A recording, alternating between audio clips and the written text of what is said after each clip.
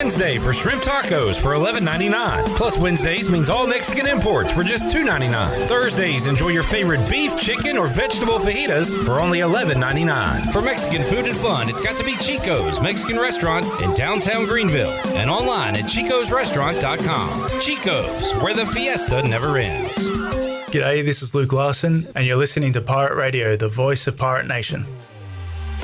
And welcome back into the Pirate Radio studios. We are inching closer to the kickoff of the Bud Light Pregame Tailgate at 3:30. And, of course, getting you ready for East Carolina and Tulane. It's a huge ball game for the two teams, as well as a big conference game. And Holden Ahlers and Caden Norman talked to East Carolina defensive coordinator Josh Aldridge about his defense. Tendencies is like a huge thing during the bye week. You like look back at like what you've ran, especially self-scout. Yep.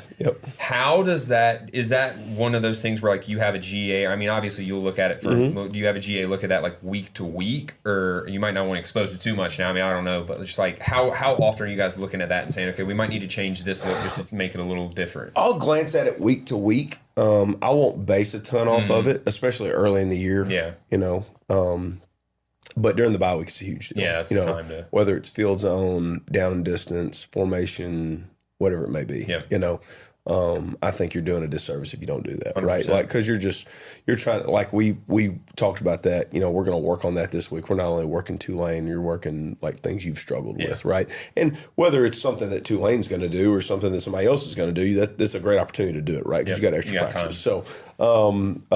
So week to week, no.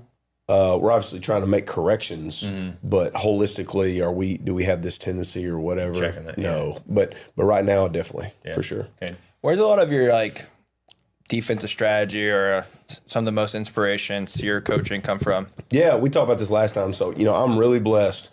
The 3D coordinators I've gotten to work for in my last 3 stops have been Scott Simons, who's one of my best friends, that's DC at SMU. He's one of the best DCs in the country. Ron Roberts, he's DC at Florida, and DJ Durkin, who's still at Auburn right now. I think they're like second in the country or second in the SEC in defense. You know, so I took something from all those guys. Yeah. Some of them it was more leadership, some of them it was more organization, some of them it was more schematics, right? But that was a huge deal for me, man. I just got to see so many guys do it so well, right? Yeah. And you know, I got Scott left Liberty to go to SMU, and I became the DC. So I kind of carried that system over, put a little more flavor to it. Honestly, similar to this, you know, it had a lot of his stuff in it because we had been there for 4 years, but some new things that I felt helped us make us better. And then I went to Auburn with Coach Roberts and Coach Durkin. And so just those guys. And then Blake, I mean, truly, like in the however many months I've been here, Blake's had a great impact on me, just seeing things through a different lens, you know, whether it be good or bad or adjusting to your personnel or all those types of things. So when you talk about those guys, how do defense coordinators, I know offense, a lot of times people think of it as like a chess match almost. Yeah. Do you think of a chess match, or like when you think of the game? Because honestly, when I look at you right now, I have to see like a boxer and get the prize fight. There is. You know, especially with these iPads nowadays. I mean, the coaches. I mean, everybody's got them. So I mean, crazy. You imagine when you were playing quarterback, if you could go back and watch the coverage, you know, and so Coach. I'm glad there wasn't Coach Collins. And truly, like going back to something you mentioned earlier, that's why you have to be multiple on defense because. Gosh, any offensive coach worth their salt, if they can go back and know exactly, oh yeah, that could have hit in the B gap, or oh yeah, that could have had that. You better mix it up because it's coming. Because you know, like I coached that way for a long time, and I know you played that way. Is you're just sitting over there hoping the receiver didn't lie to you, or hoping the coach saw it right. You know what I mean? So that's a huge part of it, right? So I think you have to play the chess match. Yeah. But you got to have a lot of, you said boxer, a lot of haymakers in there too. Looks like you throw one right there. Yeah, correct. So, you know, I think that's part of the aggressive part is you've got to carry plenty of aggressive things is, okay, just because you saw that one doesn't mean you don't have this or all those types of things. No, this is pretty much all I got. Can you guys handle? I don't think I do. Coach, it's been a pleasure, though. Appreciate you guys, man. Yeah, man. Hey, keep killing, too. Yeah. I'm pulling for you We'll do our best, man. Yes, sir. We'll do our best. Tips and overthrows. And that was former East Carolina quarterbacks Holt Nailors and Cade Norman with ECU defensive coordinator Josh Aldridge. We're just about ready to kick things off with the Bud Light pregame tailgate coming up at 3:30. And we've got a ton of guests for you. Kevin Monroe will be stopping by. We'll have comments from East Carolina head coach Blake Harrell, Tulane head coach John Summerall. We'll check in with Chandler Honeycutt and J-Bone Jarrett Watkins live from New Orleans, along with in-studio guests former defensive coordinator Greg Hudson, and so much more is all headed your way.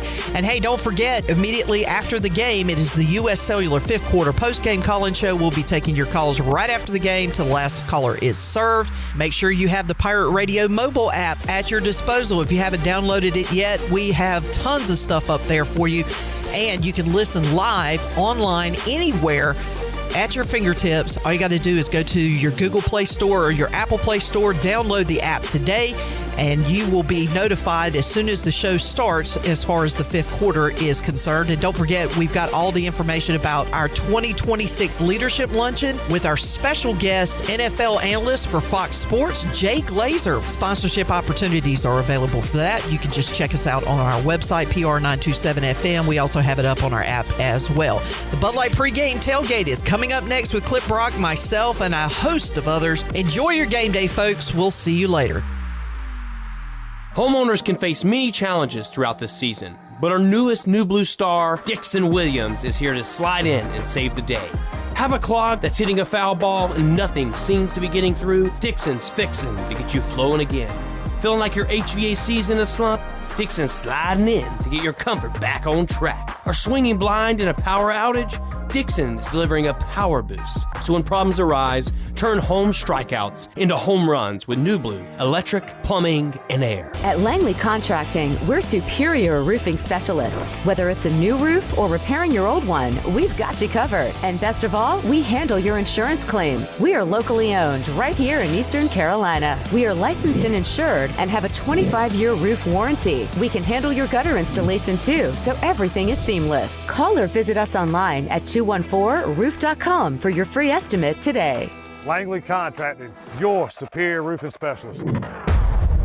The holidays are right around the corner, and there's no better gift than the gift of confidence. At Beauty Bar Medi Spa, we'll help you glow all season long. From Botox, dermal fillers, to facials and advanced laser treatments, our expert team delivers results that make you feel radiant, refreshed, and holiday party ready. And the best part, your journey begins with a free consultation, personalized just for you. Don't wait, the holidays are coming fast. Call Beauty Bar Medi Spa today or book online. Beauty Bar Medi Spa, because glowing skin is always in season. Go Pirates! At Flatlands Jessup Insurance Group, our goal is to turn everyone we talk to into a customer for life. It's a fundamental difference between us and other agencies. We aren't trying to just sell you something. We're asking questions to understand your situation so we can find a solution that fits your budget and your needs. It's a partnership aimed at protecting the things that matter most to you, like your family, your health, your assets, and your time. Our customers don't see us as salesmen. They see us as partners in problem solving. See the difference for yourself. Flatlands Jessup Insurance Group, your whole world covered. This is Pirate Radio, WGHB Farmville, 1250 and 92.7 FM Greenville, WDLX Washington, 930 and 104.1 FM Washington. The following is an exclusive presentation of Pirate Radio, the voice of the pirate nation.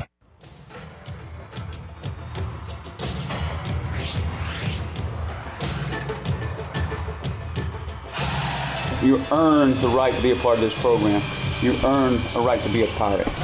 We want to play and coach with our chin out over our toes, and the expectation is we want everything. Yeah, I feel like Pirate Nation expect what they've been expecting, man. Hard-nosed football defense, flying around and hitting people. And the Pirate Nation, there's nobody better. The Pirate Nation comes out and they bleed that purple force. They instill that pirate pride in this whole eastern part of this state, and they're making people take notice. The Pirate Nation, they're making the purple and gold the most feared colors on the East Coast, and that's what we got to do. When East Carolina comes into town, or they come to town to play East Carolina, they're going to do one thing. They're going to play a physical football game. Come support us, and we're going to play our hearts out for y'all. Pirate Nation, man, I can't wait to see y'all in Dowdy, man. I can't wait. We're ready. We're coming. Honestly, I don't give a shit about anything. We're just trying to go win. Get ready. It's going to be fun. Hold on to your hats. a legend, I'm a legend, I'm a legend, I'm a legend. I'm always number one, never second. I'm always rising up, all ascension. Hauser, deep pass. Yannick Smith brings it in for the touchdown. Hauser heaves it. That's caught in stride. Anthony Smith has a touchdown.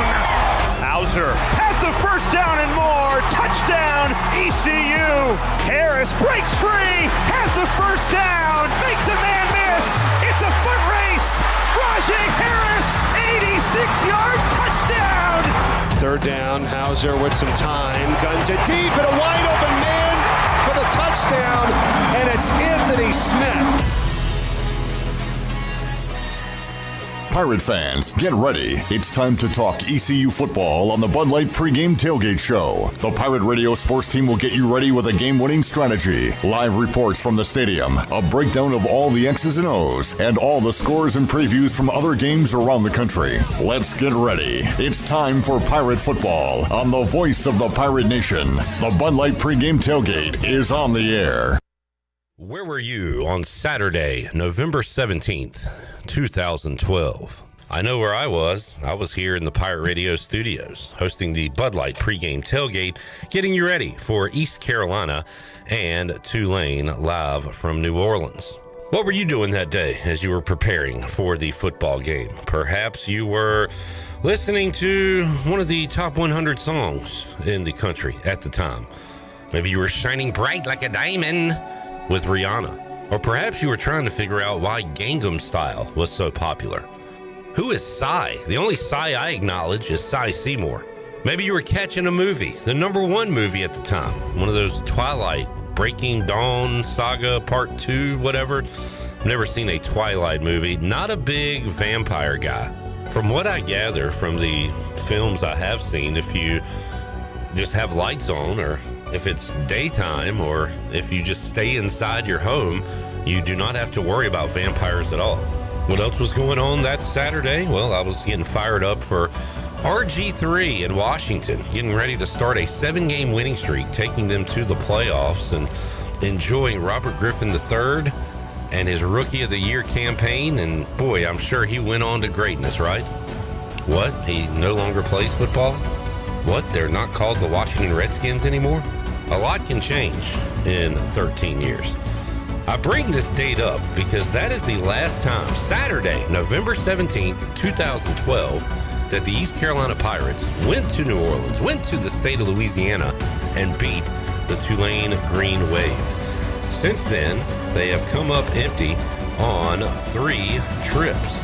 That includes a trip to New Orleans in 2022, a 24-9 loss to Tulane. In fact, Tulane has really controlled this series for a while now. The Pirates have won just one of the last 6 meetings. That came in a 52-29 victory on Saturday, October 2nd in 2021. This year's date features 2 pretty good teams. Tulane not receiving votes in the top 25. They were a week ago. They have a bye week and get kind of lost in the shuffle. There are a lot of American teams representing right now in the AP Top 25 and receiving votes. Memphis, USF, Navy, North Texas. A lot of teams right now out there getting the national respect. If you saw my piece before the Army game, it was the playoffs start now. Well, the Pirates won that game against Army, so the playoffs continue against Tulane. It is becoming more and more apparent that the playoff spot that goes to the Group of 5 team is going to the team that wins the American Championship. That could be one of those previous teams I just mentioned. It could be East Carolina if the Pirates keep winning, and they will have to end a long streak of losing in New Orleans to Tulane today for them to accomplish that giant goal. And it's a pretty tall task. Tulane has not lost a home game this year. Last year they were good at home, lost a nail-biter to Kansas State, and a bit of a head-scratcher as a 2-touchdown favorite against Memphis. In 2023, their only home loss was to Ole Miss. In 2022, they lost to ranked UCF and a head-scratcher to Southern Miss at home. The good news here, as good as they are at home, they have lost a game at home that they were favored to win in each of the last 3 seasons. That includes the American Championship in 2023 when they lost to SMU. And the Pirates have been good on the road this year. Take away the first quarter of the NC State game, they've been almost great, hanging with the pack and then shutting out Coastal Carolina away from Dowdy-Ficklen Stadium. It's round 2 of the playoffs tonight. East Carolina and Tulane. We're going to party like it's 2012, throw on Gangnam Style, pop on a Twilight movie, and go check out RG3's awkward social media post about his wife. Pirates and Green Wave, it's a big one, and we're ready to cover it all on the Bud Light pregame tailgate.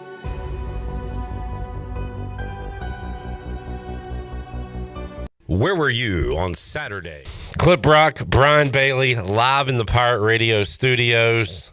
2012, Bailey, a long time. A long time ago.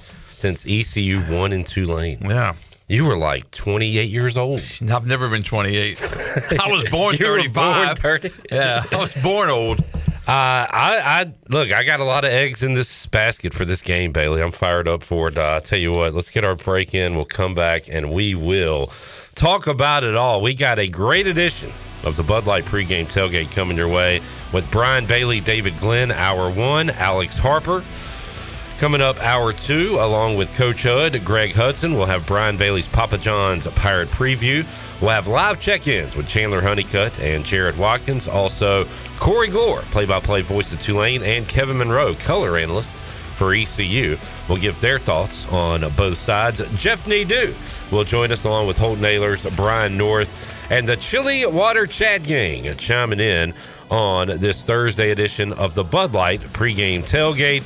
We will be back and pop the top on the Week 6 edition of the Bud Light pregame tailgate. Nerd.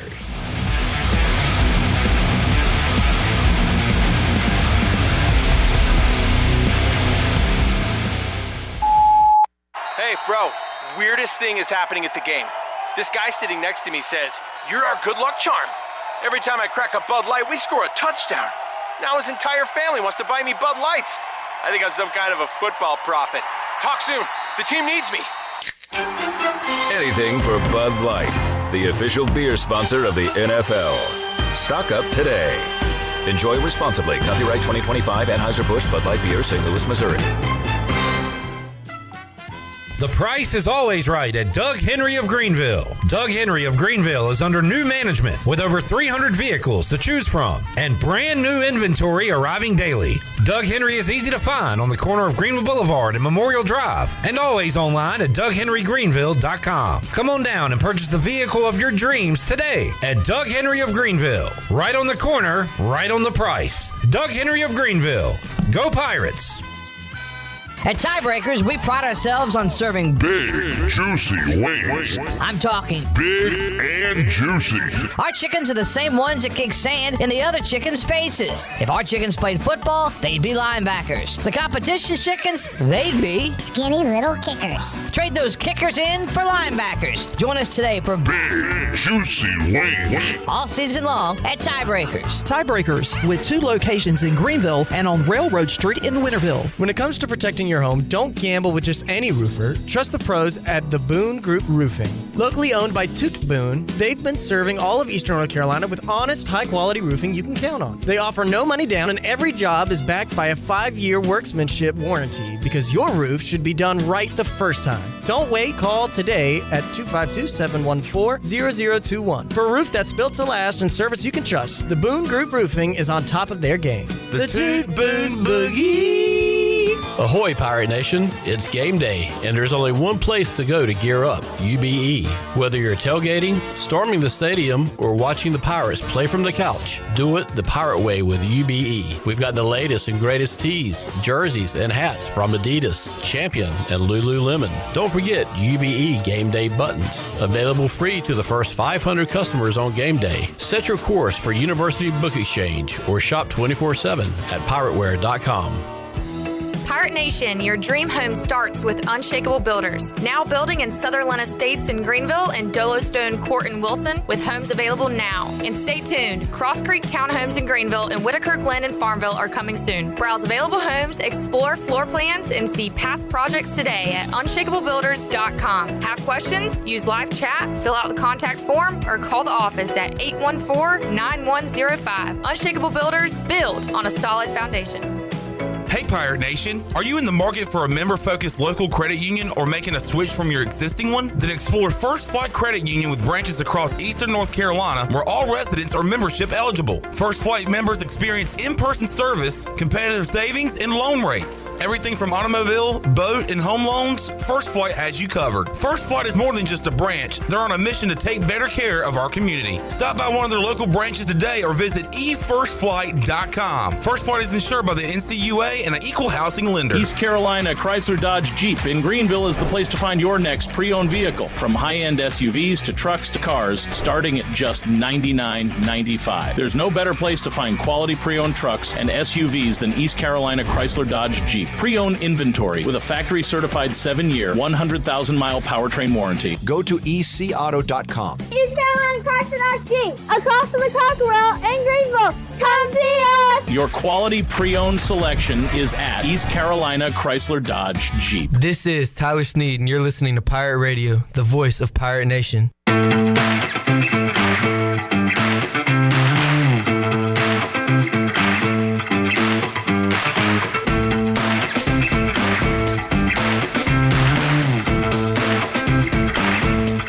You're listening to the Bud Light Pregame Tailgate on Pirate Radio. Now, back to the show. Welcome back. Need cash fast? National Finance Company is here to help. For over 50 years, National Finance Company has been the small loan specialist with loans from $1,000 to $5,000 with low payments to meet your budget. For extra cash, visit nfcmoney.com. National Finance is a proud supporter of ECU Athletics. Now let's head back in to the Bud Light Pregame Tailgate. Here is your host, Clip Brock. All right, we are locked and loaded here for the next 4 hours. Shirley Rhodes, intern Nick enjoying a tater skin, intern Jackson, a.k.a. Maxon, here as well. And if Brian Bailey seems to be in a better mood than normal, it's not because he's hanging out with me or the crew. It's because we got some great food. Oh, yes. From Fifth Street Hardware. They hooked us up with some awesome appetizers, sliders, chips, fries, the whole nine. Bailey was a huge fan of the wings, and Bailey, after you talked about them, I tried them. I love a crispy wing. Oh, yeah. Nice and crispy. Very good.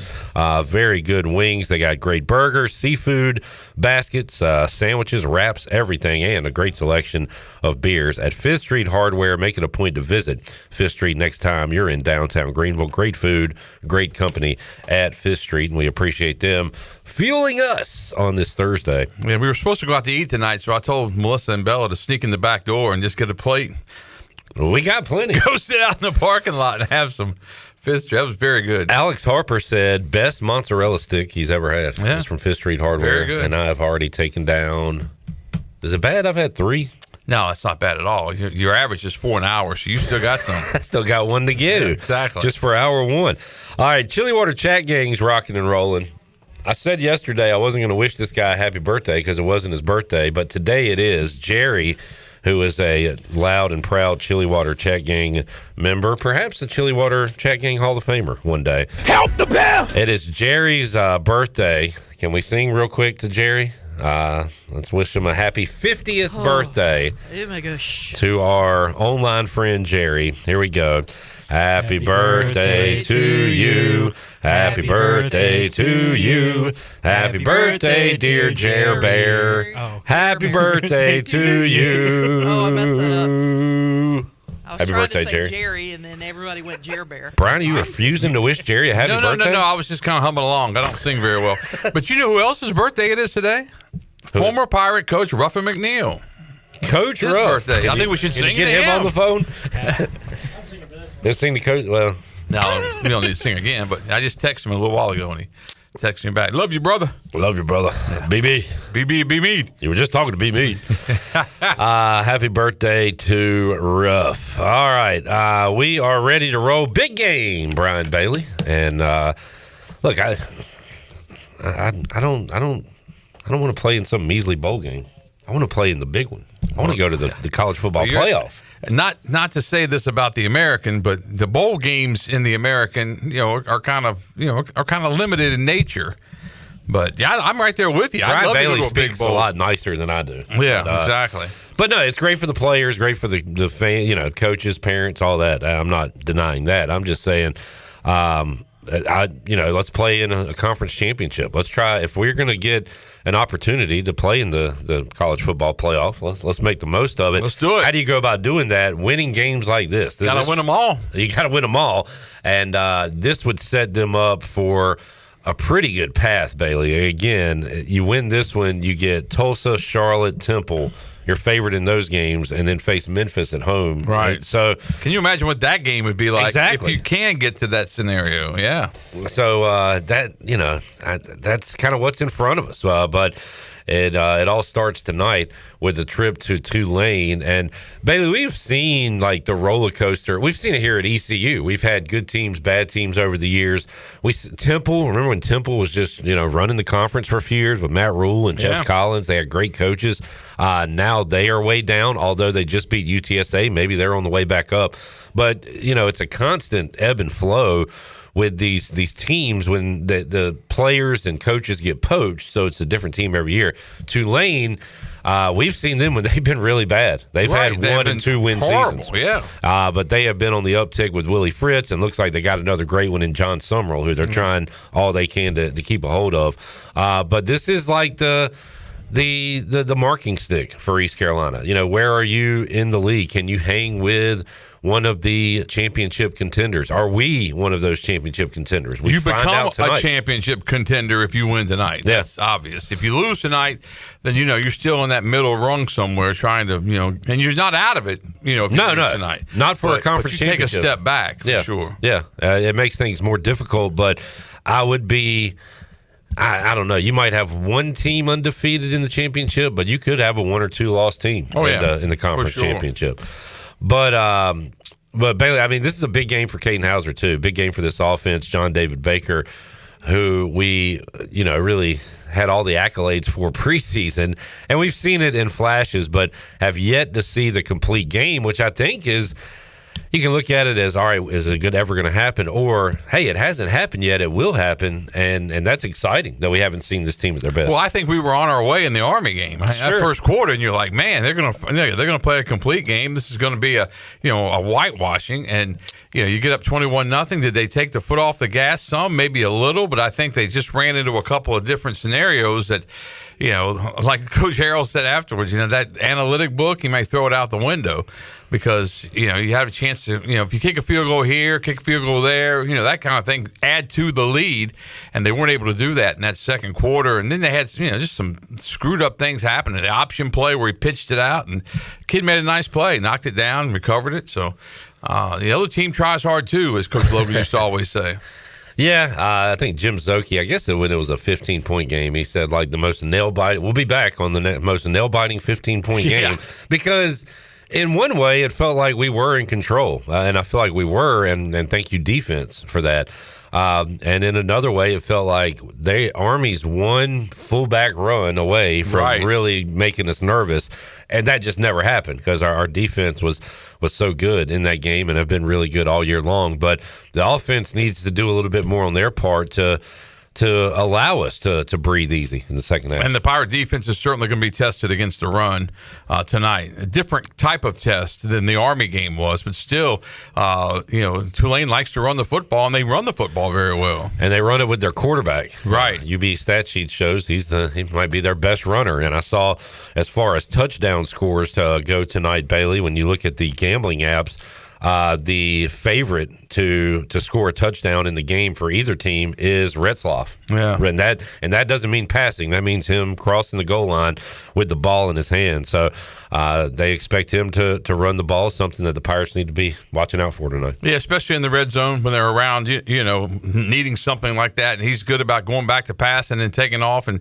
running with the football. They have designed plays that he'll run the football from a design play as well. So they utilize him all the time, whether it's his arm or his legs. I like when we get Caden Hauser running a little bit. Oh, I do too. And Summerall, the coach for Tulane, talked about that. And he says, that he likes Hauser. He likes the way he throws the ball, but he says don't sleep on the running game for the Pirates with Hauser. And when he can fake a handoff and tuck it and run, and the Pirates are that much more effective. Summerall loves this ECU team. He did. He said some very nice things. He really did. Look, and I don't think it was all coach speak. No. But he did say a lot of nice things. We've heard it over the years, Bailey. Coaches do this all the time. But when I played these comments, Shirley, do you have John Summerall? Can we hear our new Blue Pirate report with John Summerall as he cut 3, talked about what he saw from the Pirates? Well, they got really good players all over the field, all 3 levels: D-line, linebacker, secondary. They're long, like they're physically imposing. They do a lot, like they're multiple. They create a ton of negative plays in the backfield that get people behind the chains and off schedule. They're just disruptive, and I think they're well coached. I think they play really hard. You turn the tape on, and I'm very impressed with the way they play the game. And so it's a real challenge. Like, these guys are really good. This is, without question, in my opinion, one of the top teams in our league. I think everybody's talking about 3 or 4 other teams, maybe even not us, but I really think this team is one that I would put at the top in regards to how good they are, and that it's partially because of, I think they got a great defense. That's Summerall on the defense on the United Bank Coaches Corner. Here are his thoughts on Caden Hauser. Can make all the throws, has a big arm, sees it well. I think it really fits their scheme. They do. They take a lot of shots. He can drive the ball down the field. He can take the field access throw. He throws the ball well on time. He's a better runner probably than given credit for. They run him, it comes alive a lot more in the run game in the red zone, but he can extend and create plays with his legs. He's a really good player, and he's got good weapons around him too. I think the receivers are good, the backs are good, the tight ends are good.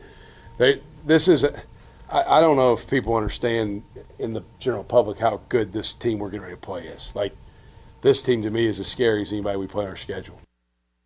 All right, and again, we've heard this a lot over the years, Bailey, but I do think there's credence to some things he's saying about this team. And I agree. And I think he went down. The first soundbite was about the defense and about what he saw as far as the Pirate D, and then he talked about Hauser. And then he went right into just how good the Pirates are, not only offensively but as the entire team. And Pirates have some weapons. And I think, as you pointed out a couple minutes ago, we have not seen a perfect Pirate game by any sense of the imagination. And maybe you go through a whole season and not play a perfect game, but the Pirates can play that much better, and I think that's exciting to Pirate fans and exciting to Blake Harrell. United Bank Coaches Corner. United Bank, safe, sound, secure since 1839. Bankwithunited.com, member FDIC. As you heard from John Summerall, we'll hear a little bit from Blake Harrell. You talked to Blake Monday on the Brian Bailey Show. How was his temperament coming out of the bye week, Bailey? I think he's fired up. I think he likes the Thursday night games when you don't have a Saturday game. Right. I think that's one of the big keys. I think this Pirate team has been able to heal up, and I think they've taken this season, this odd schedule they have this year, and they've taken it as, hey, the first part, then the second part is October, where you only have 2 games. You got to go 2-0 in those 2 games, and you get a break before the first one and a good break after the second one, and then you try to have that November to remember. And that's the whole theory right there. They've got a shot at it. Yeah, and look, it started last week with Army to get to 1-0. That's a big win, and now Pirates will try to get to 2-0 in conference play. I was talking about this on the show this week, Bailey. I'll get your take on it. What Pirate do you think gets in the end zone tonight? And the favorite for ECU would be Anthony Smith, followed by London Montgomery, Parker Jenkins. We still don't really know. We don't know which one of those guys are going to be playing. Yeah, because Marlon Gunn is further down the list here. But what Pirate do you think finds the end zone tonight? Well, I think Anthony Smith is the big key right there, because I think they will try to throw it to him and try to throw it to him deep. And maybe I would put Caden Hauser in there and try to get him on the ground around the goal line. Again, when he gets into the red zone and he pulls it out on a fake handoff and goes in. So I would look for Hauser. We saw the 2 bad picks in the BYU game, couple turnovers last week.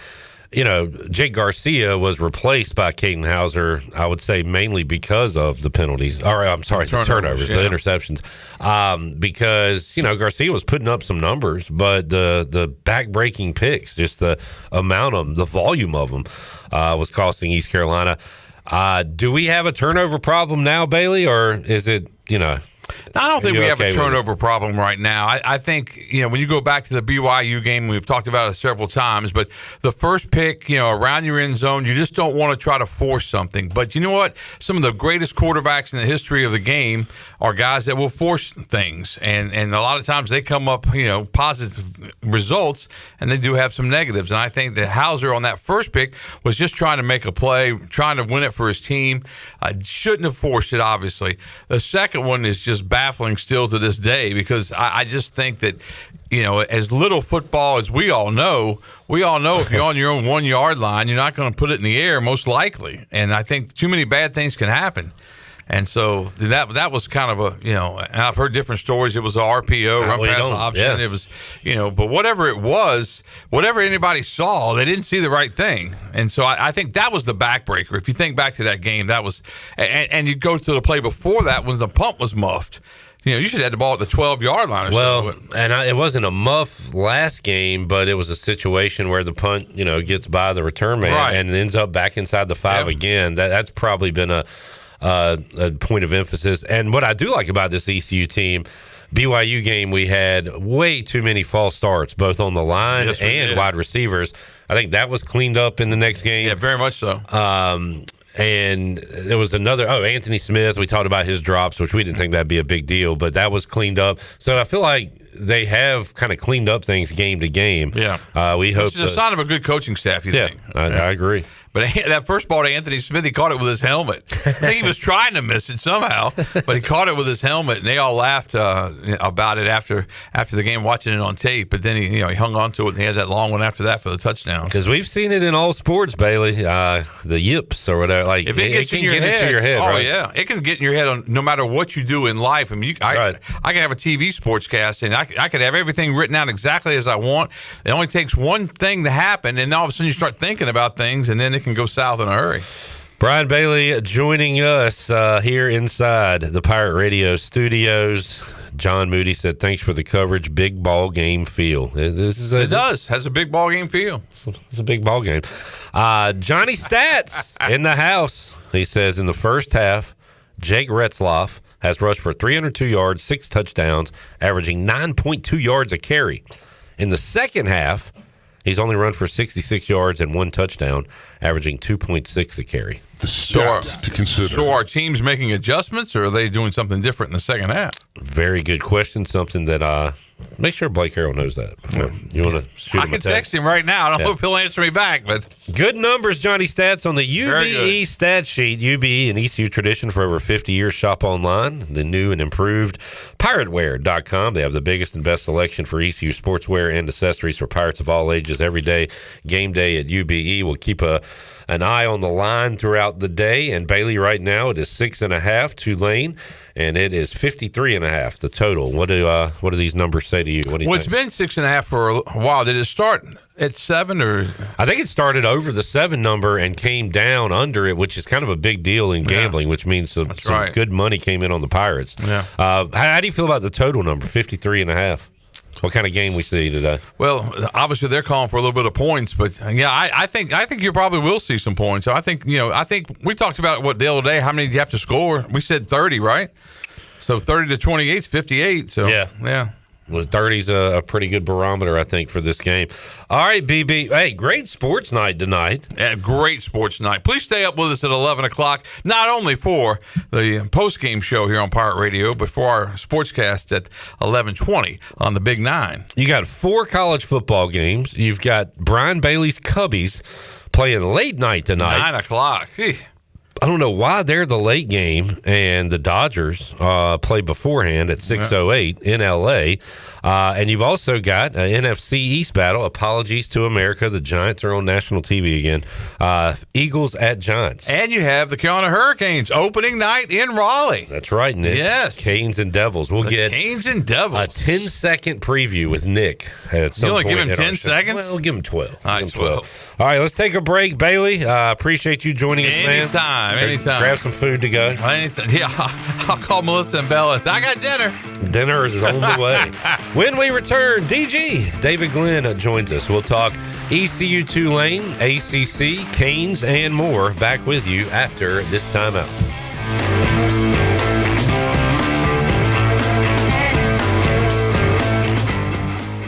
Fast, reliable, affordable. Most internet services don't give you all three, but U.S. Cellular Home Internet does. A trio in perfect harmony.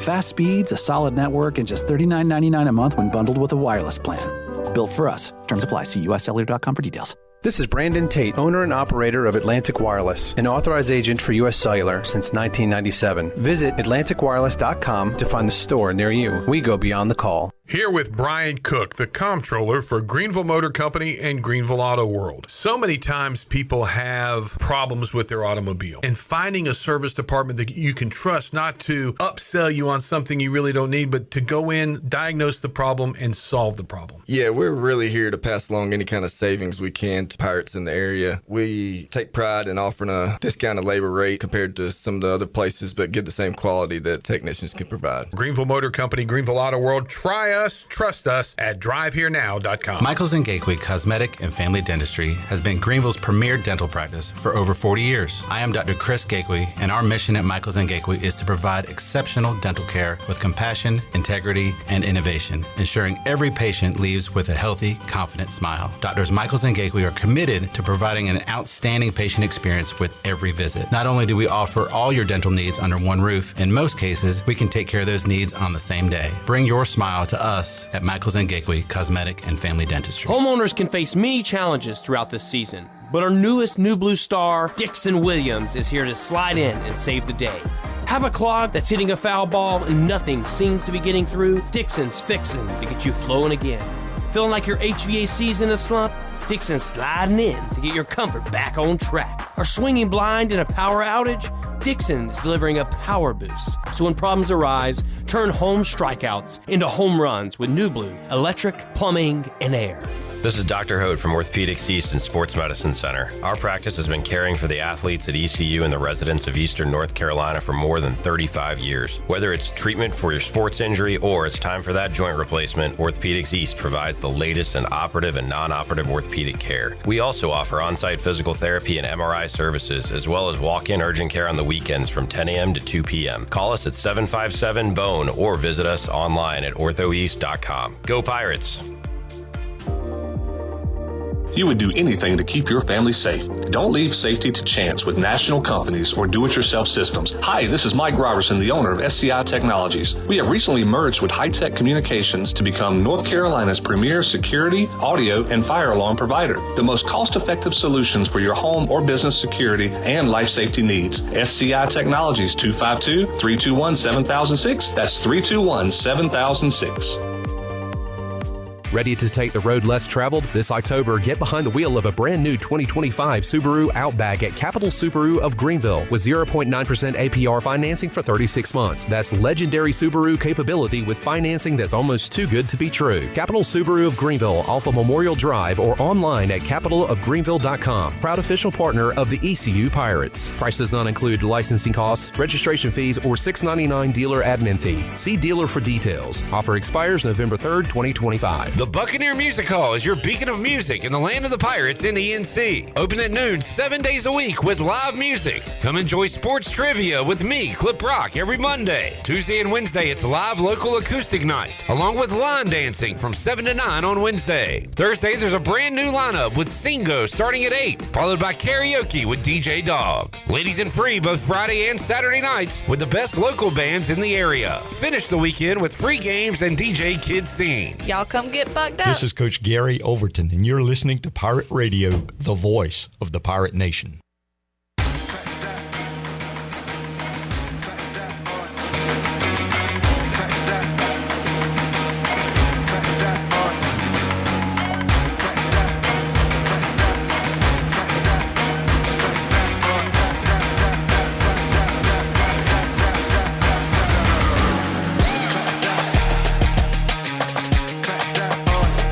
You're listening to the Bud Light Pregame Tailgate on Pirate Radio. Now, back to the show. Welcome back. The NFL's #1 insider, Jay Glazer, is coming to Greenville for the 2026 Leadership Luncheon, March 22nd and 23rd. Jay was inducted into the TV Hall of Fame in 2018 for his work on Fox Sports' award-winning NFL pregame show, Fox NFL Sunday. In January of 2022, Glazer released the book Unbreakable, How I Turned My Depression and Anxiety into Motivation, and You Can Too. With his book and his voice, Jay became a voice for many struggling with mental health issues. For more information about attending this awesome event, contact Mark at pirateradio1250.com or give us a call at the radio station. Now let's head back in to the Bud Light Pregame Tailgate. Here is your host, Clip Brock. All right, back with you inside hour one of the Bud Light Pregame Tailgate. Brought to you by Bud Light. Game days are for Pirate traditions and beer. Celebrate the season with a nice cold Bud Light. Easy to drink, easy to enjoy. Bud Light, proudly distributed by Carolina Eagle Distributing since 1989. Bud Light, please drink responsibly. Go Pirates. We got Shirley Rhodes. We got intern Maxon, who has his Mac pick of the week, going Kent State over UMass in the worst college football game coming up on Saturday. And we've got intern Nick, also known as Canes Prospects on social media, who's fired up for the opener tonight. And we'll talk about that and a lot of football with David Glenn, who joins us on the Turner Home Team Live Line. DG, how you doing today, man? Doing well, Clip. Always good to be with you and your guys. Man, one thing I did, so I love hosting this pregame show, especially Saturdays, especially for like if it's a night game. We got all those 3:30 games going on. We're watching games, stuff like that. Usually the bummer on these Thursday games is that it's not a great sports night outside of our football game. Well, that is not the case tonight. You got 4 college football games. You've got your Phillies in action in a couple hours with the Dodgers. You got Cubs late night with the Brewers. You got your Eagles taking on the Giants. And then, of course, the Carolina Hurricanes beginning their season. It is a kind of a random, really stacked Thursday night of sports. I'll say this. I have a bunch of childhood buddies from where I grew up in the Philadelphia area, and by this point, of course, I consider myself a North Carolinian, right? I mean, this is where I've lived, this is where I've paid taxes, this is where I've raised my children, etc. But you can take the boy out of Philly, you can't take the Philly out of the boy entirely, and my buddies are going crazy because it is the Phillies with their season on the line in the playoffs. It is the Eagles against the hated Giants on national TV. And, of course, we all love college football down here. So it is a potpourri of menu options on this Thursday night. David, learned a long time ago that the transitive property, while fun, is not the end-all, be-all in predicting sports. But follow me here for a moment. ECU opens the season with a tight loss to NC State, coming up a few yards short there in Raleigh. Fast forward a few weeks later, Duke goes on the road, and Tulane handles them pretty good. It's a 7-point, spread at the end of the game, but Tulane, had a pretty good handle on the Devils that day. Follow that up with Duke knocking off NC State. Now, I don't know what that says about this matchup coming up tonight. I do know, David, that Duke has won 3 in a row since the loss to Tulane, and Duke's a pretty darn good football team. We've talked about that. But that makes me say this Tulane team is pretty darn good with their only loss coming to Ole Miss. What's your take on the transitive property, David, and what it means for tonight's matchup, ECU and Tulane?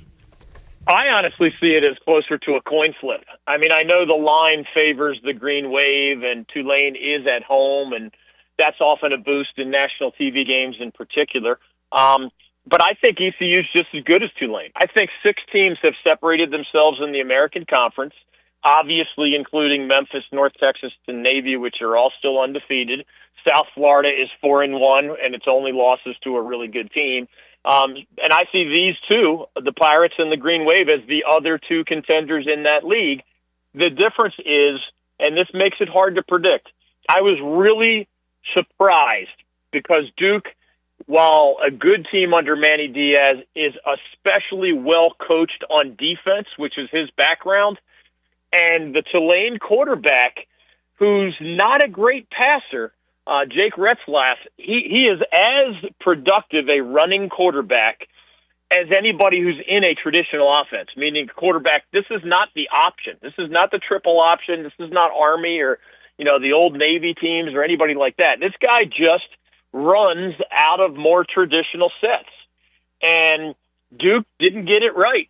I mean, he ran all over them and he threw all over the Blue Devils. Jake Retzlaff has not been a very good passer overall, though. He has not been very accurate.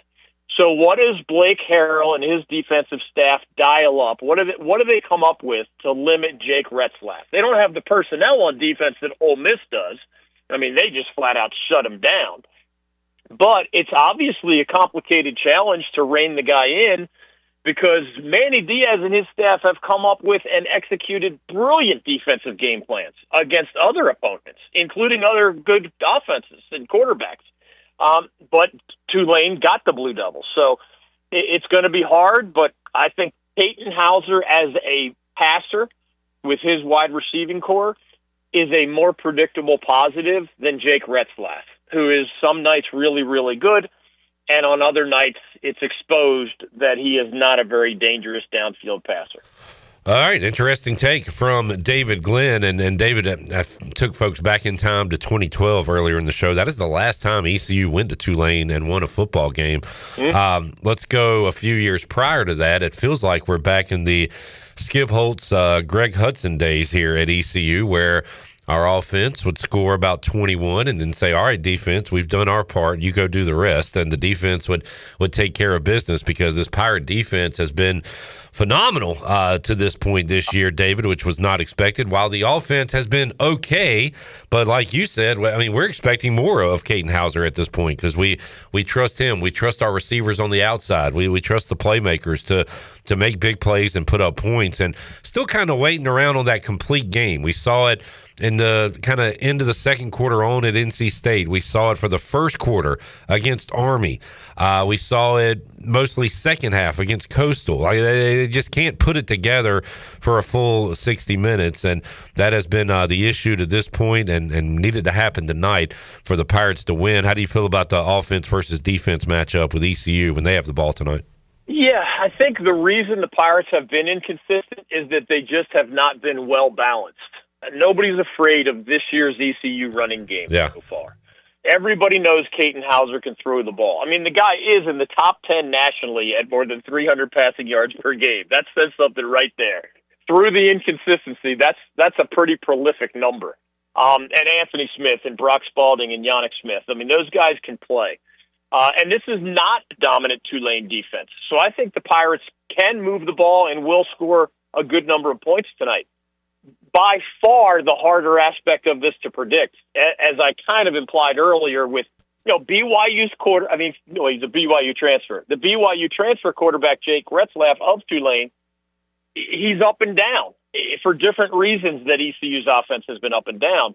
And when it comes to ECU defending him, they're just so much better than Campbell or Coastal Carolina or Army, the three offenses that the Pirates just absolutely squashed. Yeah.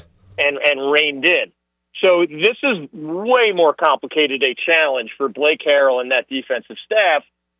But I do believe the Pirates are going to be up to the task offensively. This is not one of John Summerall's better defenses at Tulane.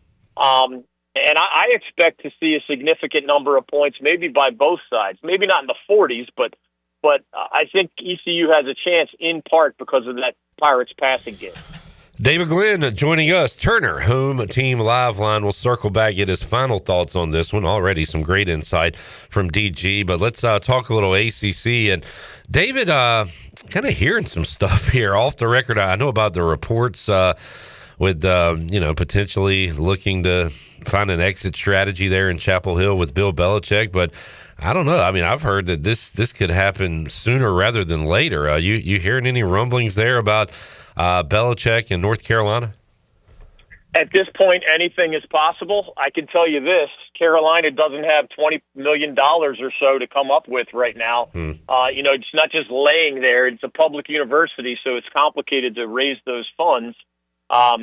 It's going to come down to what Bill Belichick wants to do and how Carolina truly feels about him. I mean, if he wants to get out and find another job and, minimize the buyout number, then he, of course, can leave at any time. it's unpredictable. Could something happen between now and the Tar Heels trip to California next week at this time? That's a long trip, obviously, so you got to leave a little bit early. It could. Is it more likely, in my opinion, that they're going to let this first season go and reevaluate at the end of the season? I do think that is more likely. But as your question implied, anything is possible, man. You know the deal here. This was not a conventional hire, and I don't mean just because Bill Belichick is a pro coach coming to college. I don't mean because he's a 70-something-year-old guy with a 24-year-old girlfriend or whatever. It was unconventional because some heavyweights on the UNC Board of Trustees decided to stiff-arm the athletic director, the person who usually hires coaches, and say, we're going to do this. So, when people who step out of their lane and don't have particular expertise in sports, we don't even know if Bill Belichick and Mike Lombardi, his GM, were asked, hey, what is your plan for the reality that you're dealing with 18 to 23-year-olds who have academic responsibilities rather than, 20 and 30-somethings who are raising families in the NFL? We don't even know if they were asked those questions, but the Tar Heels are just statistically one of the worst Power 4 teams of the last decade plus. That's not my opinion, just that the actual analytics say that's how bad they have been through 5 games, annihilated by all 3 of their Power 4 opponents. And there are fair questions, why is that the case? Did the Tar Heels misspend their $13+ million in transfer portal money? Does Mike Lombardi know what he's doing on a college campus as the Tar Heels GM? We don't even know if these questions were asked, Clip, on the front end because most of Carolina seemed to be afraid of Bill Belichick. And, the chancellor of the university, I guess, could overrule Bill Belichick. But it's a very unusual, unconventional power structure. And I've been a mediator. I've been a practicing attorney. I'm telling you, man, it's extra hard. We know Bill Belichick is on one side of the table. Who's on the other side of the table for Carolina? Is it the Board of Trustees members that basically hired him? Is it the chancellor pushing everybody else aside? Does Bubba Cunningham have a voice in this as the athletic director?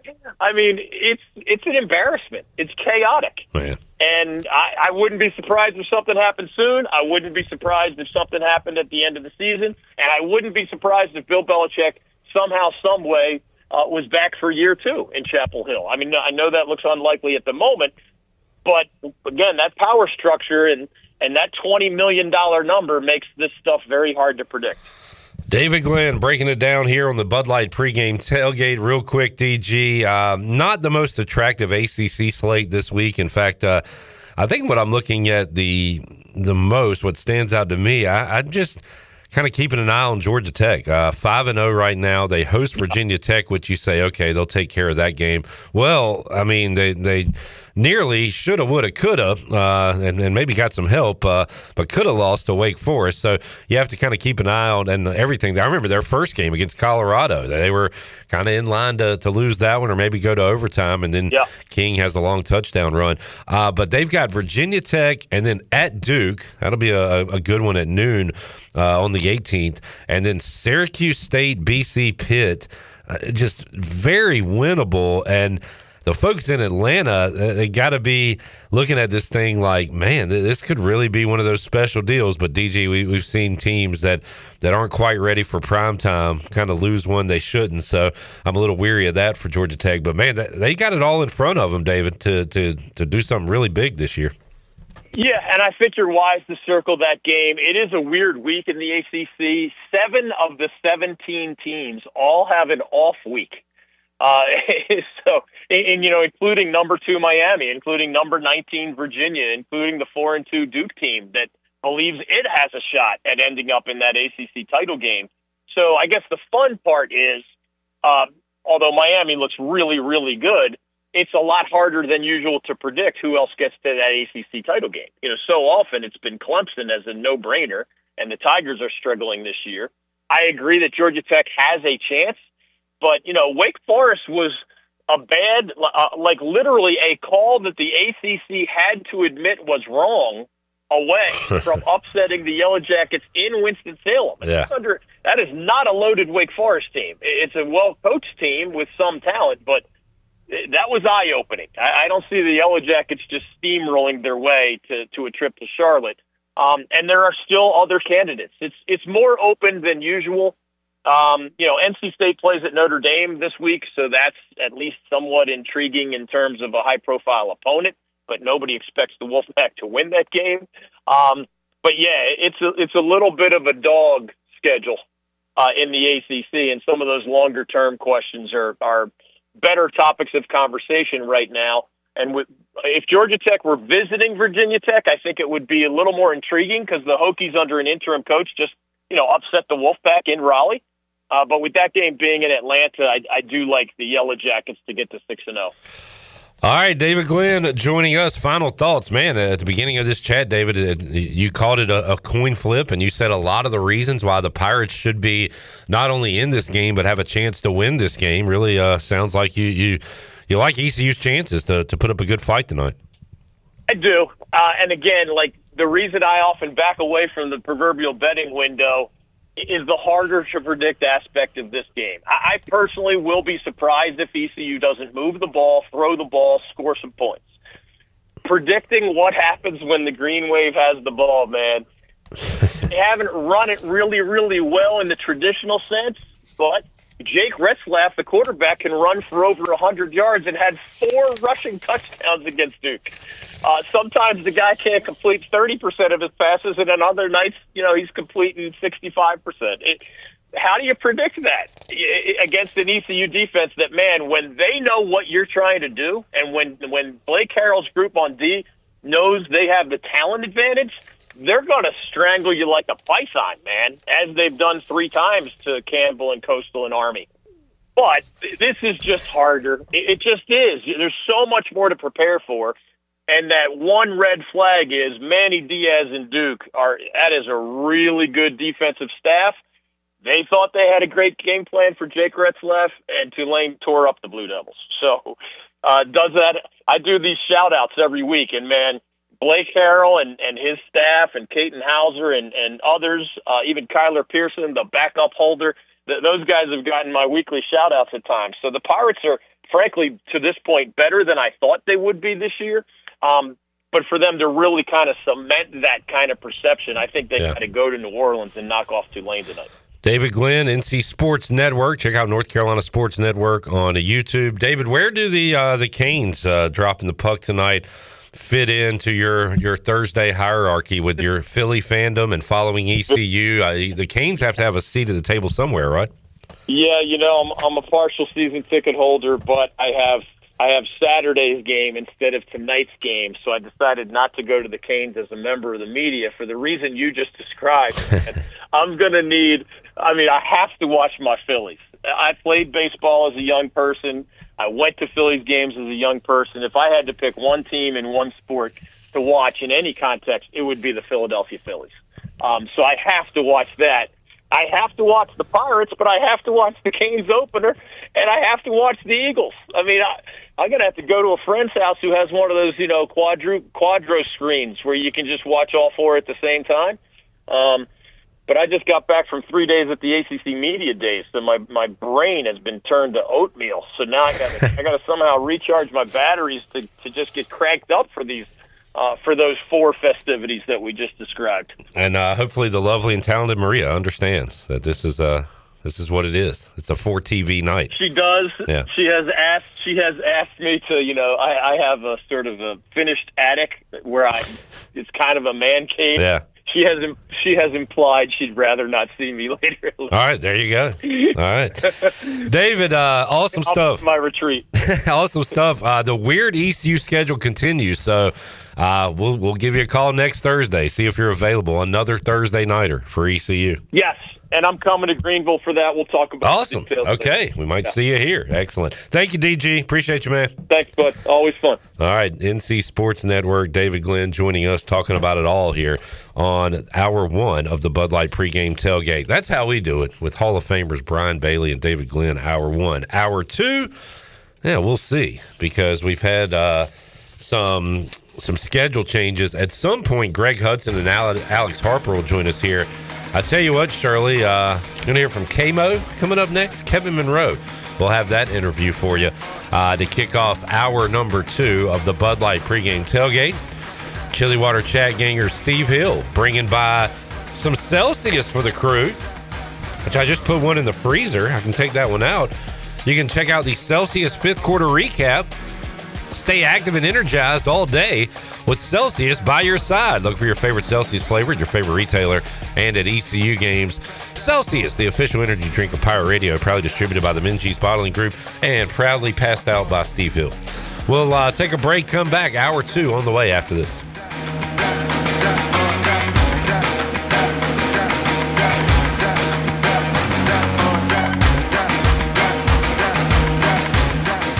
Jeff Stein here at Brown & Wood Buick GMC, home of the lifetime powertrain warranty. Right now we have GMC 1500 Elevation 0.9% or $78.50 off. That truck also has $359 lease special. For Buick, we got the all-new Enclave. It's beautiful, it's big, it can handle all of your luggage, kids, towing, anything. Brown & Wood Buick GMC, 4 brands, 3 generations, 2 rooftops, and 1 goal to make sure you leave a happy customer. This is proud ECU alumni David Price of David Price Construction. As a leading general contracting firm, we specialize in commercial construction and renovation. Whether it's updating your office space, renovating your restaurant, or building a new retail store, our team at David Price Construction is ready to assist. We are committed to delivering quality, value, and customer satisfaction across all of our projects. So give us a call at 919-820-3612 or find us online at davidpriceconstruction.com.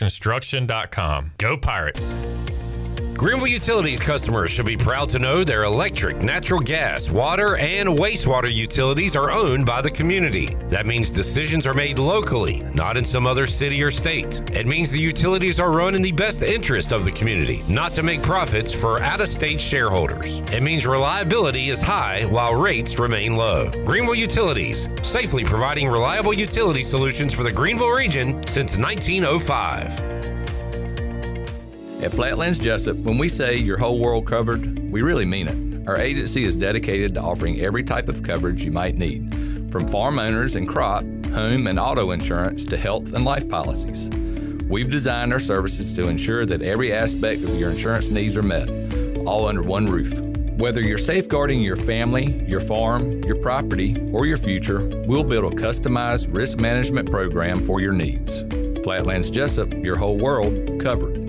Country Mart has been locally owned and operated for over 40 years and is your premier country store serving the best cheese biscuits and country food around. Country Mart is open every day and has 2 locations in Bethel on Highway 11 and in Stokes on Highway 903. Both Country Mart locations are top-of-the-line fuel stations serving Shell gas, including 93 ethanol-free high-octane gas, which is the best for all you boat owners. Country Mart, fueling you up with great food in your engines with great gasoline. Go Pirates! Yeah! Get your game faces on, Pirates. It's Lindsey Gray with Carolina Caliber. It's time to blast the cannons in the stands and the fields, if you know what I mean. We're flying into Duff season with shotguns galore and shells for days. Don't miss out on Beretta's rebates on 17 different models of long guns and handguns. Get up to $350 back. Get ready for hunting season with the best deals around and the largest selection of firearms and accessories in Eastern NC. Shop online or stop by Carolina Caliber on Fire Tower Road in Winterville. It's a time-honored tradition. At Langley Contracting, we're superior roofing specialists. Whether it's a new roof or repairing your old one, we've got you covered. And best of all, we handle your insurance claims. We are locally owned right here in Eastern Carolina. We are licensed and insured and have a 25-year roof warranty. We can handle your gutter installation too, so everything is seamless. Call or visit us online at 214roof.com for your free estimate today. Langley Contracting, your superior roofing specialist. Fall into savings at Washington Chrysler Dodge Jeep Ram. Right now, get 10% off MSRP on the 2025 Ram 1500. That's up to $10,000 in savings. Or drive home the brand new 2026 Ram 1500 with 0% financing for 60 months, plus up to $5,000 in dealer discounts. We also have a huge selection of pre-owned vehicles, all backed by our Used Car Advantage program, including a 3-month, 3,000-mile limited warranty for peace of mind. Washington Chrysler Dodge Jeep Ram. Drive a little to save a lot. This is Pirate Radio, WGHB Farmville, 1250 and 92.7 FM Greenville, WDLX Washington, 930 and 104.1 FM Washington.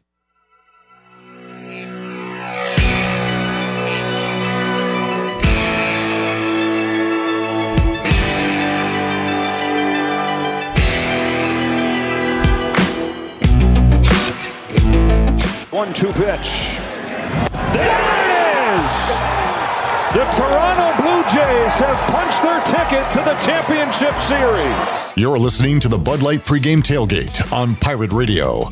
Now back to the show. Welcome back, and that was our Pirates in the Pros. If you missed it last night, former Pirate Jeff Hoffman shut the door on the New York Yankees as the Blue Jays head to the ALCS by beating the Yankees in Game 4, 5-2. Jeff Hoffman, like I said, got his 33rd save of the year. He went an inning and a third, allowing just one run on 2 hits and a strikeout. And that is a look at your Pirates in the Pros, brought to you by Caroline Cook, your hometown professional Pirate realtor. If you need an experienced realtor from Eastern North Carolina that was born a Pirate, then give Caroline Cook a call today. Explore CarolineCookHomes.com to learn more. Now let's head back into the Bud Light pregame tailgate. Here is your host, Clip Brock. I think it was 5-1 when he came in, so a non-save situation, but shutting the door. Yes. Slamming the door. Slamming the door. And moving on. Yep, and I did put that it was his 33rd save of the year. I'd take that back. He has 32 saves for the year for Toronto. And hopefully more to come in the ALCS and potentially the World Series. Who will they be playing? Mariners-Tigers coming up Friday at 8:08 Beachfront Avenue. Is that what Vanilla Ice said? Something like that? Anyway. No, it's A1A. Okay, sorry. That's the highway. I heard 80 in Fort Lauderdale. 808, A1A. Okay, fair enough. A1A, Beachfront Avenue. That is coming up tomorrow. 2 baseball games on the schedule. It is a packed night on the Buccaneer Music Hall scoreboard presented by Da Buck. Shirley doesn't have a lot to report right now, but you will post game. Because there's a lot going on. We just talked about it. Baseball, we got the Game 4 between the Phillies, Dodgers, Brewers, Cubs, also in the Game 4 situation. Eagles, Giants. We've got Hurricanes hockey. Hornets are in action. Hornets. They're in OKC. They're taking on the Thunder tonight at 8 o'clock. So we're going to have a ton of scores for you coming up later on in the U.S. Cellular 5th quarter. And 12 seconds with Nick. He will preview Canes Devils coming up later on in the show. But right now, we'll head out to the Turner Home Team live line and talk to Kevin Monroe. And KMO calls the home games for ECU. It'll be Andrew Bays, Jim Zoki on the call tonight, but he will be watching the Pirates take on Tulane in a big ball game. We'll break it down with him now. Kevin, how you doing, man? I'm doing good, Clip. How about yourself? Hey, doing good, and excited that we have a big football game here in the month of October as East Carolina heads to Tulane. And coming off a bye week, Kevin, a lot to clean up, a couple of things to clean up from the previous game and from this season so far. Red zone. We've talked about red zone a whole lot, and the Pirates not only, scoring touchdowns, but kicking field goals as well. ECU has had 9 empty trips to the red zone, which is just way too many, Kevin, and got to figure that thing out. So if the Pirates are to improve upon that red zone offense, what do you like to see happen? Well, you have to just find ways to first of all, run the football, because when you get inside the red zone, you got to be able to run the ball. And that's been the Pirates' main issue offensively the entire season is running the ball. I mean, they're not terrible. I think they're averaging about 3.5 yards a game total per carry. And that's not going to win you a championship. They need to get better at that. They need to be over 4 yards a carry. So I think if you can run the ball, that opens up the play action pass, and the play action pass is big in the red zone. Other than that, it's just got to be scheme. I mean, JDB is great at what he does in between the 20s, and just when they get down inside the goal line, they have to find a way to get guys open. And every now and then you can throw back shoulder fade or jump ball to Yannick or one of those guys, but those aren't high percentage plays. That's why they call them 50-50 balls. So you'd like for them to have open guys. You watch the NFL every weekend, you watch college football, and you see all of a sudden a quarterback, is on a bootleg or something, and the receiver is wide open. We need to see more of that. So if it's moving the pocket with Caton, he can move a little bit, having guys doing crossing routes, finding a way to get guys open. I'd like to see more of that. Kevin, and you had a good view of it. In your opinion, what was going so right for East Carolina the first 15 minutes against Army that didn't go that way the rest of the way offensively? Because as you saw, they were cooking, moving up and down the field and finding the end zone, and then nothing from the offense the rest of the day points wise. So what was going right that changed in that game? Well, I think one of the bigger things was Army's weakest part of their defense was in the secondary, and they exploited that early. Anthony Smith caught a couple of deep balls. They stretched the field, and when you can do that, now all of a sudden you got safety coming over top trying to help corners. They're putting linebackers in the passing game, and then you can run the ball a little bit more. So they had a good use of running pass early on, especially with the deep ball. I think they kind of got away from that in the second half. I think part of that is because you have this 3-touchdown lead. Now you want to run the ball. Now you want to work the clock. Now you want to be more conservative. And I don't have a problem with that necessarily, but you still got to finish off drives with scores, and that's what they didn't do. And so when you get up 3 touchdowns, yes, you should work the clock, even though you have half the game left. But you don't need to get so conservative that you're no longer putting points on the board, and it starts to look not so good. If they didn't have that fake field goals, I think Pirate fans would have been stressed in that stadium in the fourth quarter. So I think continuing to stretch the field so that you can open up the running game is a big difference, and I was happy to see Anthony Smith bounce back the way he did because he didn't have a great game the game before. No doubt. Kevin Monroe joining us, Turner Home Team Live Line. Kevin, before we look at Tulane, one more thought on ECU Army. Anytime we see a military academy play against ECU, we get nervous because of previous results, and a lot of that is Navy, although Army took it to us last year. They lose their quarterback Bryson Daly. Coach Greg Hudson said the offensive line that Army has isn't the same as last year either. So there were some signs saying, all right, ECU's defense could have a good game. I didn't expect them to have that good of a game, but man, they were awesome, Kevin, and have been great all year long. And at this point, you got to go into each game saying, okay, I think our defense is going to play well enough to win. Are you there with this ECU defense right now? Oh yeah, I mean I've been there, since the second half of that State game. I mean I thought State was going to come in and put up a ton of points, and that we were going to have to try to play with them and outscore them. I thought our offense would be that so far advanced that we'd be able to score with Power 4 teams, and I was completely wrong. It's more the defense that kept us in that game, and the offense came on late, but it's been that way all season. So I'm on board with this defense. The weakest part of the defense is in the secondary, and it's not the safety position. I love Tegan Wilk. I love Jamali Riddle. It's at the corner position. And Tamir Brown has been playing pretty good, and Reason is doing pretty good. But, when you have teams running 3 and 4 wide receivers, it's going to take more than 2 corners. And so when those other guys get in the game and in the nickel position and some guys at backups at corner spots, they're just not playing that great. And I think that's been holding us back.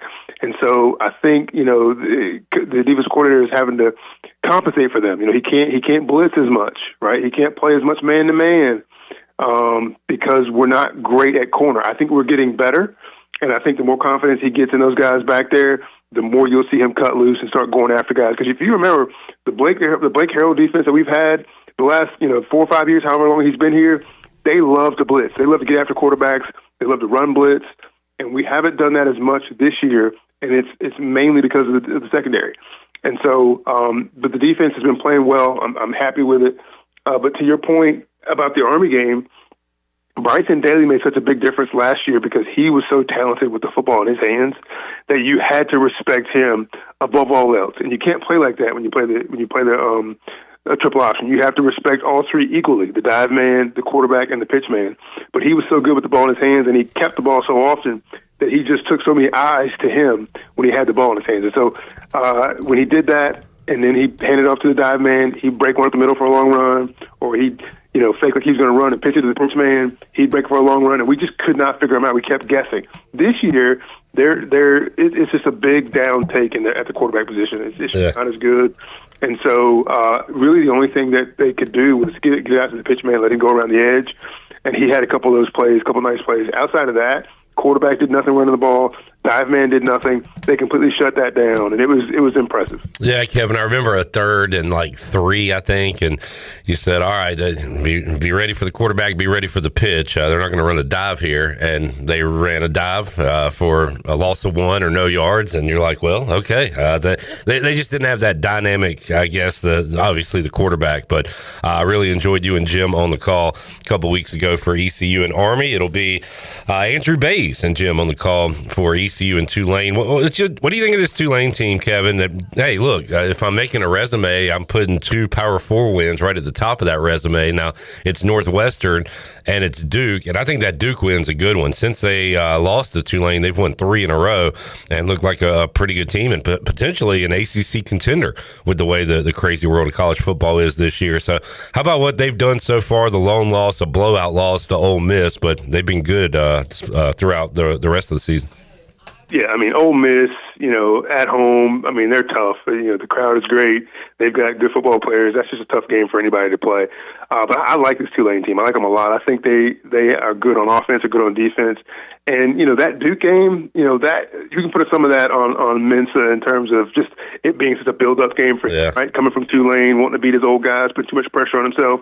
They probably should have won that football game, but that's a great win for this Tulane team. And so, you got Jake Ratzlaff at quarterback, and this is a transfer kid that's a pretty good player. Now, he is a run-throw guy.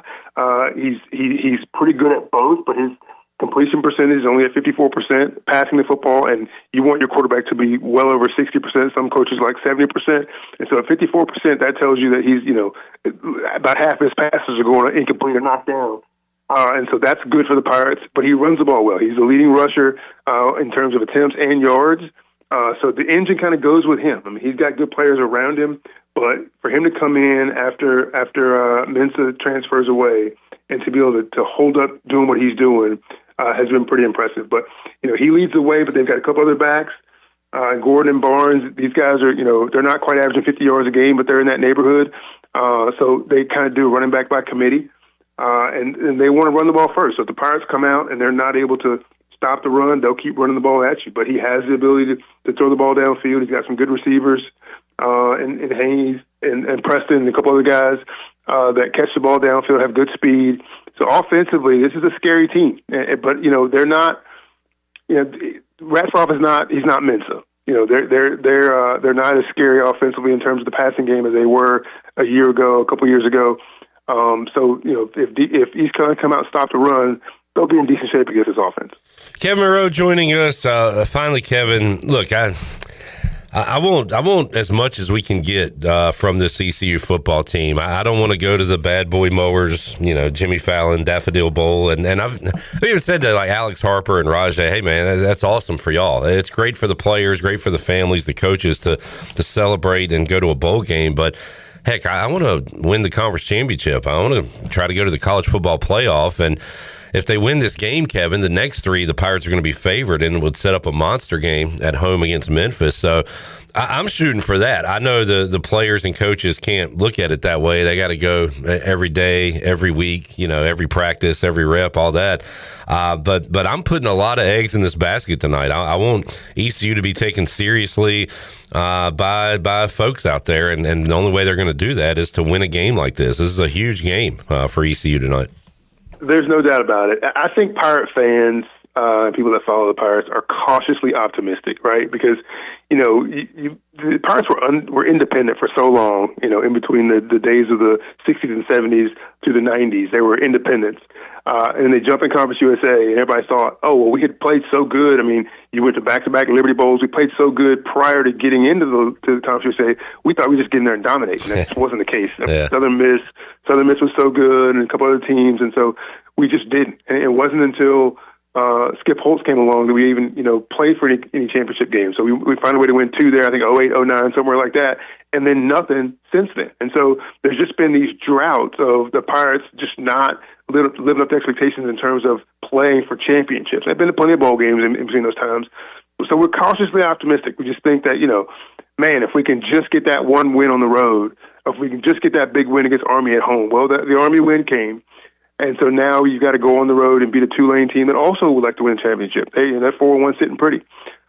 So this would go miles in the right direction. Even if they don't finish out the season and win the championship, just knowing you can go on the road and beat the contender for the championship would be big time. No doubt, Kevin. Awesome stuff, man. And while I'm dreaming here, how about Cowboys beat the Panthers? Washington beats Chicago. You got 4-2 Washington at 3-2-1 Dallas in a big game next Sunday. I like it. I heard that, Jaden Daniels, tweaks an eyelash or something. No real injury, but just sit out. I want to play against your best guys, that kind of thing. Kevin, that's bad karma. You can't say that. No real injury, no big deal. Just whatever. The old tweaked eyelash that could get you. All right, K-Mo, appreciate you, man. Thanks for joining us today, and we'll talk to you again soon. Yes, sir. Appreciate it, Cliff. Kevin Monroe, he knows how big this one is coming up tonight, East Carolina and Tulane. Let's take a break. Hour 2, Bud Light pregame tailgate. At some point, we're going to welcome in the Schnappa, Alex Harper, and the D coordinator, Greg Hudson. Forgot about the Chan Man. Don't tell him I forgot about him. Shirley reminded me that we need to call our big-headed buddy. So we'll do that when we return. And Shirley, go ahead and load up the Papa John's Pirate Preview as well. We'll have that and a lot more when we return on this Thursday edition of the Bud Light Pregame Tailgate. Back with you after this.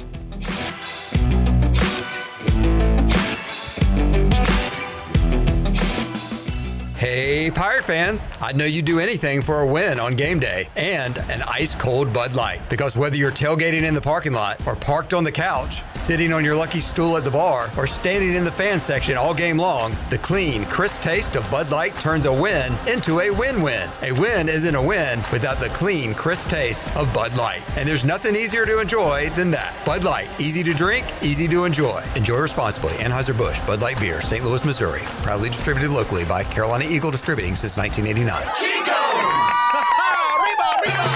Chico's Mexican Restaurant in downtown Greenville is the perfect place to get all your amigos together for some Mexican food, fun, and football. Chico's has been a game day tradition for Pirate football fans since 1983. Whether the game is home or away, make it a Chico's Day for some great specials and the best chips and salsa in town. Chico's Mexican Restaurant in downtown Greenville and online at chicosrestaurant.com. Go Pirates! At National Finance, we're all about hometown support, just like ECU football. National Finance helps us win on and off the field. They've got your back when you need it most. Fast, easy personal loans for life's big plays. And just like us, they're committed to Eastern North Carolina. National Finance, proud supporters of ECU athletics. Visit nfcmoney.com for loans as fast as today. Shiny teeth in me. Hey Pirate Nation, this is Dr. Holly, owner of Pirate Dental. At Pirate Dental, we fix teeth. Does your tooth hurt? They fix teeth. Chipped tooth? They fix teeth. Need a second opinion? We fix teeth. Need a crown, have a cavity? We fix teeth. Bottom line at Pirate Dental, we fix teeth. Call us today at 252-321-2500 or visit us at piratedental.com. Online appointments available. Pirate Dental, we fix teeth. Go Pirates. Shiny teeth in me. Make things happen this year with the new John Deere. In just one visit to Quality Equipment, you'll find the right lawnmower, compact tractor, or Gator UTV that will save you time and money on your next project. Keep things running all season long with the help of our experienced parts and service team. Your new Deere isn't far away. Find current offers and budget-friendly packages at your local Quality Equipment with 36 locations across North Carolina, South Carolina, and Virginia. Visit QualityEquip.com to get started. That's QualityEquip.com. Need to sell your house fast without fixing or even cleaning it? Call the Turner Home Team. Hey, this is proud ECU alumni Justin Turner with the Turner Home Team. We buy houses as is in any condition for cash, and we can close in just days. As a real estate investor and licensed agent, my team and I can give you options when you need to sell. Sell fast or sell for top dollar. You choose what's best. Call Turner Home Team or visit theturnerhometeam.com. They'll make a no-obligation cash offer for your home today. Turner Home Team. Pirates supporting Pirates. Cuccinella's has been serving up handcrafted pizzas with their family recipe since 1932. If you're in the mood for something different, explore the brand new pastas like the chicken parm, chicken alfredo, or penne marinara. Cuccinella's also has salads, grinders, and house-made Italian ice and Italian ice lemonades. Greenville's hometown pizzeria is Cuccinella's. 2 locations with pickup or delivery, and ready for your order now at Cuccinellas.com. Go Pirates! The right partner makes all the difference. For more than 185 years, we've forged personal relationships with our customers and communities, funding economic development and rallying around the causes that are important to our neighbors. With local bankers you know and trust, businesses and individuals throughout the Carolinas continue to choose United Bank. Proud to support the Pirates. Bankwithunited.com. United Bank. Member FDIC. Hi, this is Brian Meador from East Carolina Athletics. You're listening to Pirate Radio, the voice of the Pirate Nation.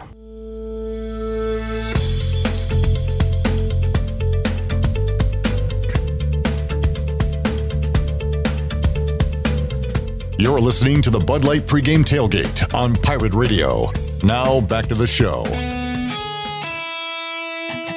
Now, with the Pirate Radio scoreboard, here's Shirley Rhodes. Well, there's not a whole lot going on sports-wise right now, but coming up tonight, there's going to be a ton of it as a couple of Game 4s scheduled for tonight in the NLDS. It'll be the Dodgers hosting the Phillies. First pitch is scheduled for 6:08. LA leads that series 2-1.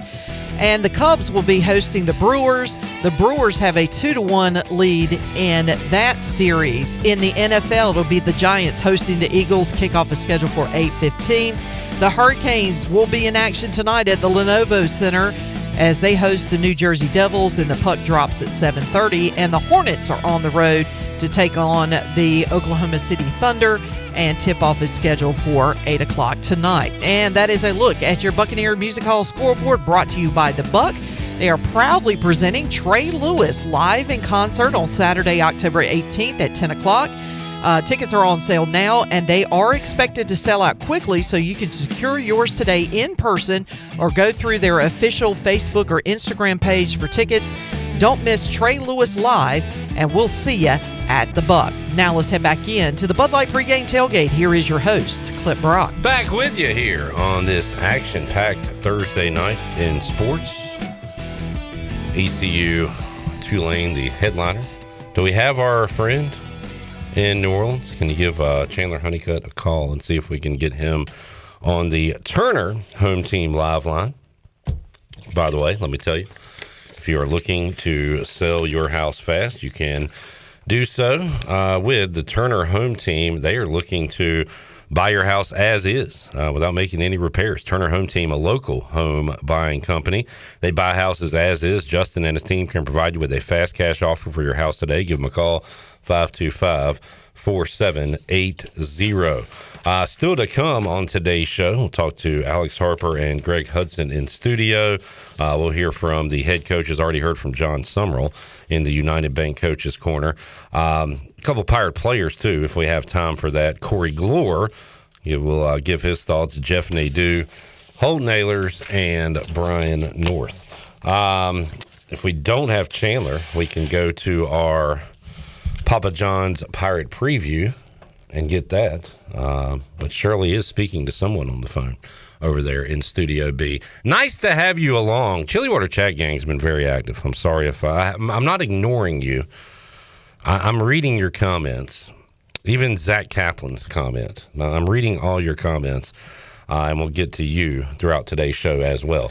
I believe we have him on the Turner Home Team live line, live from Louisiana. He is Louisiana Channer. What's up, Chon? What's up, guys? What's up, Pirate Radio crew? Hope you guys are having a good show so far. We are. Did you find Jarrett? Jarrett has been found. He is safe, and he is ready for a big ball game for ECU versus Tulane. Big ball game. What did you guys do last night, Sean? Oh, we walked the streets of New Orleans, specifically Bourbon Street, and had a good time and indulged in some adult beverages and had a good time. And then we lost Jarrett. So is that legit? Did y'all really? I mean, we can wait and hear the story when y'all return next week. But did you really go a time without knowing where Jarrett was? Yes, but then we found him and everything was fine. So Okay. there was a time when we were worried about his whereabouts. Cannot wait to hear that story. John, let's get a vibe check. How you feeling? Doing pretty good. Been seeing some ECU fans roaming the streets here in New Orleans, and I think we should have a pretty good crowd from the Pirate Nation. And as we get closer to kickoff, I feel pretty good. So I'm gonna go 6.7 out of 10. All right. We talked yesterday about touchdown scores. We're looking at some of the gambling apps, and Caden Hauser, a popular pick. I think Will Coates went with Brock Spalding. He also said Marlon Gunn with the hometown factor. I like that. I just don't know what running backs are going to get carries and get the volume today. But if you had to go anytime touchdown, John, who would you go with? I'll probably go with Anthony Smith. He seems to be that top target for Caden Hauser, whether that's in the red zone or going deep to him. So I think Anthony Smith is that blanket for Hauser. So give me Anthony Smith. All right. I've got Hauser anytime touchdown, under 10.5 first quarter. I've got the game under. You put any action on this game tonight, John? I actually went to the Caesars Sportsbook and put East Carolina money line. Oh, money line. I do have them 6.5 as well. All right. I got the bet slip in my back pocket. So how does that? You have to physically go redeem that, or can they do it like electronically? Yeah, so they have kiosks. Nick, I was asking Chandler. I can hear you, so please be quiet. You know Nick, Chandler, ruining every show we do here. Hey, Nick, can you just please be quiet for 1 second, please? Just kidding. Nick Jackson doing a great job in there. So you go up to these kiosks, and there's there's so many of them. And you just go up there. It's a touch screen, and you can choose. It's basically like operating your DraftKings or FanDuel account, but it's just on a kiosk. So all I asked was, do you have to be there physically to redeem it? Nick answered the question way better than you could. The answer is yes. I forgot what you asked me because we were interrupted by Nick. So We're about to be interrupted by Greg Hudson, so we'll cut this short. But Sean, you like? How about the total, Chandler? What do you think we see points tonight? Do you think we see defense? What's your take? I think we see defense. I saw actually when I was putting my bet in, it's at 53.5. I'm probably going to go on the under side here because really I like East Carolina's defense and Tulane's defense seems to be doing a pretty good job this year so far. And I think it's going to be a defensive game, and it's going to be who can strike first and who can strike often. And I don't think both offenses can strike often today. So, who can put the exclamation point up first, and hopefully that's the Pirates.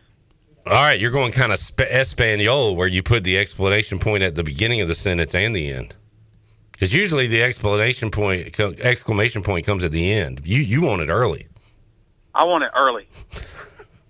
Also, Jamie says you just like saying kiosk. Did you learn a new word? Kiosk. I love to say the word kiosk. I went to the kiosk. I put in East Carolina. Will we see you on TV tonight? Probably. On the sideline? On the sideline. All right, buddy. We'll be looking for you. Yeah. I always position myself in the end zone that East Carolina is going to be scoring. So you probably will see me. I'll be there. And then I'll talk to you guys later on. We'll be on the field. Hopefully we'll see what Pirates that have not been playing lately are playing today, or maybe they're not playing. Yeah. I'll give you that update later. Need an orthopedic teeth injury report. And, Sean, if you can get by Caesars one more time, you want to ride Jalen Hurts' first touchdown? Oh, man. I should have done that earlier because I plan on going there after the game, but it'll be too late. Maybe the game's still going on, so to put a live touchdown score on. All right, buddy. We'll talk to you later. I have to go to the kiosk. Yep. Head to that kiosk. See you guys. There is the Chan Man joining us on the Bud Light Pregame Tailgate Turner Home Team Live Line. Shirley, let's hit a little Papa John's Pirate preview, and then we'll take a break and get old Hutter in here. Hey, Pirate fans, Papa John's MVP move for game day or any day. Place your order online, papajohns.com. Sign up for Papa Rewards. Papa John's. Better ingredients, better pizza. Go Pirates. Here is BB. It's another Thursday night national audience for Pirate football tonight. It's East Carolina and Tulane from Yeoman Stadium in New Orleans.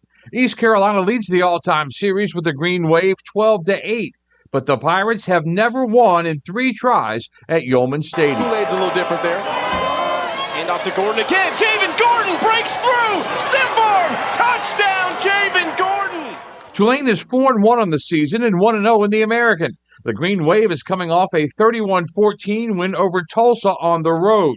The Wave also has wins over Northwestern, South Alabama, and Duke, which impresses Pirate coach Blake Harrell. Yeah, they're a good football team, a solid football team, and we got to be a solid football team, discipline, put great effort and great energy. We got to start fast. I think, they've started fast over their several games, so have we. We got to make sure we start faster than they do, and then let's go finish it in the fourth quarter. That's where I think they're struggling a little bit. We've been done a really good job there, and then just do the little things that help us win football games and focus on us, and let's go get a win. Hauser fake. Downfield, one-on-one coverage. It's Smith again. Oh! Touchdown! The Pirates are 3-2 overall and are also 1-0 in the American. East Carolina comes into tonight's game after that 28-6 win over Army. Tulane coach John Sumrall likes what he sees in Pirate quarterback Caden Hauser. In fact, Sumrall feels the entire Pirate team may be underrated. Can make all the throws, has a big arm, sees it well. I think it really fits their scheme. They do. They take a lot of shots. He can drive the ball down the field. He can take the field access throw. He throws the ball well on time. He's a better runner probably than given credit for. They run him, it comes alive a lot more in the run game in the red zone, but he can extend and create plays with his legs. He's a really good player, and he's got good weapons around him too. I think the receivers are good, the backs are good, the tight ends are good. I don't know if people understand in the general public how good this team we're getting ready to play is. Like, this team to me is as scary as anybody we play on our schedule. Coleman. Nothing. Only 3 teams, Oklahoma, Indiana, and Pittsburgh, average more tackles for loss per game than East Carolina does this year. The Pirates have 43 TFLs, tackles for loss, through 5 games, and 7 of those came against Army. Despite losing some big names up front coming into the year, guys like Zion Wilson have stepped up, and now they look to prove they're for real in the American title race with a win coming up tonight. It feels good, man, just taking advantage of the opportunity, because like most teams, they think we're the underdogs. They really think that we can't do what we say we can do, but just having all eyes on us, it just really makes it the best for us. It's East Carolina and Tulane under the lights tonight at Yeoman Stadium, the third of 4 Thursday night games for East Carolina and the Pirates. With the Papa John's Pirate Preview, I'm Brian Bailey. BB with our Papa John's Pirate Preview. Heisman voter, Brian Bailey. So he is official. When we return, we'll talk to Coach Hud, Greg Hudson, not in some cornfield, not in some oil field. Yeah. He's live in studio. Great to have Greg Hudson here. We'll talk to Coach Hud about this game, about the Joe Moore Award, how's Tulane's offensive line, East Carolina's offensive line. We'll talk about it all when we return. Also, Kenny has requested a Harold Robinson story. Coach Hud going to celebrate his life coming up later on. So we'll certainly talk about Coach Harold Robinson as well when we return. Pirate Radio, not Pirate Radio Live, but like Pregame Tailgate. Hoosiers happy to see you, Coach Hud. We'll talk to Jamie as well after this.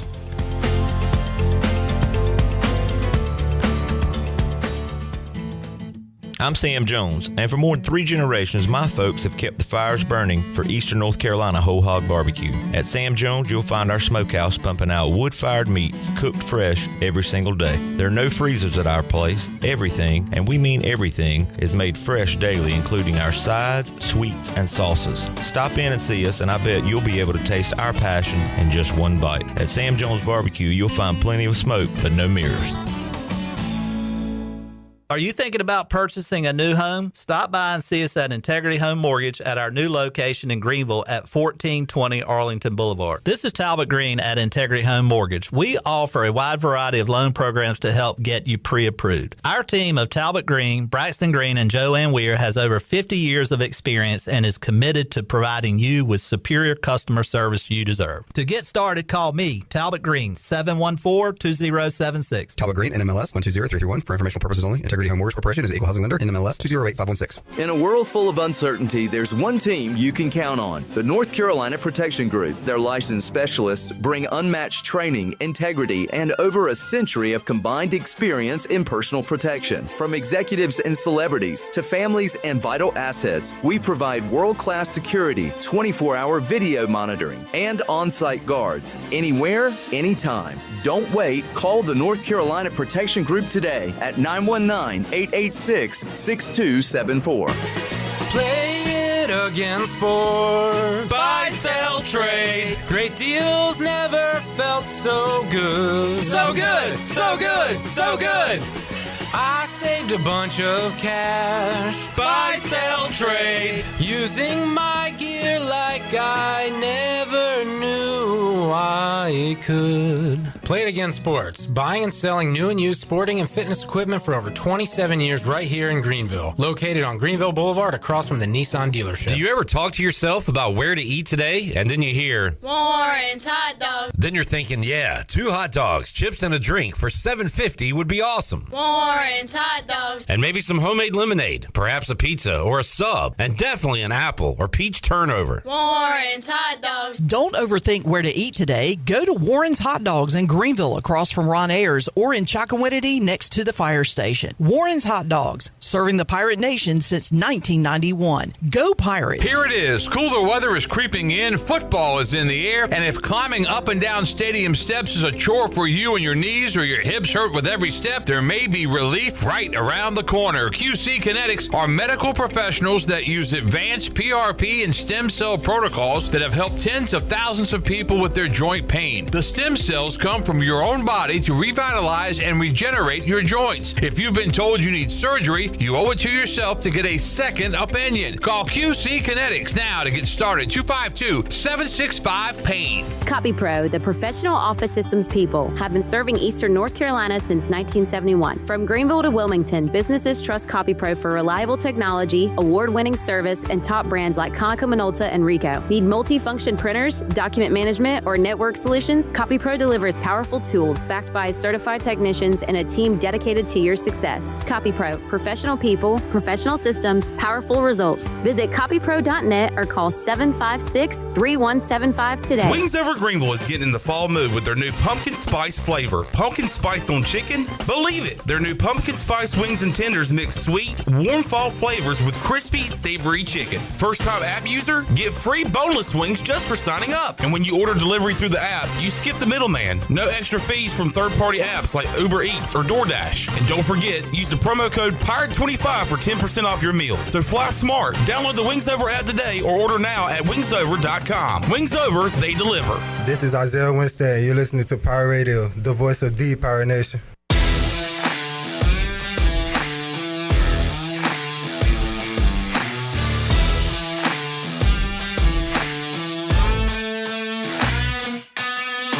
You're listening to the Bud Light Pregame Tailgate on Pirate Radio.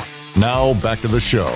Welcome back. The Pirate Radio app is here. You can download it in your Apple or Google store today for your all-access pass to everything Pirate Nation. Live 24/7 streaming, exclusive coverage, on-demand podcasts and interviews, and so much more. You can stay connected and stream the Pirate Radio app wherever you go in your vehicle with Apple CarPlay and Android Auto. So if you're out and about tonight, you want to catch the U.S. Cellular fifth quarter, you can do so right at your fingertips. Download the Pirate Radio app today, powered by Flatlands Jessup Insurance and Carolina Caliber. The voice of the Pirate Nation is now in the palm of your hand. Now let's head back into the Bud Light Pregame Tailgate. Here is your host, Clip Brock. Rocking and rolling here on a Thursday edition of the Bud Light Pregame Tailgate. So just like a great coach, I drew up a great game plan, had it all mapped out. But sometimes it's not about the X's and O's, it's the Jimmy and Joe's. Alex Harper had some issues, got suspended, missed the first half of his segment. He's available for the second half. Coach Hud took a player out to lunch, spent $5. The NCAA found out, so he had to change his time. A good player for $5. Well, he's his special teamer. But I had these guys playing for 1 hour and then the next, and here they are at the same time. Let's welcome in the Schnappa, Alex Harper. What's up, Hart? What's up, guys? Pleasure to be here. I apologize. I had some stuff. Oh, no. Both of you guys have crazy stuff, real life stuff going on. Coach Hud, awesome to see you, man. Good to be back. I don't have to ask, where in the world are you? I'm in great. I could touch you if you would allow me to, but nope, not going to happen. Hud, real quick, Kenny had asked, can you talk a little Harold Robinson? So, like, when I first started here at Pirate Radio covering the team, shout out to you guys. You've talked about it too. Skip put together an awesome staff, just some like down-to-earth guys. Hud, as intimidating as he was easy to talk to. Donnie K will talk to a brick wall. Rick Smith, great to talk to. Hargraves, whoever. Coach Rock was great, just animated. But another guy out there, Harold Robinson, man, he would talk to anybody. He didn't know me, but met him, said, where'd you go to high school? Said Conley, had a million stories about that. But man, when he passed away, Hud, the outpouring of people just saying positive things, he's one of those few guys where I don't know if I've ever heard of, I've never heard a bad word about him. Coach Harold Robinson. No, if you weren't a friend of Harold's, we probably don't want to know you. Yeah. And he was a good guy. He loved East Carolina. He did have a story for everything. Loved Eastern North Carolina. Just loved the, yeah. Yeah. Don't call Washington Little Washington or. Ooh, okay. Yeah, he'd lose it right then. But he was he was somebody you could, go into his office when you were ready to, throw the remote against the wall. I would use him for a timeout. He'd talk you down a little bit? I would just go in there because I'd like to listen to him talk, see if I could figure out what he was saying. He's a little marvel. If I could figure that out, I could figure out an offense. So I'd call him Marbles because it sounded like he had marbles in his mouth a lot of times when he was talking. Had to be great to just, hey, Harold, tell me about North Lenore, like a school or whatever, like in the East, just helping with recruiting the East because he knew everything about every school around here. I made up a game one time and asked him to tell me about it, and he started to tell me about it. You made up a fictional game? Yeah. Yeah, they weren't even in the state. So he was beautiful. Yeah. But there's always some good Harold stories. He had a habit of leaving his keys in the car when he would park it outside the facility. And one day I walked out and his car was sitting in the parking lot and it was running. And he was going to take some guys and drop them off at a meeting on campus. And I knew he was in a hurry. He was running a little late and I couldn't help myself. And I got in his car and I drove it. And I looked to my left and I said, well, I'll just pull up on the sidewalk and go park it over by the pirate statue. But then I saw the gate was open to the stadium and then the gate was open to the field. So I pulled it out right in by the end zone by Golden's office and just left it running right there and I walked through the building so he couldn't see me come back through. And by the time I got back, I was looking out my office window. He's looking all over. He's pissed off. And the players he's supposed to drop off in the meeting, they're laughing their tails off. And then he knew it. Then he got a feeling. He started yelling, I know this was Hud. I know it. I know it. I know it in my bones. I know it was Hud. Yeah, it was out there running on the football field. Man. And, but one thing about Harold, he was very serious about football, and he'd won a lot of games, and he really didn't have a role with us on game day as far as once the ball's kicked off. So I went to Coach Holtz and said, I'd like to use Harold during the game. And I gave him a sheet I said, I just want you to watch the game and I want you to write down what you see. And just, something that I can't see it from the field. It got to the point where we would walk in at home games. We would walk in and go in Golden's office. First thing we would do as a defense is meet. It got to the point where he was the first thing I asked for. Just to see if he saw something, saw something different. And I know he enjoyed that. It made him really, really part of the team, and he was part of winning. I mean, he said some things to me that I would remember in the second half. I knew him after his coaching life when he won all those games, but it was cool. He got to stay in football so long, and he was What was his title? It wasn't high school liaison or something to that effect. Relations, yeah. And just a great guy to talk to, like you said. And you'll be going to his, what do you call it, celebration of life? Next week. Next week. Mm-hmm. Okay, yeah. 10-4. But, man, I've seen a lot of former players, a lot of guys you coached have talked about it on social media and stuff. Rest in peace, Coach Harold Robinson. He was awesome.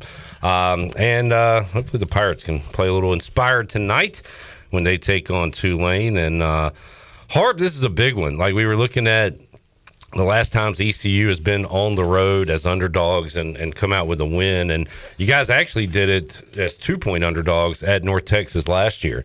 It didn't look like you were going to do that North for a while. North Texas was favored? Yes, they were. Wow. Okay. Wish you could go. No, that was a huge win, though. I mean, yeah.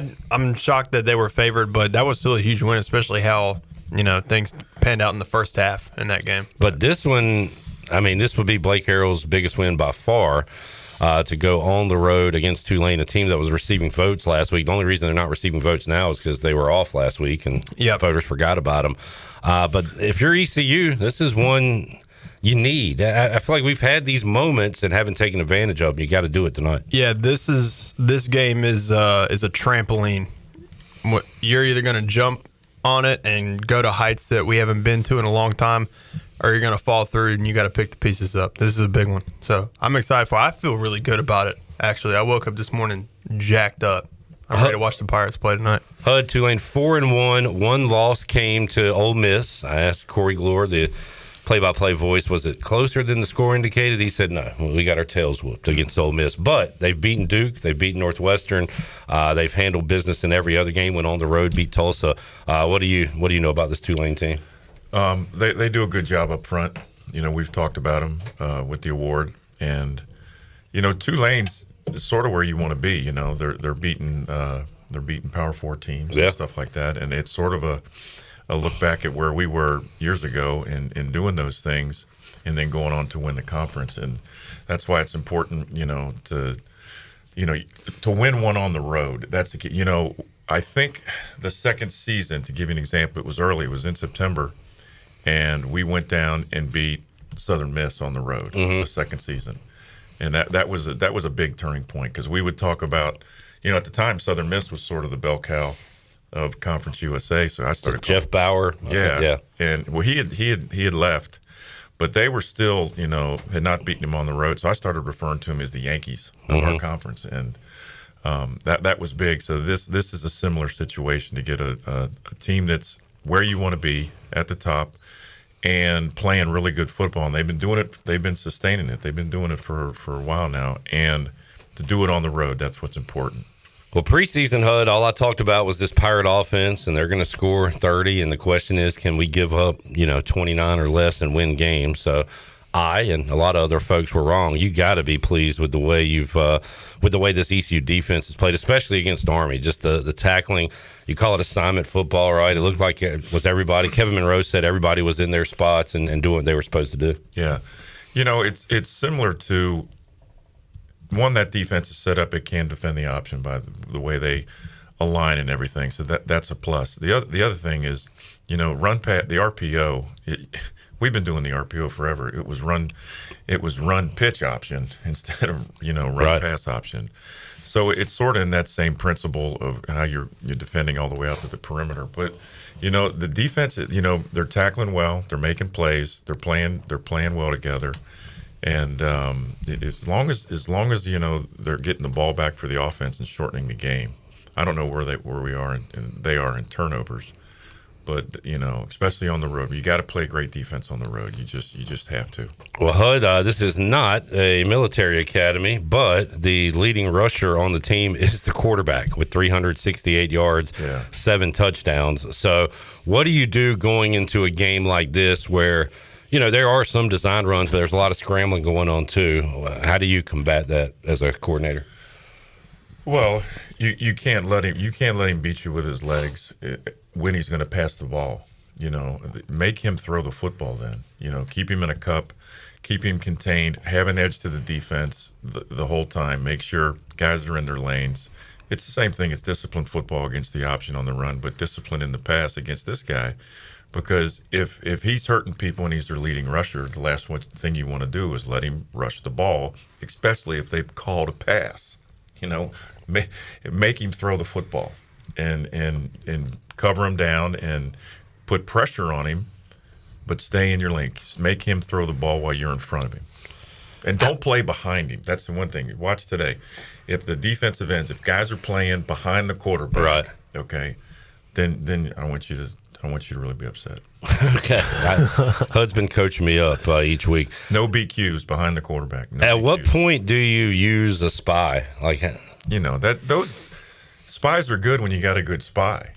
The guy's got to be like Mike Singletary or something. He's good, but you need a disciplined guy that knows what he's doing. And Pierre Bell was a great spy for us. He really was. I was gonna say P. Bell or Cotton seemed like they could. Cotton was okay. Cotton was a risk taker. Okay. He would see things really fast and take off. And as long as, I told him, you can do all that you want freelancing, but you just have to make the tackle. If you don't, you're coming out. But Pierre was a good spy. He was patient. Pierre had been a tailback, so he knew about, being patient and letting things develop. And that's what you need. The other thing, when what are you going to give up? If you're going to be in a spy you lose and you're going to play man coverage, that's okay. But then you're going to live in man coverage. If you're doing it in zone, really you're taking away one of your rushers, and now you got a mismatch because, we didn't really want Linville Joseph spying. You're correct, yeah. Or Jay Ross or C.J. Wilson. So that was not going to... Hey, C.J. was a tailback, HUD. At 205. Okay. We did not want Zach Slate spying and Scotty Robinson and Smith. None of those guys. Didn't want those guys spying. We want them to do what they did best. But I was going to ask you, too, you hit on it a little bit. When you do that, you got 10 other guys rather than, you're playing with 11. So you say... it's a risk. Obviously, you go man in that case. Well, if you're going to do a true spine, you're playing man coverage, and that guy's on him, and guys on the back, and instead of being a free hole player and helping on crossing routes and stuff like that, he's watching the quarterback. So you lose a little bit there. But then also, if you're a really good zone team and you're rerouting receivers, now you can play zone and just drop back in the zone and they're running free, you're going to get whacked. But if you're playing zone and you're jamming, especially their inside receivers, their number 2 receiver, that's going to slow down their route. It's going to slow down your drop. So you're not playing as deep. You're still playing zone, but it's sort of a matchup zone. And you bang on them. And now when you put your hands on that guy, that allows you to put your eyes back to the quarterback. So now you can, in a sense, have 3 linebackers playing zone coverage underneath, jamming the receivers, but still seeing the quarterback. Coach HUD learning us in here, Harp. I got a question for Coach, actually. So when you're playing a mobile quarterback like this, is stunning the defensive lineman, is that more or less effective, or are you more or less likely to blitz from the outside?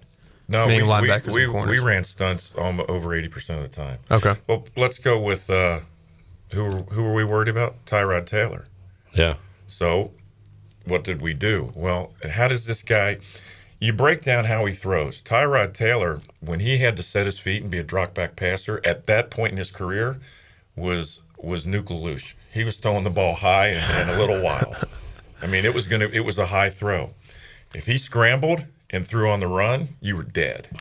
So we actually put in a triple spy.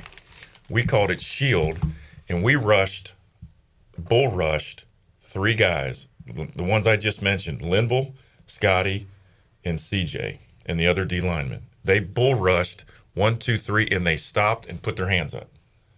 CJ Wilson was on a free rush, 1-on-1. We made him stay in the pocket and throw the ball. He was throwing the ball high to the receivers. Then they ran a screen one time because they saw us doing it. Our guys were standing there waiting for the screen. That didn't work. So I haven't seen this guy in film. If he can throw on the run and he's effective, you got to be careful. But if he goes back and plants his feet and has a lower completion percentage, keep him in the pocket. Make him be a quarterback.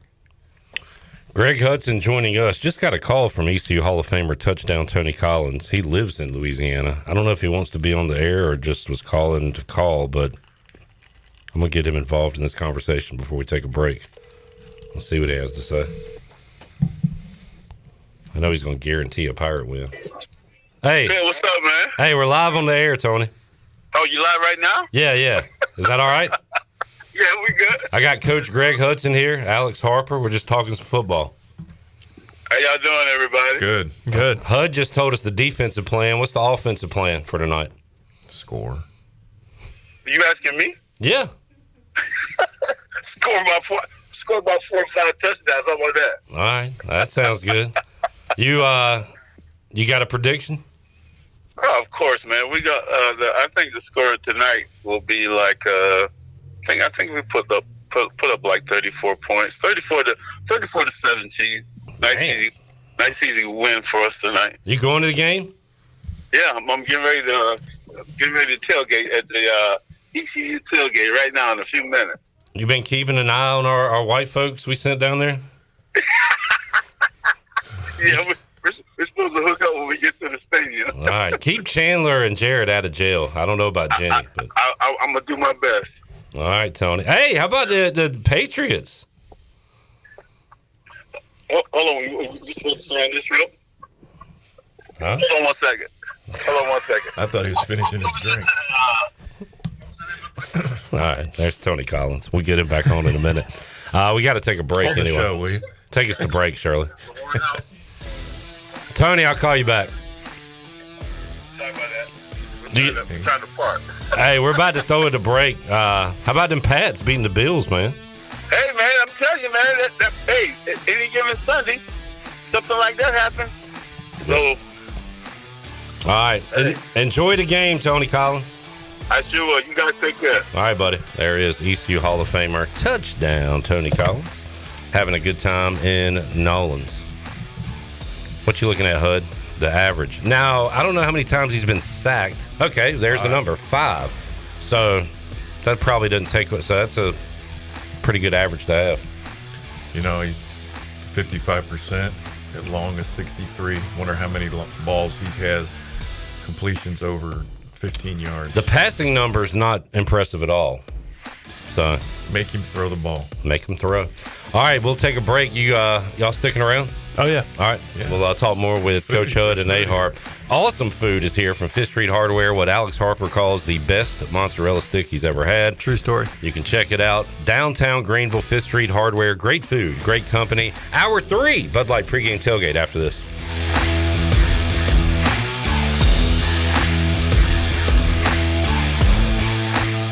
Fall is hands down the best time to be at Fifth Street Hardware in downtown Greenville. We've got live music, trivia, singo, karaoke, and more to keep your nights lively. Plus, game days are back and better than ever with home and away tailgate parties as we cheer on the Pirates all season long. Make NFL Sunday your new Sunday fun day with brunch at 10 a.m., games all day, and doors open until 9. We're extending our hours on Fridays and Saturdays, now open until 11 with live music from 8 to 11, including monthly full band shows. Stay connected on Facebook, Instagram, and TikTok at Fifth Street Hardware and come see what all the buzz is about this fall at Hardware.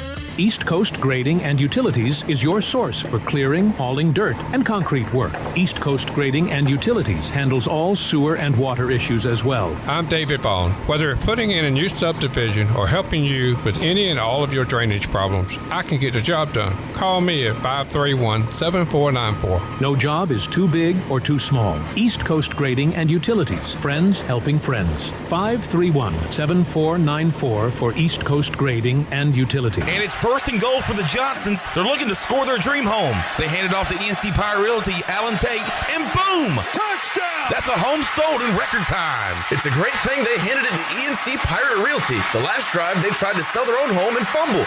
Whether you're buying, selling, or just scouting the field, the winning play is ENC Pirate Realty Alan Tate. Visit ENCPirateRealty.com today, where we bring championship service to every yard. At ENC Pirate Realty Alan Tate, they close the deal or someone walks the plank. Go Pirates!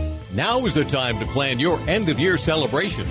The Beaufort Hotel offers a festive and elegant setting to make your holiday party unforgettable.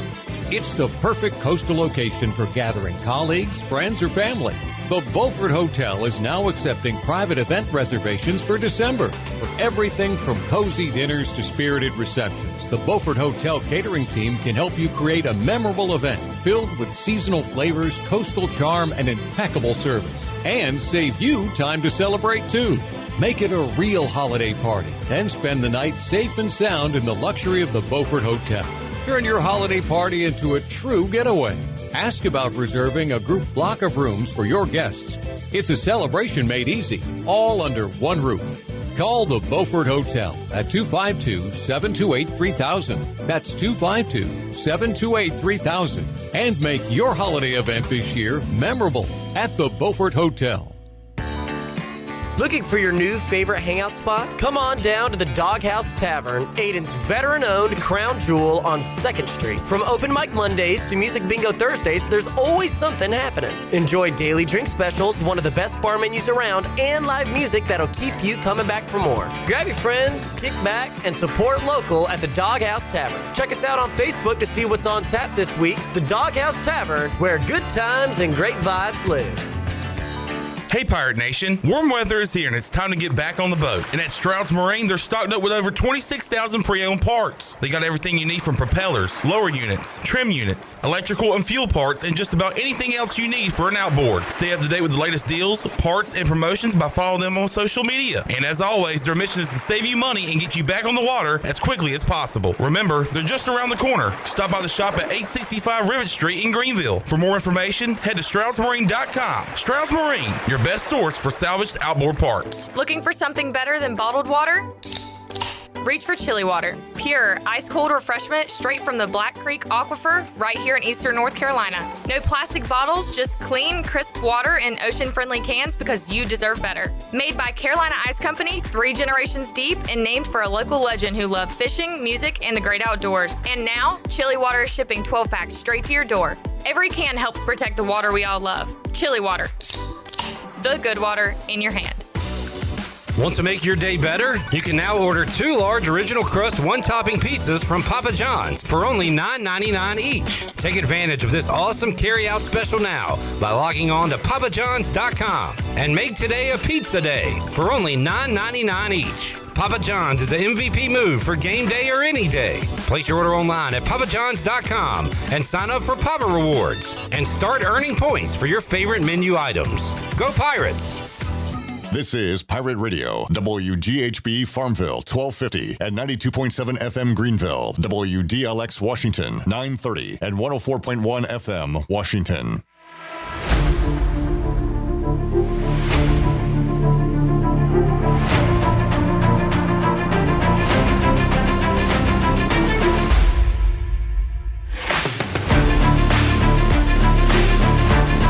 You're listening to the Bud Light Pregame Tailgate on Pirate Radio.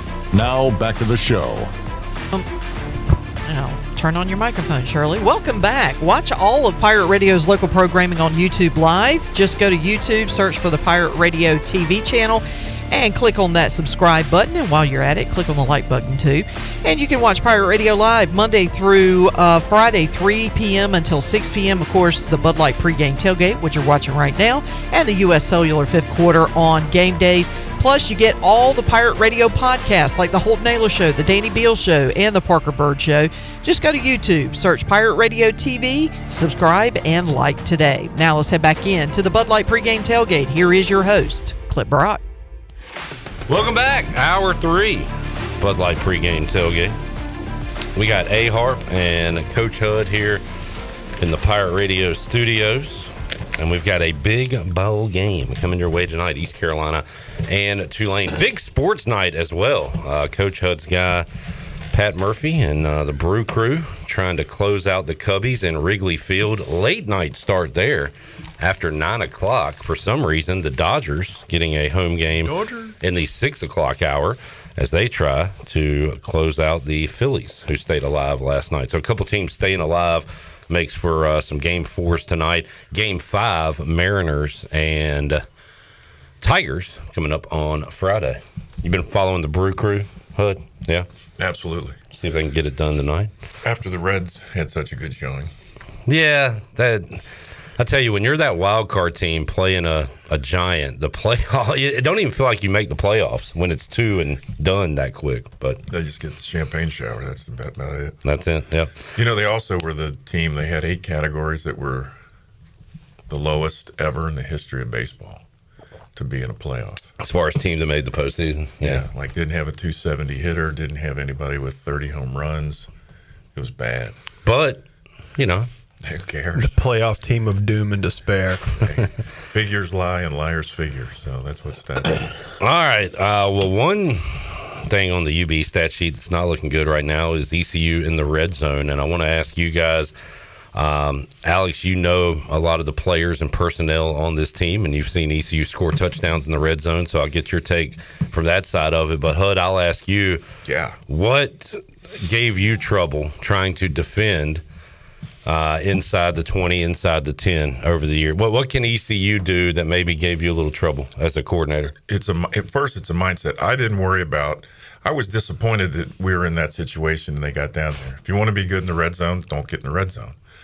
The other thing is take advantage of, and you got to practice it and harp on it, take advantage of the small field that's to your advantage. Now it's a game of geometry. There's certain landmarks that they're going to throw to. Defend the back pylon. Don't defend air. You're going to spots when you're in zone coverage and stuff like that.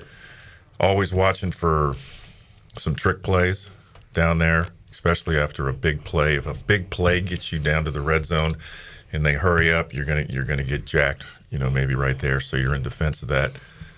And then, really be patient and sometimes people panic and blitz down there.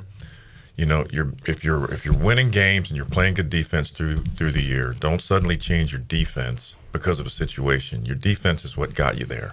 Stay with your defense. We didn't play a big substitute goal line defense. No heavy package or anything. No, it was like, well, you were already heavy on your line. I was always wondering why, if a good player is standing next to me, who am I going to put in there? I mean, why would somebody else be in there? Right. If our corners are physical and can tackle, and why would I take Van Eskridge out of there? Yeah. And whoever else was playing the other safety, they were going to whack you. So we left them in the game. We would tighten down our splits if it got in the scoring zone, inside the 7 or 6. We'd cut block, we'd shoot the legs out and dive over top. It didn't matter. But stay with your base defense, especially if the offense isn't changing. Suddenly guys just run the ball, and they get down there and they're like, oh, God. Analytics says I got to throw it right here. Then you throw an incomplete pass. Now you're in 2nd and long, and I want that as a defensive guy. Well, we don't need any help on that side. We need help on the offensive side. So what did they do to hurt you in those situations? I wasn't worried about the passing game down there.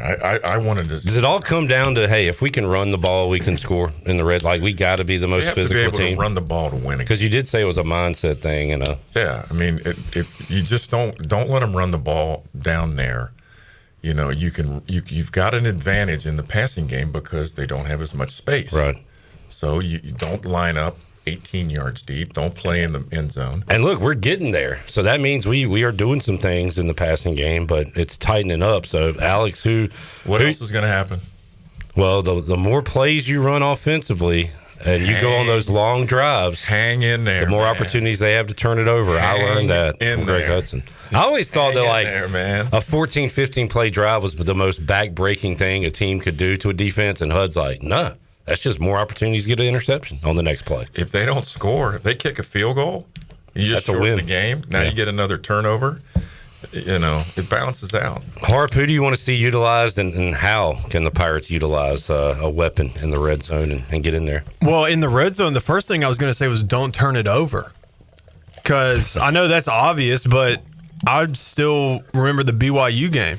That interception in the red zone essentially ended the game before it even got going. You kick a field goal there, Alex, is 6-6, and likely goes into the locker room that way.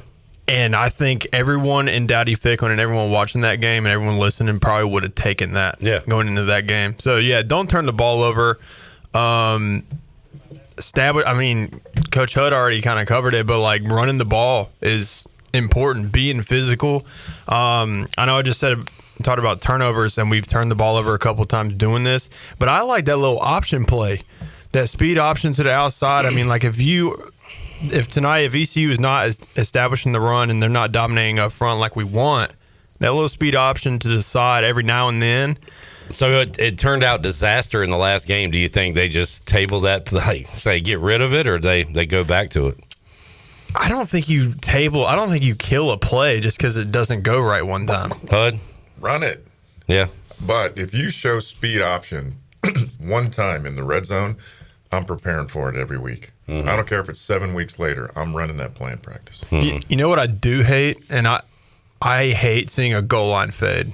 It just I don't know. It makes me mad because it's like you're almost admitting that you cannot run the football, and unless you have like one of the best best receivers in the country, like a complete first-round draft pick, like I don't even see how that works out. We ran it to perfection with Alex Taylor against West Virginia. Big, 6'4"? That broke their back. Yeah, but again, he's 6'4". Do we have a 6'4" receiver on this roster? Well, you're also counting on P.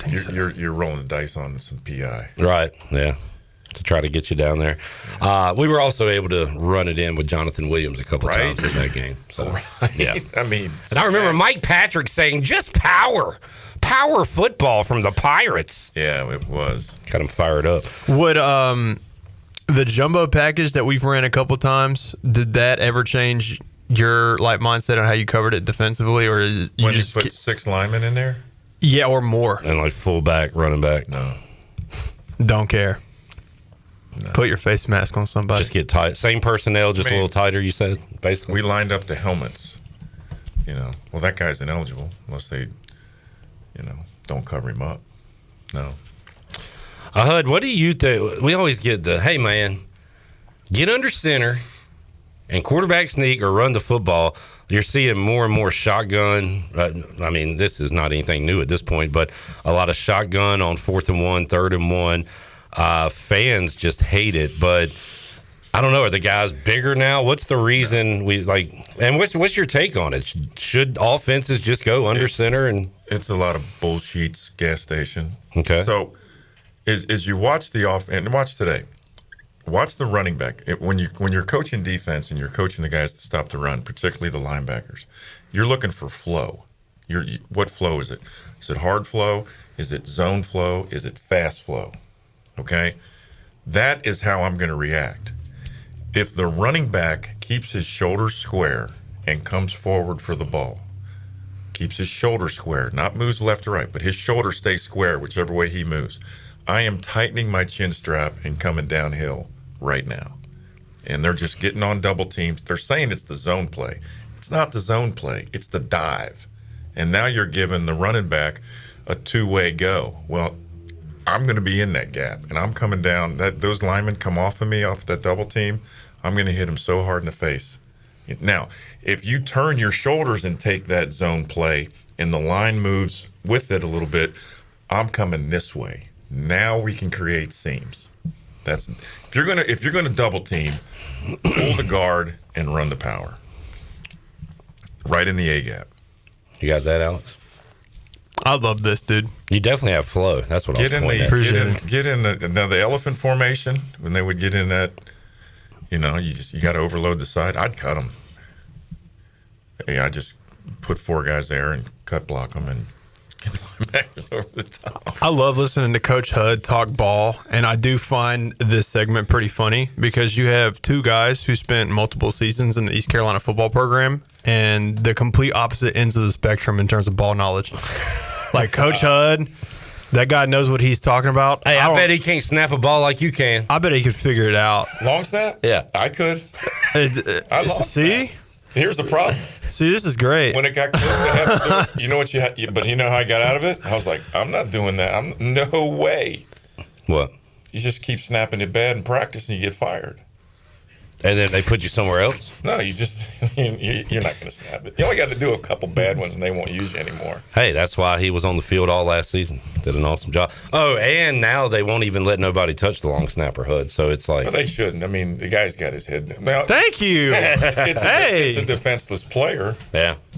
But you're allowed to still crack a linebacker now and then. I would love a deep dive, Alex, and you've talked about this on your Monday appearances. What is going on in the NFL with all these block kicks and like special teams? I feel like it's never been more important, good or bad. You're right. I'm telling you, there's some. We used to believe it. It was like you never saw kicks blocked in the regular season. It was almost like there was a blood oath. Like we're not going to get each other fired. Okay. Between the coordinators? Yeah, Yeah. And then the coordinator position became a well-paid position. It's up there, and then you'd see, okay, playoffs, it's fair game. Yeah. But yeah, we've seen games end on block kicks. The other thing is, not everybody in college is using the gate and the spread punt. Mm-hmm. A lot of these guys haven't done that much. I don't know if that's a factor or what it is. I think that's interesting because in college you run the spread most of the time because you don't have the athletes to run a pro punt, like where you can just block guys straight up. Safer. Yeah. So you get to the league and it's like Coach said, it's a bunch of guys on the field that's never been in a punt scheme like how that before. good's the quarterback that's always been a shotgun player? Right. His first year as a quarterback under center. Yeah. How good is he? Interesting stuff. We'll take another break. We'll come back. Good breakdown there.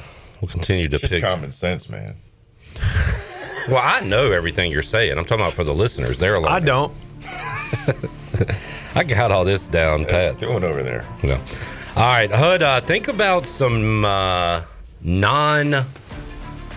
people hate it, but Power 4 teams that are on your Moore radar right now, Joe Moore Award radar. Yeah.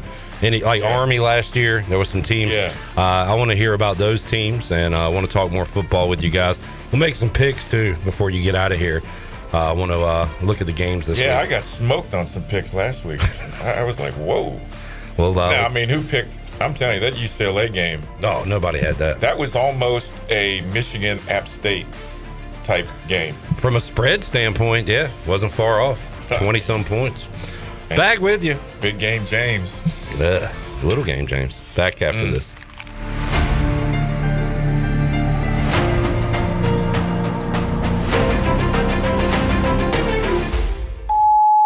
Hey, bro, weirdest thing is happening at the game. This guy sitting next to me says, "You're our good luck charm.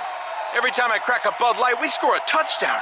Now his entire family wants to buy me Bud Lights. I think I'm some kind of a football prophet. Talk soon. The team needs me." Anything for Bud Light, the official beer sponsor of the NFL. Stock up today.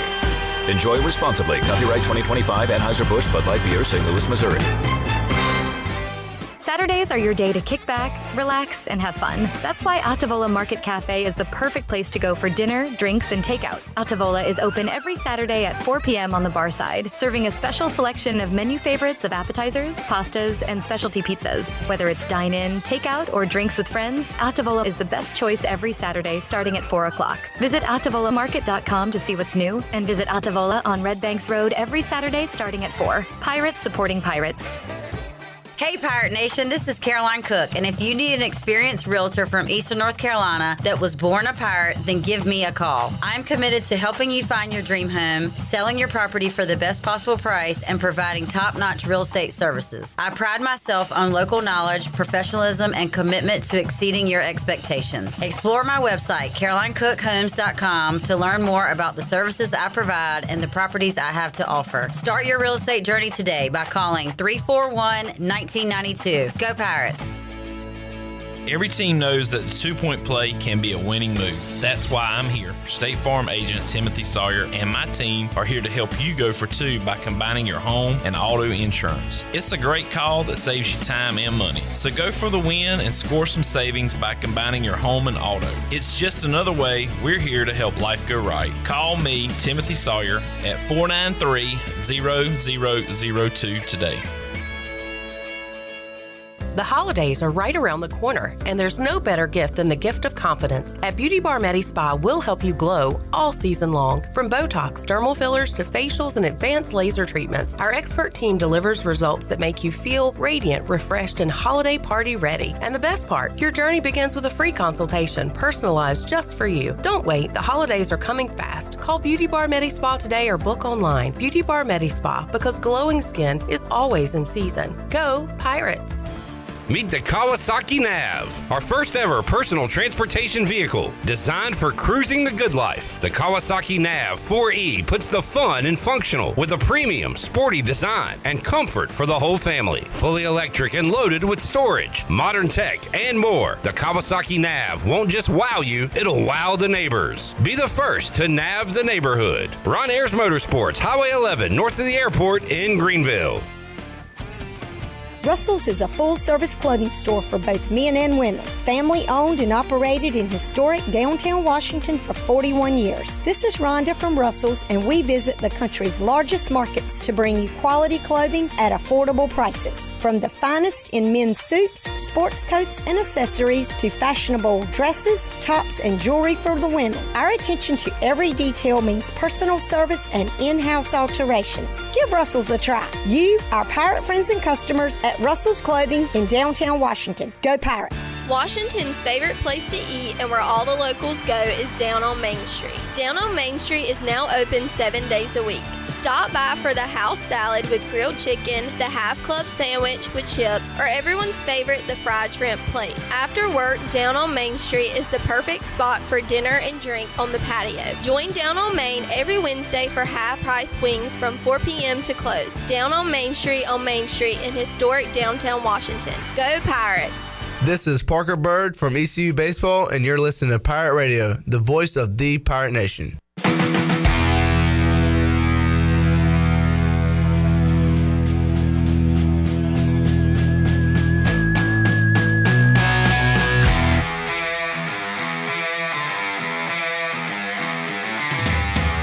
You're listening to the Bud Light Pregame Tailgate on Pirate Radio.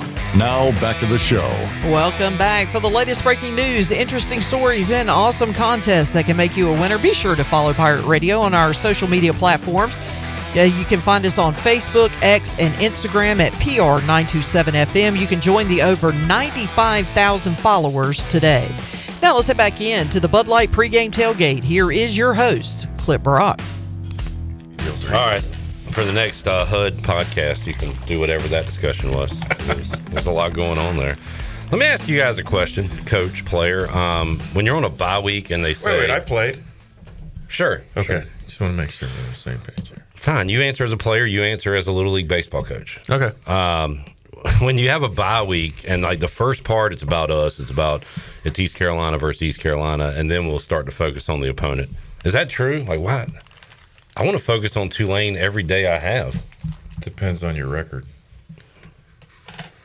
But you always hear that. Well, if you're getting your brains beat in and you're 1-4, you're doing a deep dive and you're finding out what's going wrong, and you're really changing it. You're looking at everything. I mean, you go back and break down every film again and get even. Now, I don't know why there should be a problem with any type of data with technology, and there's 8,000 freaking coaches on staffs. You know, I mean, how are guys not superiorly coached more than they've ever been before?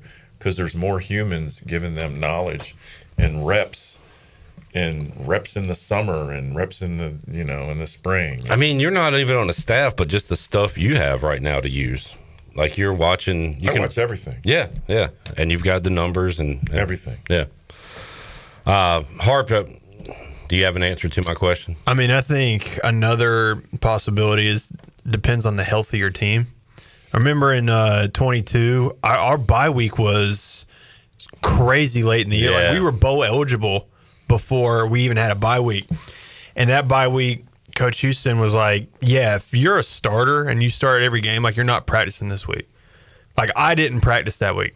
I went to practice in a sweatsuit. And I thought it was awesome. So I think that's another situation where it could be different. But we're practicing. I know you are. Practice. Yeah. They're not pros, man. Well, they are now. No, they're not. Turn the film on. All right, HUD, let's talk about some other games. I can't believe I'm saying this. I thought I'd never say this. I think I'm more interested in the Big Ten than I am the SEC. I think it's happened for me. That's not a ridiculous thing to say at all. I think it's happened. I can't believe I'm saying it. Actually, welcome to the club. I've cared more about the Big Ten for years than I have the SEC. Shout out Jamie and his conference of of winners there. All right, let's look at what's going on this week. We'll circle back to ECU.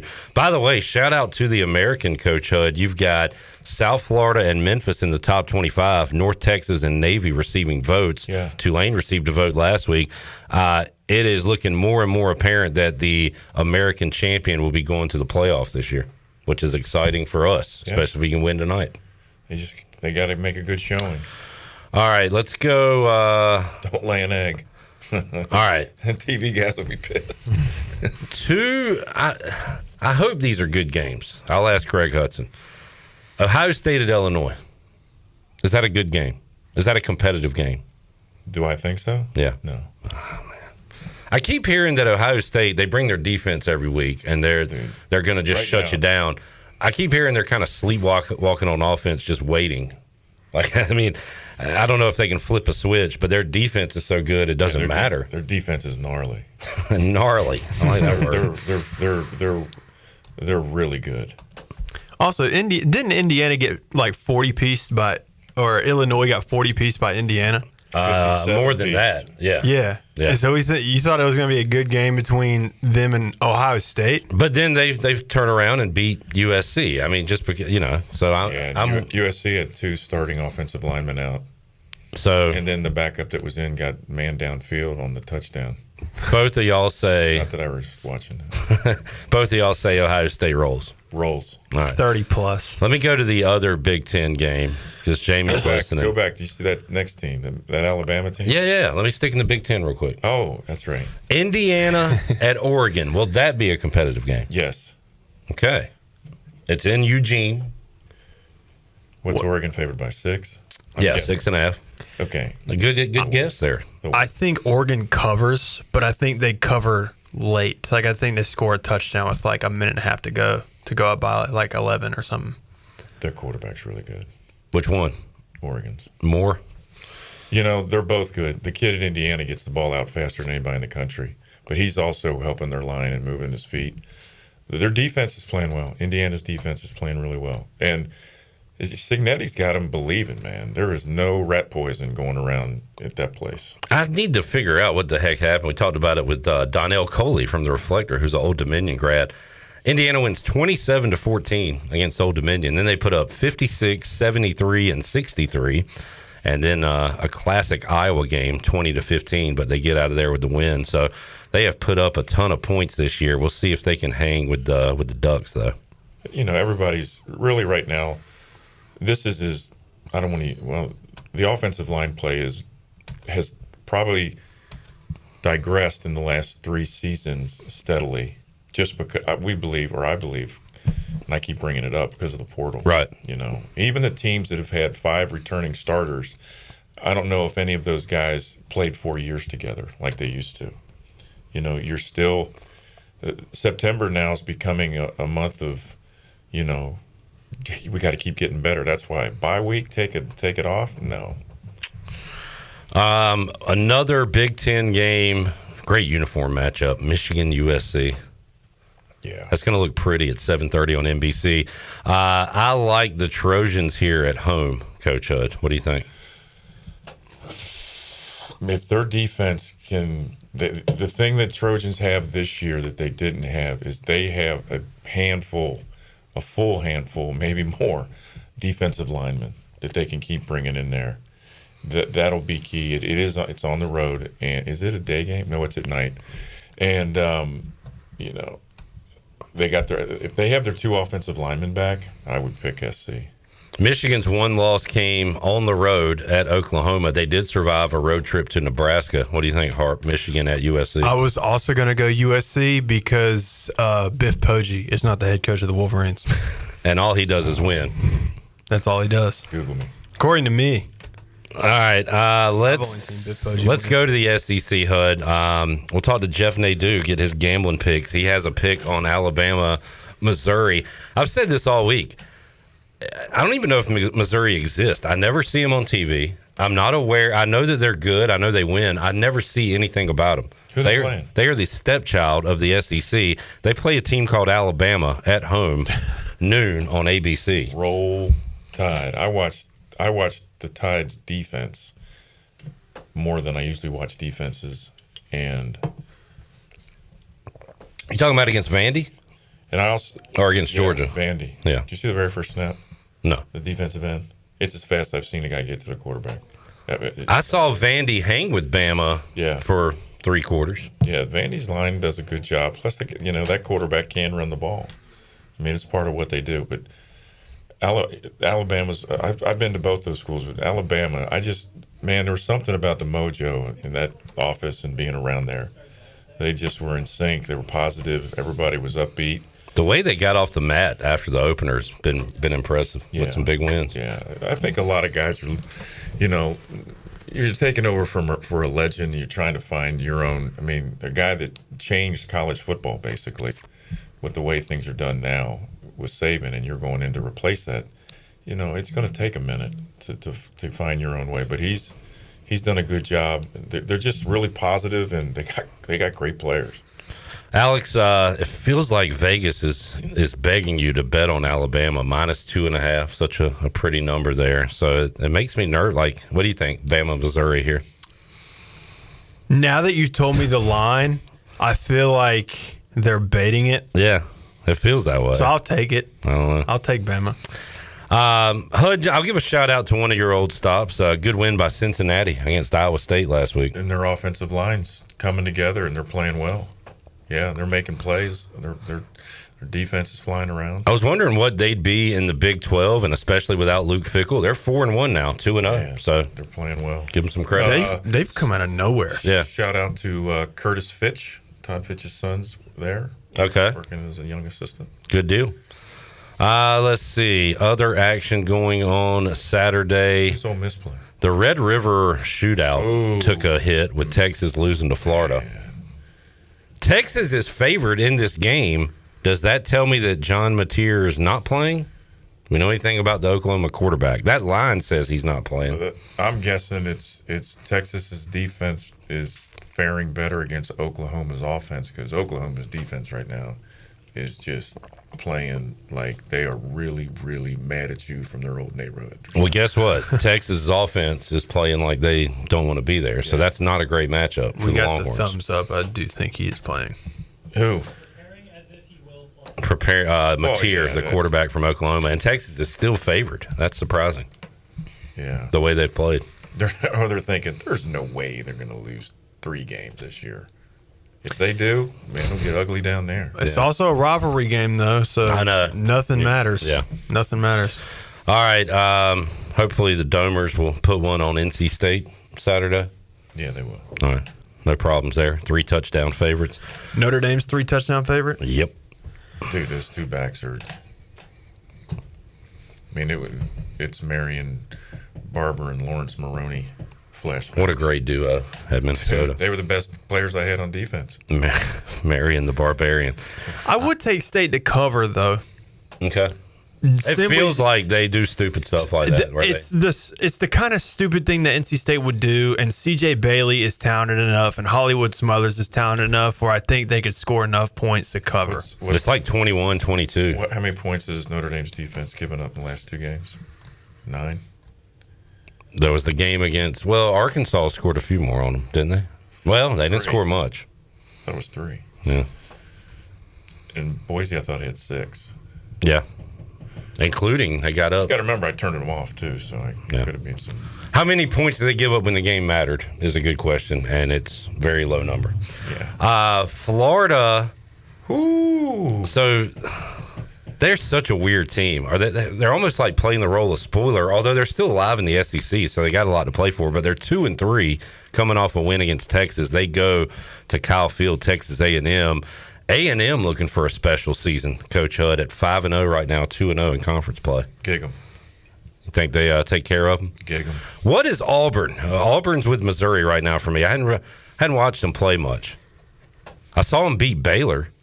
But they're 0-2 in the SEC. Georgia only a 3.5-point favorite at Auburn. That's got some rivalry to it.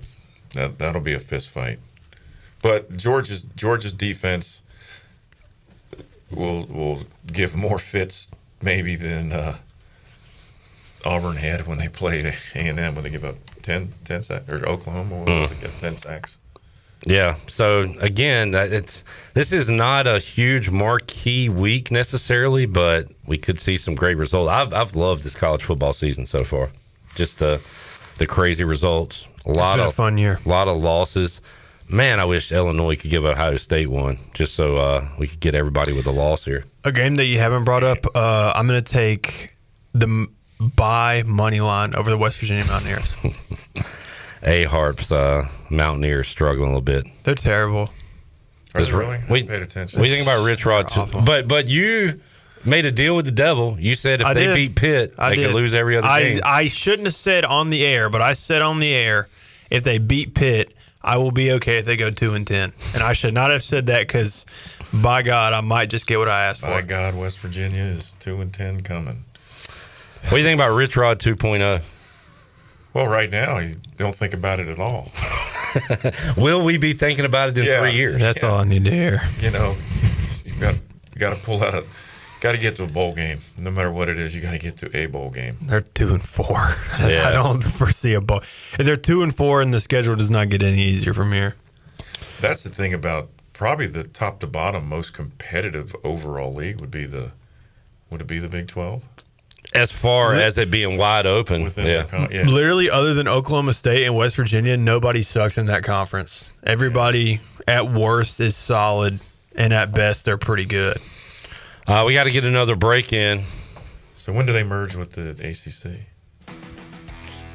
Whenever college football ends, whenever we just start giving guys contracts. Ain't happening. What's the next big move in college athletics as far as conferences, HUD? Another shift. Another Clemson, Florida State to the SEC or something. I mean, it's what happens to who's going to join the SEC and the Big Ten. I mean, that's if Notre Dame joins the Big Ten, would it hurt you or would you care? It's not happening. Okay, so if they do, it would hurt you. It's their biggest proponent are the two conferences. The SEC doesn't want Notre Dame to join the Big Ten, and the Big Ten doesn't want them to join the SEC. So in all those meetings they're having, they're both going to agree with Notre Dame. So what all the committee voting goes on, things for Notre Dame and how things are structured, they're going to get the support of the SEC and the Big Ten because neither of them wants them to join that conference. There you go. We'll take a break. We'll talk to J-Bone, Jared Watkins, when we return and have more for you. Hour 3, Bud Light Pregame Tailgate after this.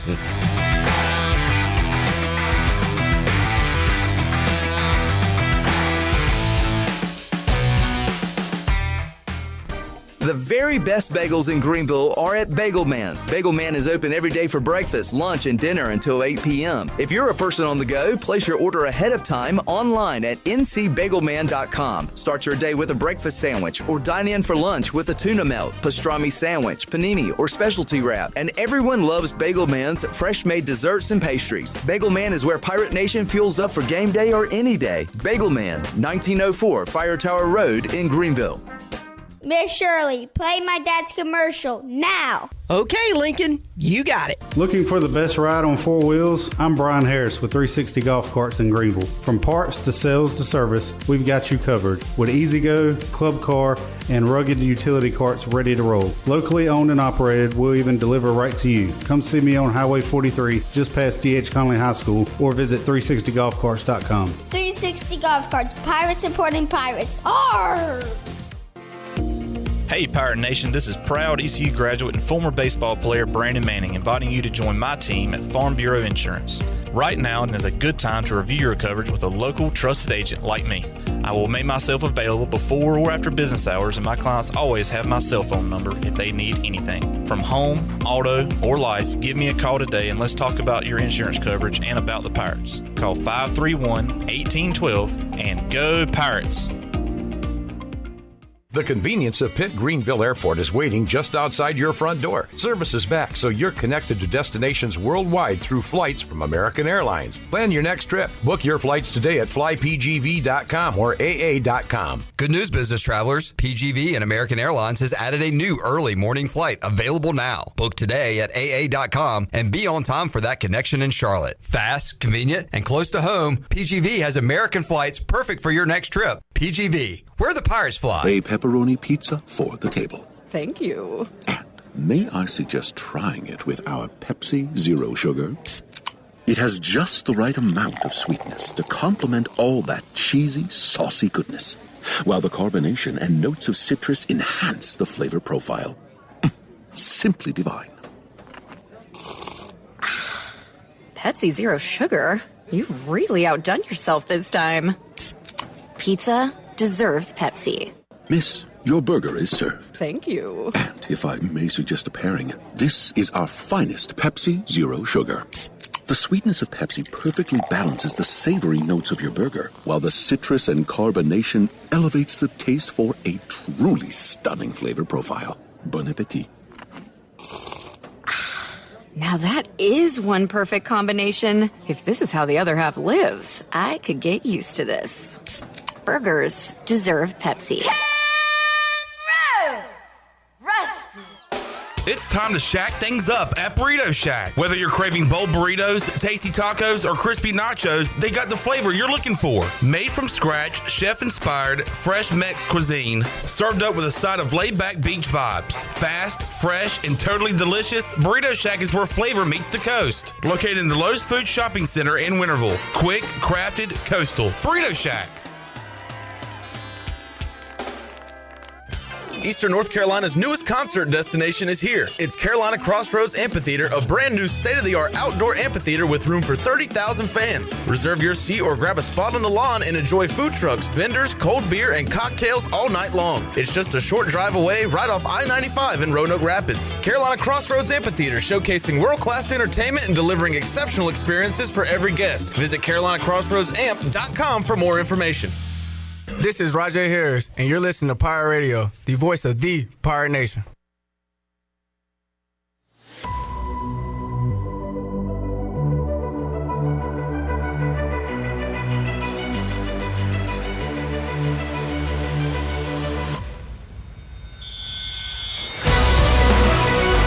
You're listening to the Bud Light Pregame Tailgate on Pirate Radio. Now, back to the show.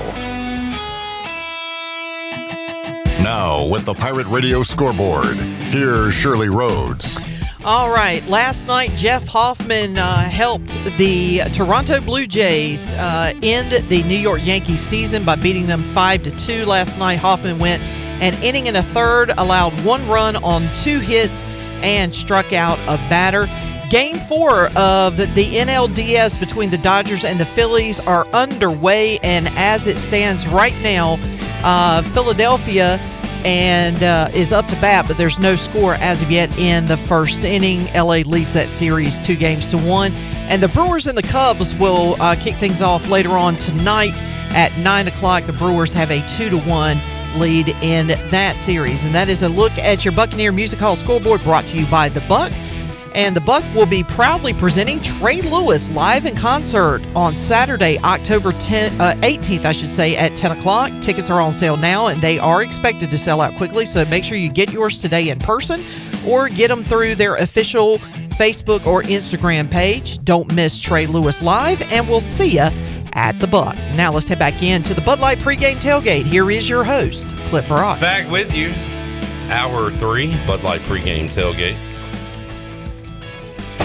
Alex Harper out, Coach Hudd still in, and we'll get Jarrett Watkins lined up on the Turner Home Team live line. Still got Jeff Nadeau, Corey Glore, Brian North. A lot more to go here on the show as we've got action going on, and somebody, is that Kyle Schwarber? Yeah, just hit a double in the first inning, top of the first. Phillies his and first double of the year. Dodgers scoreless. What does he do? Home run or strikeout? Yeah, he's been hitting bombs.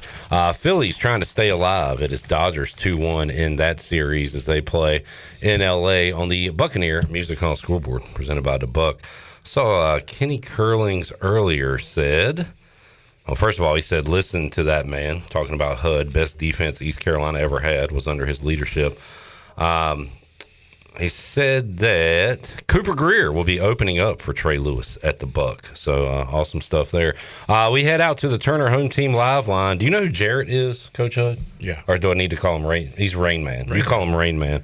We got Rain Man joining us. What's up, J-Bone? What's up, C-Bo? What's up, Hudd?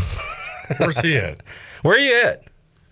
Right outside Ullman Stadium. Where's that? That's where the game is tonight, Coach Hudd. You never played, Coach, there. You were in the Superdome, right? The empty dome. The empty dome. Echo Dome. Jarrett, how you feeling about tonight's contest? He can't feel anything. 50-50. I think you go with... Oh, there's that way to be going on a limb there. 50-50. Hud said you can't feel anything. I was going to wait till next week, but did you get lost last night? What happened? No, I made it back to the hotel just fine. Okay. Did you get separated from the group? Yeah, a little bit. I knew where I was going. Attaboy. Get after it.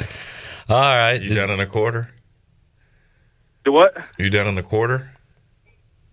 Yeah, no comment. Yeah. Oh. No comment. You were in them booby bars. Yeah, you were. Yes, you were. We got cameras. We actually having you followed. I was. We just watched the video. Oh, jeez. That was a dude, man. All right, back to the game. You placed any wagers, J-Bone? No, not on this game. I live bet Middle Tennessee State last night, but that didn't hit. Oh, sorry to hear that. Yeah. But yeah, no, I don't feel confident really on anything to place.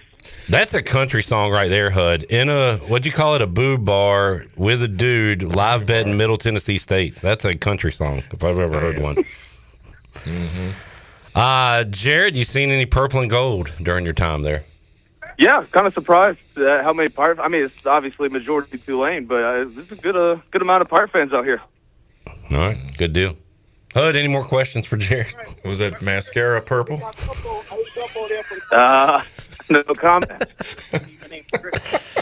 Oh, man. All right, let's let Jared go before Hud gets us all in trouble.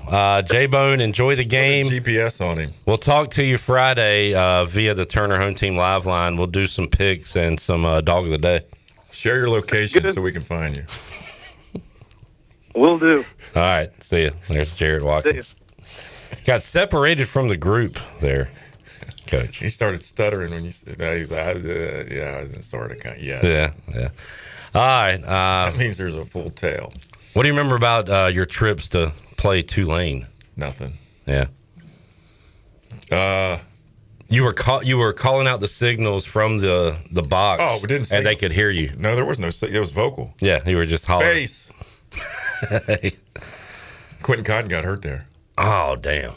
That was a buzzkill. Week 3, Pirates are ranked top 15 at that point. We were balling. Yeah. Beat Virginia Tech, beat West Virginia, and Quentin Cotton goes down. And I like to count Boise in the bowl victory to say we beat them in a row. Yeah, because they were ranked at the time, I believe, when you knocked them off. We picked the ball off and scored to start the NC State game off. Van, yep. Yeah. We get a first, we win. Yeah. Skip said he should have kicked it. I probably said, go for it. Well, that's fine. What happened in the Houston and Virginia games, Hud? We picked the ball off in the first quarter in that one, too. Which one? Yeah, Houston, yeah. Remember the Virginia running back having a good day. Man, he did early. He was gassing us. You know. But guess what? That ended in a championship for you. Kept telling the guys, he's just hanging. We're here to win the pennant, man. We don't have to beat the American League. We just win the National League East pennant. That's all that matters. And then those cold, dreadful Liberty Bowls where your defense. Well, the first one was warm. It was? Yeah. That was Kentucky. Kentucky. Yeah. Yeah. Randall Cobb was on that Kentucky team. Yeah. Yeah, we played good in that one, too. And then all I heard was this Ryan Mallett, R.I.P. Yeah. Was going to light the world on fire, and he did absolutely nothing against the Pirates. 13 on third down. Not that I remember. Yeah. I'll tell you the one thing he did do. There were a couple passes that if he didn't have as strong of arm as he did, who was our corner? He played in the Canadian League for a long time. Oh, Emmanuel Davis drove in because he was on our sideline for some reason. It seemed like a lot, and we were basically telling him what was coming. and I ran a lot of corner fires with him that game, and he was going on our command. It was not do it on your own. I was like, wait. I was standing right there with him. Wait, go. And there was a couple quick stop routes out to the flat that he broke on perfect, and if it was anybody but Mallett throwing it, they were a pick. Man. So you can kind of see that he's got arm talent more so than other guys. And to be fair to our cornerback, he was the boundary corner, so it's a shorter throw. And that makes it even harder. That thing's there, bang, bang. Emmanuel Davis was a player. HUD, you've been at so many stops, and as a player, you were at the highest high you could get at Notre Dame. But we celebrate Van and guys like Emmanuel Davis, P. Bell, Cotton. Like, were those guys, be honest, you are honest with us, are they good enough to play for like that Florida State defense that you said was so nasty when you coached there? Or some of your I mean, they could have. Would they have been in the two deep? Yeah. Would they have been starter? I don't know. Yeah. I mean, I think the one season every kid was drafted, all 11. Oh, Florida State. Yeah. But that's the beauty of East Carolina too, where you've got guys. They'd have been playing. Yeah. They'd have been on the field, lettered, and participated, and been in the mix. I'll tell you what, I'd have taken them with those other guys, and we'd had a lot of depth. Yeah. But. Who do we have? I think I had 7 guys that signed or were drafted that were really good players. Christian Jones played for 9 years. You know what I mean? But Linville Joseph is still playing football. Well, he's elite. Is he playing this year?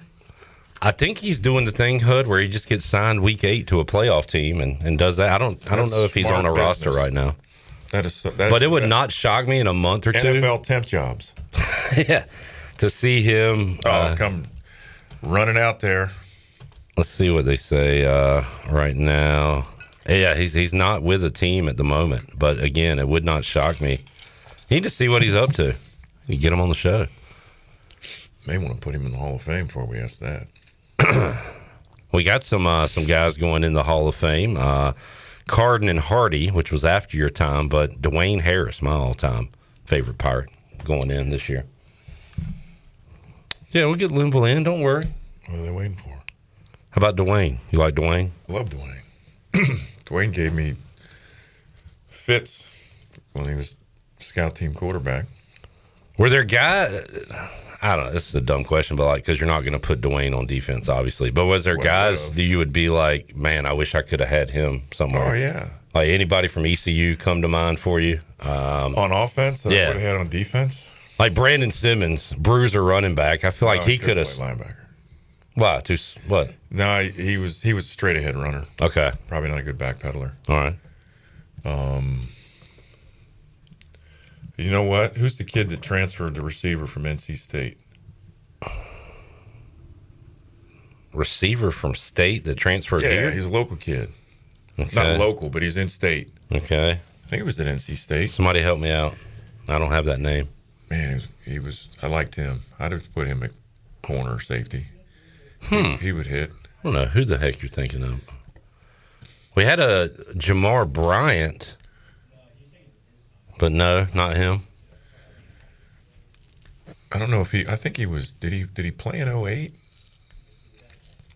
08, we had. I think he came in and sat out our first year, and then played 6 and 7, maybe. Okay, let me look at a roster. You're not talking about Andre Allison?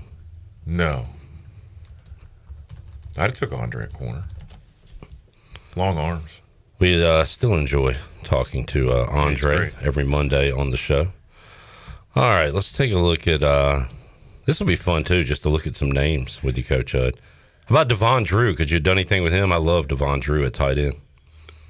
No, I think he was where he's supposed to be. TJ Lee.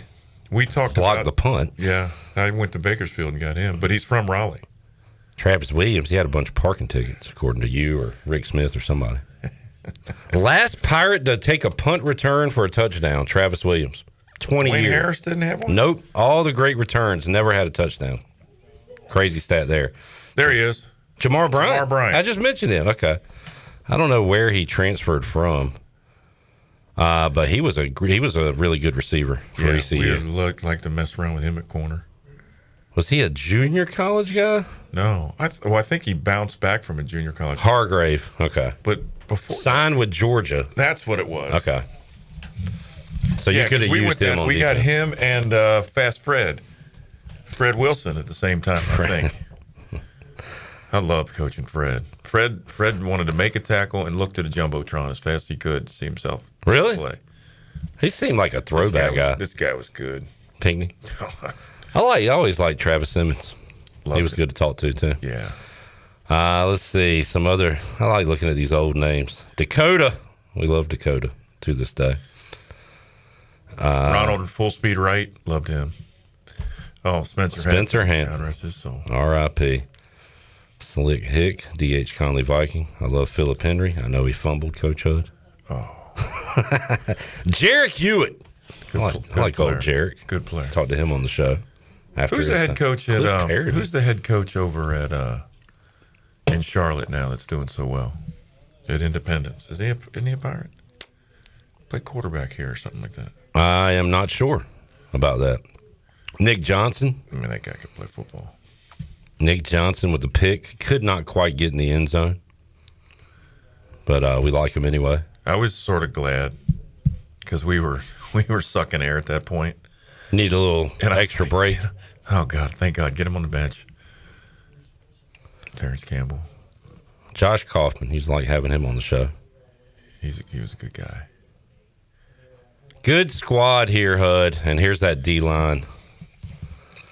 Maurice Mercer. I met him at Bowley's, I remember, one night. Big Willie. You mentioned Zach Slate wouldn't have been a good spy. I was going to ask you because he was out the night before. He was my downtown buddy. Yeah. Back in that day. Yeah, we just like... What's that mop head doing? Joe Sloan. What's he doing these days? He's the offensive coordinator at LSU. I know he is. Joe Sloan, great holder in his time here. Going down some memory lane with Greg Hudson here. We need to take another break. How long are you hanging out? You need to go? My butt's starting to hurt. So. Yeah. What's your prediction for tonight? Pirates are 6.5 point underdogs. Man. Do I have to bet my own money? Nah. So I can just pick? Who you got? I guess you're going to take Tulane? I'm not taking them.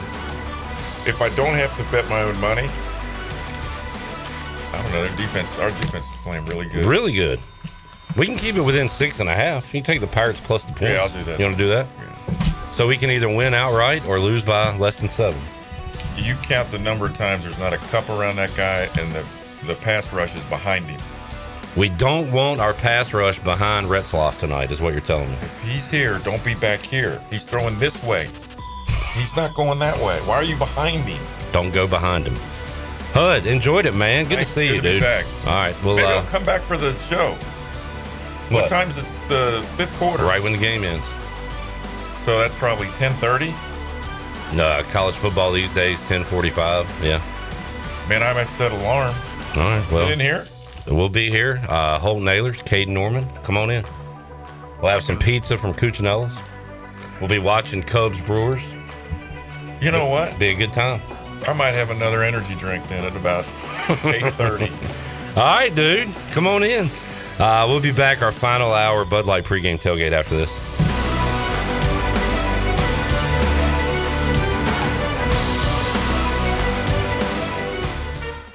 Big news from the Rick House. The Rick House has a brand new menu that you're absolutely going to love. New on the menu are creamy garlic parm chicken pasta, crab cakes, and our new porterhouse, half filet, half strip, tender and juicy, and grilled to perfection. The Rick House is the area's bourbon authority, featuring Willet, Jefferson Tropics, and the Frank Sinatra Select by Jack Daniels. The new menu features new, lower prices and $4 drafts all summer long. The Rick House, Red Banks Road, Road in Greenville. This is John Gavigan with the Gavigan Agency. Our top priority is doing what is best for our members. Whether you are buying a new vehicle, a new home, protecting your family with life insurance, or filing a claim, our agency will be there every step of the way. Our goal is to become a trusted advisor for you and your family for all of your personal and commercial insurance needs. Give us a call in Greenville at 756-1400 for a car, home, business, or life insurance quote today, and give us the opportunity to show you the benefits of doing business with someone who cares. Hi, this is Yukanda Dunn, Vice President of Business and Workforce Solutions at Pitt Community College. As part of the local business community, I know the power of a skilled workforce. That's why I'm excited about our programs. We're passionate about partnering with you, the business community, to ensure our local talent gains the practical, hands-on skills your company needs. Let's work together to build your team and grow our community's success. Discover how we can support your business at pittcc.edu/workforce.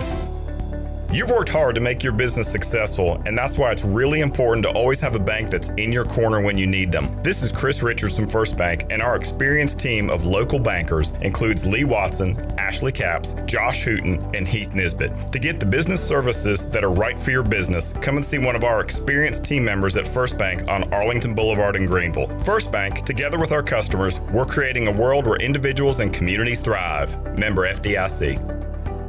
North Carolina State Parks invites you to enjoy camping your way. With the weather changing, booking your own cabin is the perfect solution for your camping getaway. Reserve campsites or cabins today at Jones Lake, Goose Creek, and Cliffs of the Neuse. Whether you enjoy traditional camping or air-conditioned cabins that can be rented with Wi-Fi, your next adventure can include hiking, beautiful scenery, and sunsets by the campfire. For information on booking a cabin, visit ncparks.gov.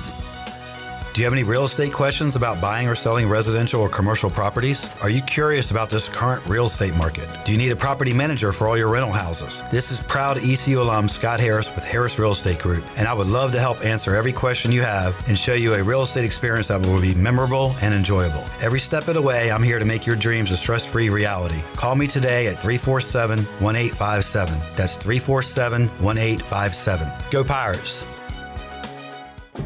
Hauser untouched into the end zone. Touchdown, ECU. Hey Pirate Nation, this is Caden Hauser, and the best way to relax after getting rowdy and dowdy is by having the most comfortable furniture from Bosick Sugg of Greenville. Every Pirate needs a good night's sleep, and Bosick Sugg has a showroom full of quality mattresses from the top brands. Outfit your living room to watch every game with a sectional or lazy boy recliner. Pirates prefer Bosick Sugg, serving Eastern North Carolina since 1937, and a proud member of the Pirate Club for over 5 decades. Go Pirates. It's bow time. Sure, you've had a sausage biscuit before, but have you had the smoked sausage biscuit from Bojangles? Well, now is your chance. Juicy, slow-cooked smoked sausage is grilled to perfection and served on a fluffy, made-from-scratch buttermilk biscuit. No one does breakfast like Bojangles, and this smoked sausage biscuit doesn't disappoint. Right now, you can get 2 for just $5. Start your day with this flavor-packed deal while it lasts. It's bow time. This is Pirate Radio, WGHB Farmville, 1250 and 92.7 FM Greenville, WDLX Washington, 930 and 104.1 FM Washington.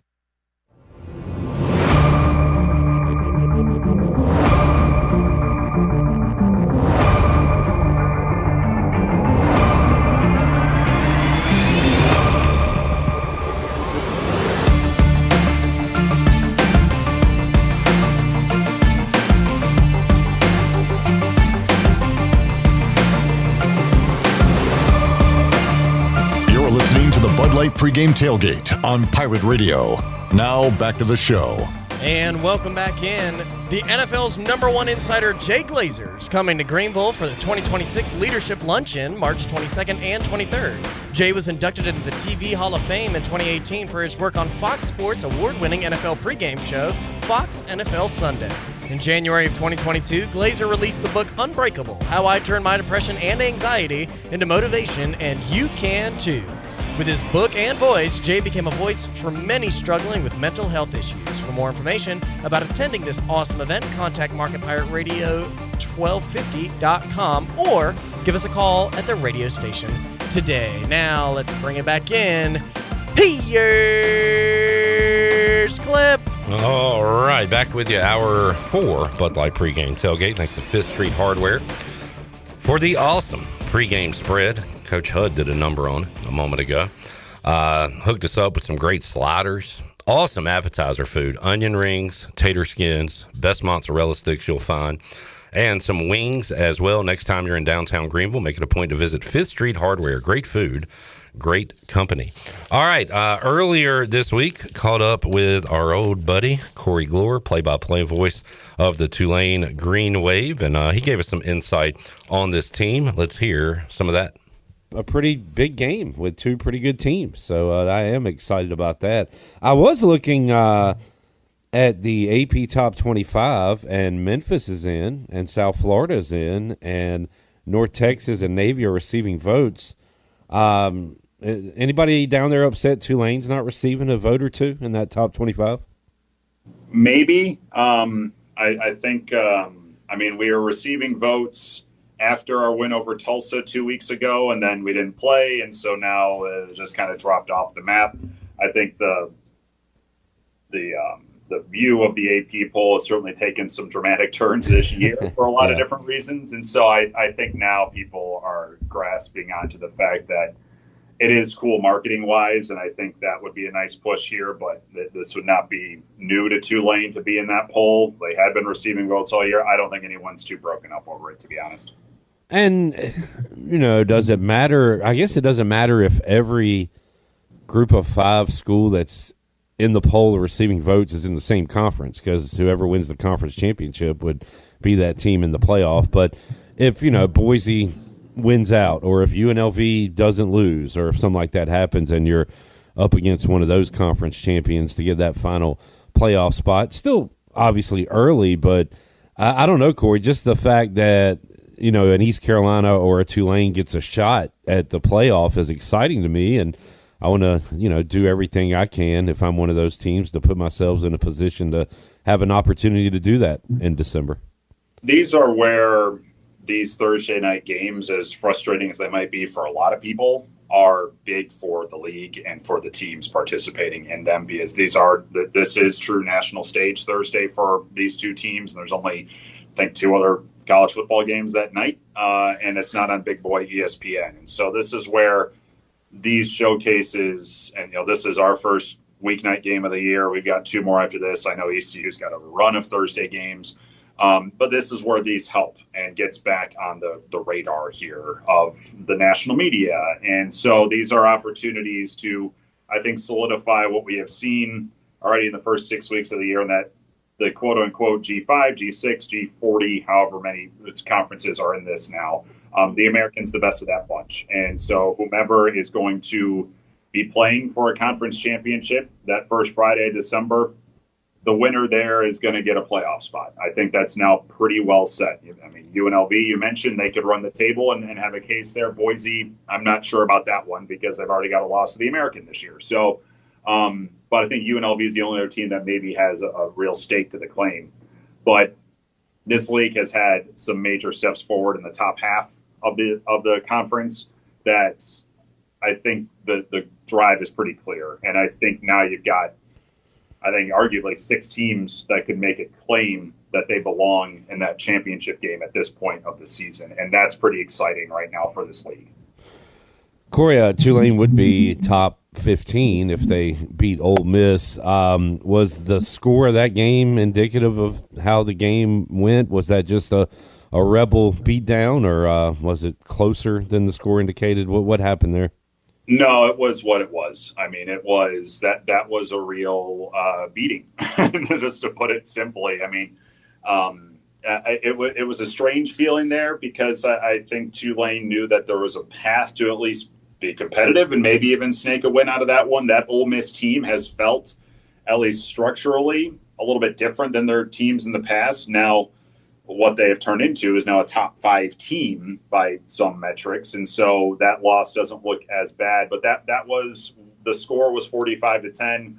That touchdown came in the last couple minutes of the fourth quarter. It was what it was. And so that was a bit of a recalibration for this group after what was a pretty emotional win over Duke the week before.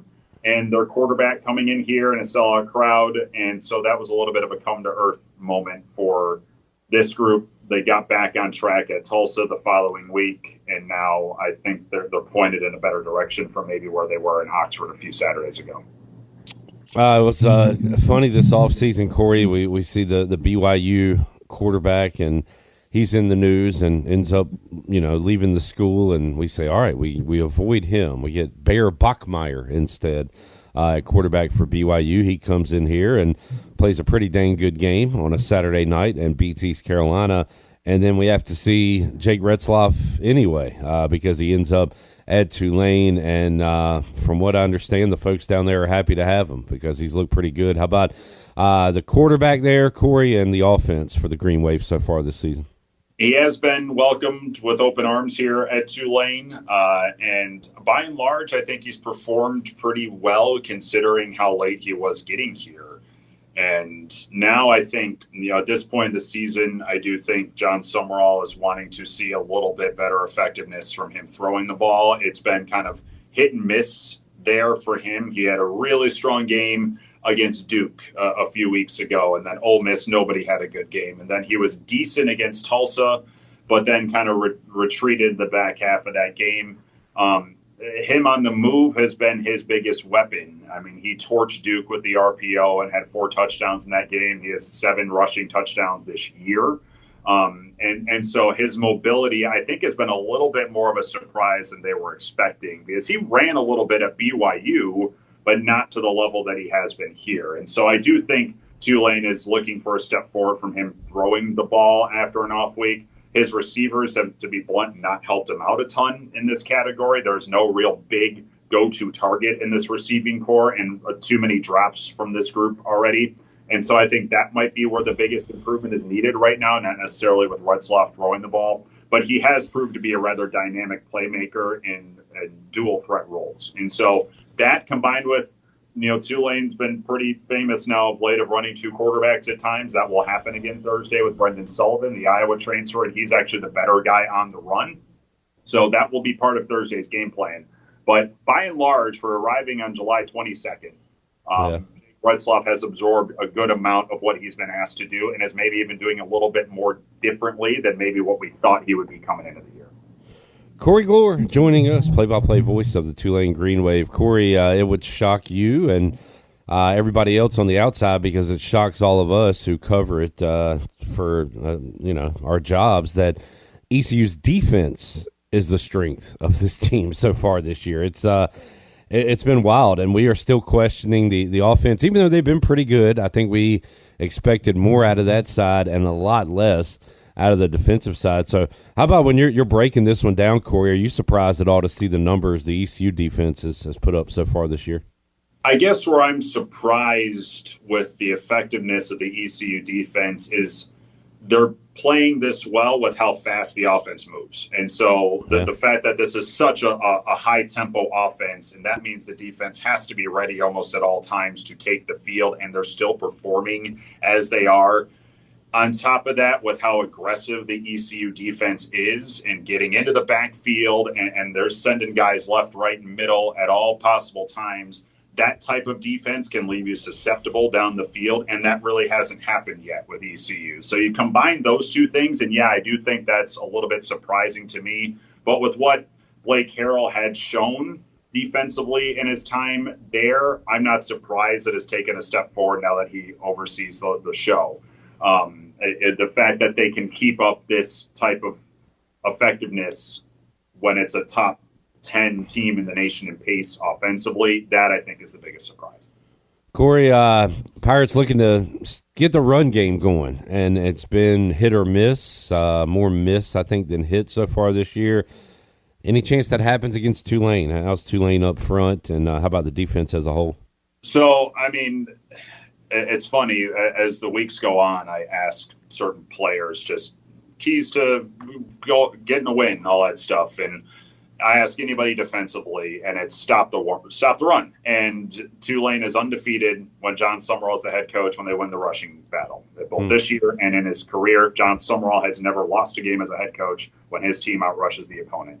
So it's that it's easy to say it's that simple, but it might just be that simple. I mean, it's like Tulane did a really, really good job on Tulsa's Dominic Richardson, who was a top 10 back in the nation coming into that game 2 Saturdays ago, held him to 48 yards. And they really controlled that game outside of Tulsa had a flea flicker early on for 51, and then just a breakdown in the secondary, allowed for a pop pass touchdown to a tight end. Take those 2 plays out, they held Tulsa to 214 total yards. That defensive line, which was promoted as the strength of the team heading into the year, had a tricky non-conference slate. They only had 5 sacks and 15 tackles for loss in the first 4 games combined. They had 6 sacks and 13 tackles for loss against Tulsa. And so they took a huge step forward once conference play began. So it looked a little bit more like the defense we thought we were going to see. Now, they had a brutal non-conference schedule, and it's, I would say no slouch to ECU schedule, but maybe a step above what ECU just had to play in their non-conference slate. With Duke, with a big Northwestern offensive line, with Ole Miss and what they do, and an okay South Alabama team, seeing a team like Tulsa, I think they finally had the edge physically and speed-wise on the defensive line. With how fast ECU moves and how fast they are athletically, we'll see if that edge still exists on that defensive front. But they looked like what we thought they would look like at Tulsa, stopping the running game, and that led to a pretty comfortable win. And, brought up Duke a couple of times. That Duke win, the win over Duke for Tulane, looking more impressive as the weeks go on. They have been on quite a nice run since that loss. So that speaks to what Tulane is, especially at home. And our buddy Todd Graffinini, I remember seeing him before the Duke game, put out something on social media saying, man, it's so cool to see locals and friends and folks around the area get so excited about a Tulane football game because, as you know, Corey, even going back well before your time, it's been tough to get fans excited down there about Tulane football. I know they were jazzed up for the Duke game with Mensa coming back. How about this one? Are you expecting a decent atmosphere coming up on Thursday? I know tickets are still available. I think what will happen here is that the student section is going to be pretty well filled up for this game. And that when that happens, then it ripples throughout the crowd here, regardless of if it's sold out. The fact that you're right, that Duke game was a conflation of a lot of things. And it felt like outside of when this team has hosted conference championship games here over the last few years, that was the first really major college football feeling environment that I've experienced here.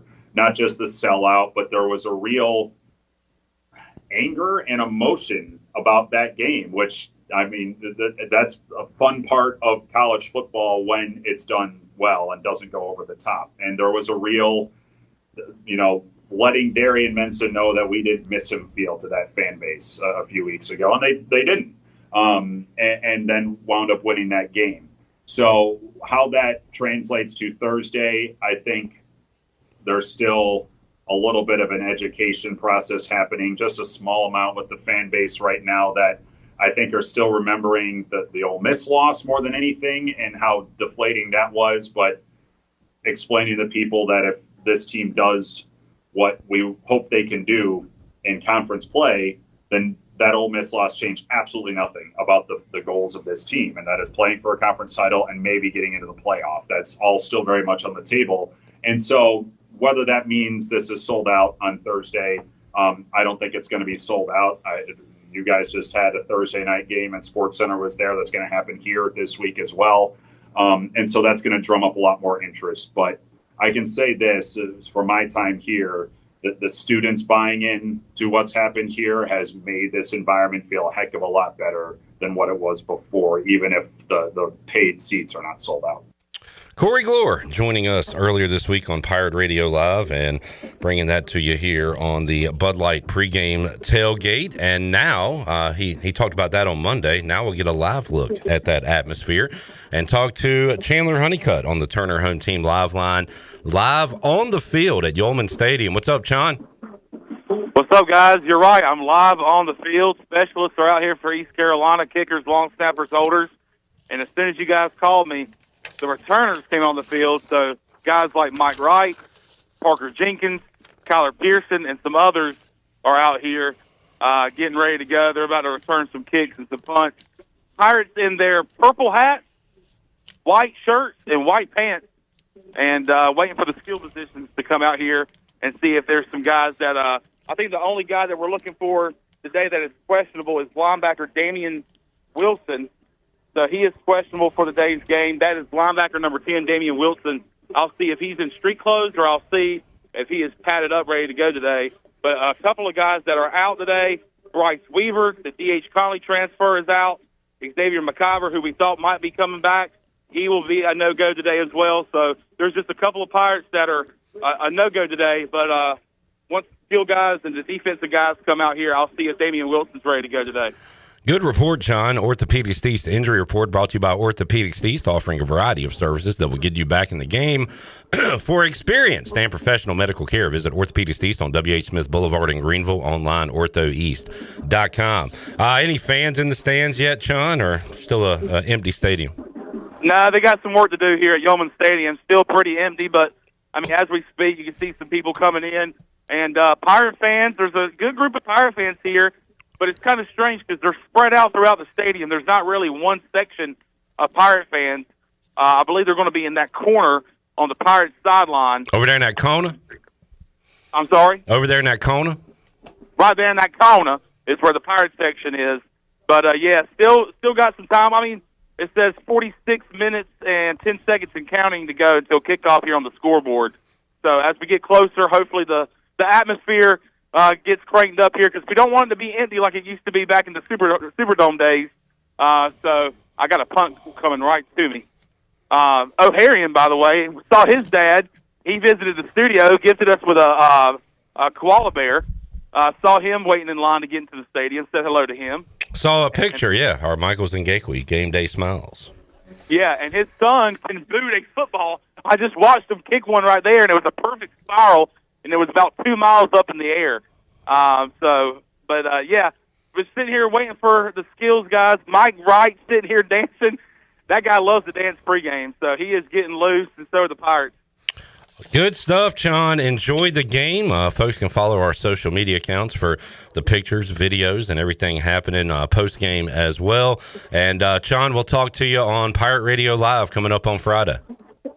Sounds good. Hopefully we're recapping a Pirate victory and talking about a 4-2 ECU football team and getting ready for Tulsa next week. That would be huge. Thank you, Chan. See you guys. Go Pirates. There is Chandler Honeycutt joining us, Turner Home Team Live Line with our Orthopedics East injury report. Let's take a break. When we return, we'll talk to Jeff Nadeau, get his thoughts on ECU Tulane and the other action going on in college football and maybe a little NFL as well. Back with you, Hour 4, Bud Light Pregame Tailgate after this.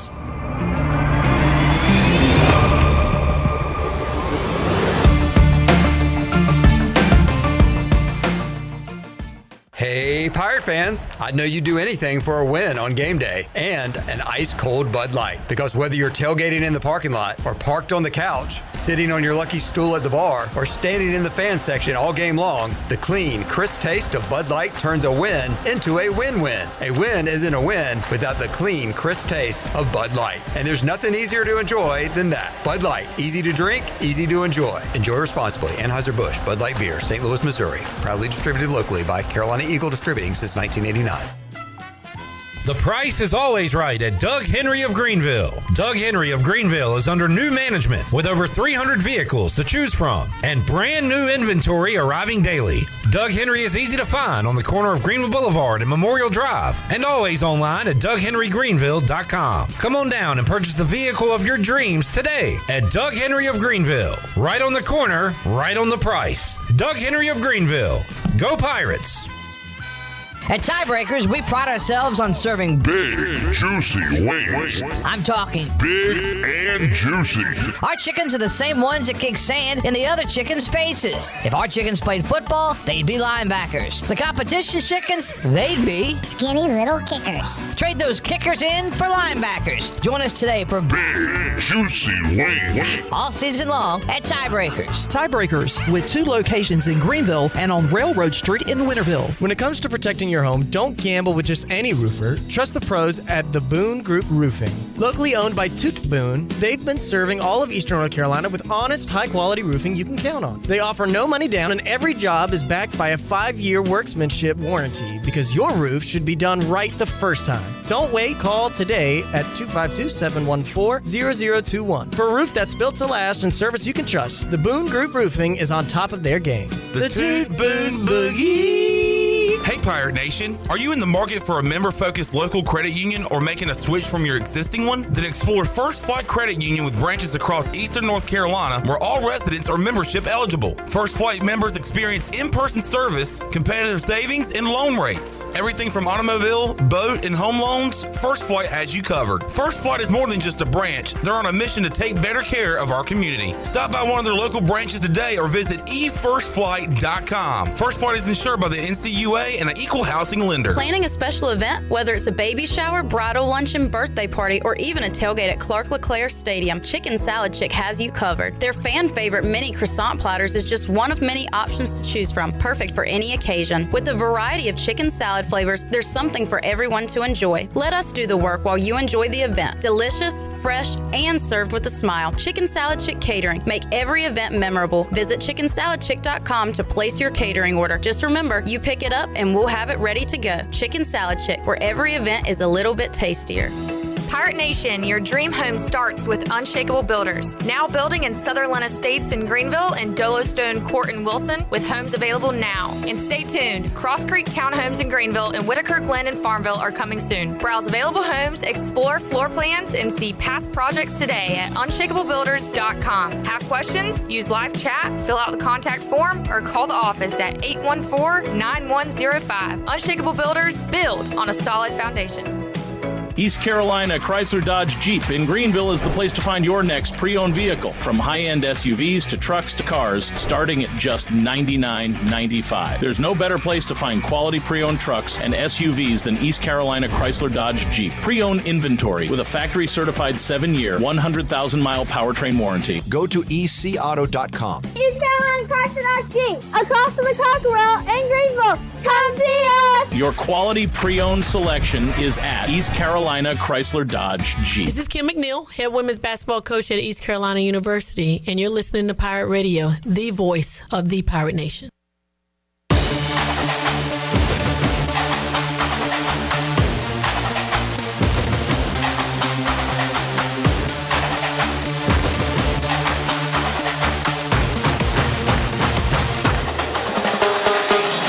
You're listening to the Bud Light Pregame Tailgate on Pirate Radio. Now back to the show. And welcome back in. Watch all of Pirate Radio's local programming on YouTube Live. Go to YouTube and search for Pirate Radio TV and subscribe today. Watch Pirate Radio Live Monday through Friday from 3 to 6. And the Bud Light Pregame Tailgate and U.S. Cellular 5th quarter on game days. Plus all the Pirate Radio podcasts like The Holt Naylor Show, The Danny Beal Show, and The Parker Bird Show. Just go to YouTube and search Pirate Radio TV and subscribe and like today. Now let's take it back in. Here's Clip. All right, before you put any of your hard-earned money on tonight's game or any other game, let's see what Jeff Nadeau has to say regarding ECU Tulane and the other action going on in college football. He joins us on the Turner Home Team Live line. Jeff, how you doing, man? Good. How are you?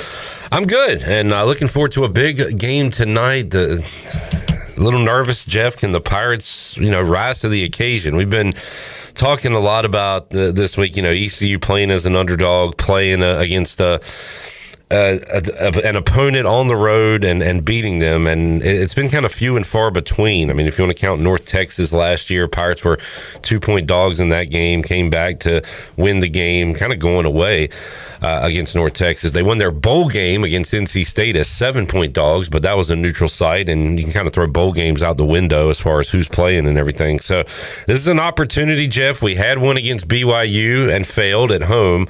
Now a chance to get to 2-0 in conference play, beat a good Tulane team. What's your opinion on the 6.5-point line and the total as well? Well, I think the line's probably about correct. That's about where I had it. I actually bet the under in this game, 4.5. I think it's a bit too high. We've obviously talked about it, ad nauseum week to week here with ECU. I mean, it's the little things. It's the red zone offense. It's the fourth down offense. It's the little things. And, you look at Tulane. I mean, they're not a real good, red zone offense either. I want teams that score touchdowns. They don't do that really either. I kind of felt this game was at the highest point, maybe 27-24. I think it's a lot like that NC State game where it's kind of within distance the whole time, and it'll come down probably to the final possession. We've seen, Tulane obviously look very good on the ground, but I think, what I was really impressed by with ECU is how good they were against the Army triple option. They were really in the right spacing, the right spots. This is another tough rushing offense to deal with. Retzlaff has been good. I think, though, that when you look at how do you stop him, I mean, just kind of shutting off the run game, and he was super ineffective against Ole Miss. And obviously, Ole Miss is a different type of animal here, but I look at ECU. Tulane's got a pretty good secondary. I just felt like this game was like 24-21, 27-20. I thought 54.5, 54, even 53.5 was too high. I think the side's about correct. I think it'll be a great win if Tulane or ECU can get out and get it, but it's easier said than done. That's a tough football team in Tulane. Jeff, big picture wise, the team that's going to take that college football playoff spot right now, it looks like it could be a team out of the American. And you look at the top 25, you got Memphis and USF ranked. You've got Navy, North Texas receiving votes. Tulane was receiving votes last week, but they were on a bye, got forgot about. So, if they beat ECU, they're receiving votes. If ECU wins this game and wins a few more, they could be receiving votes in the top 25. So, out of that group, I know you like Navy a lot going into the year, Jeff. Is that, as we sit here now in early to mid-October, is Navy your favorite team out of that group, or do you like somebody else to maybe get that playoff spot?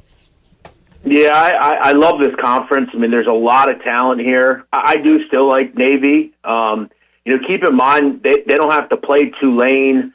They don't have to play. They play North Texas.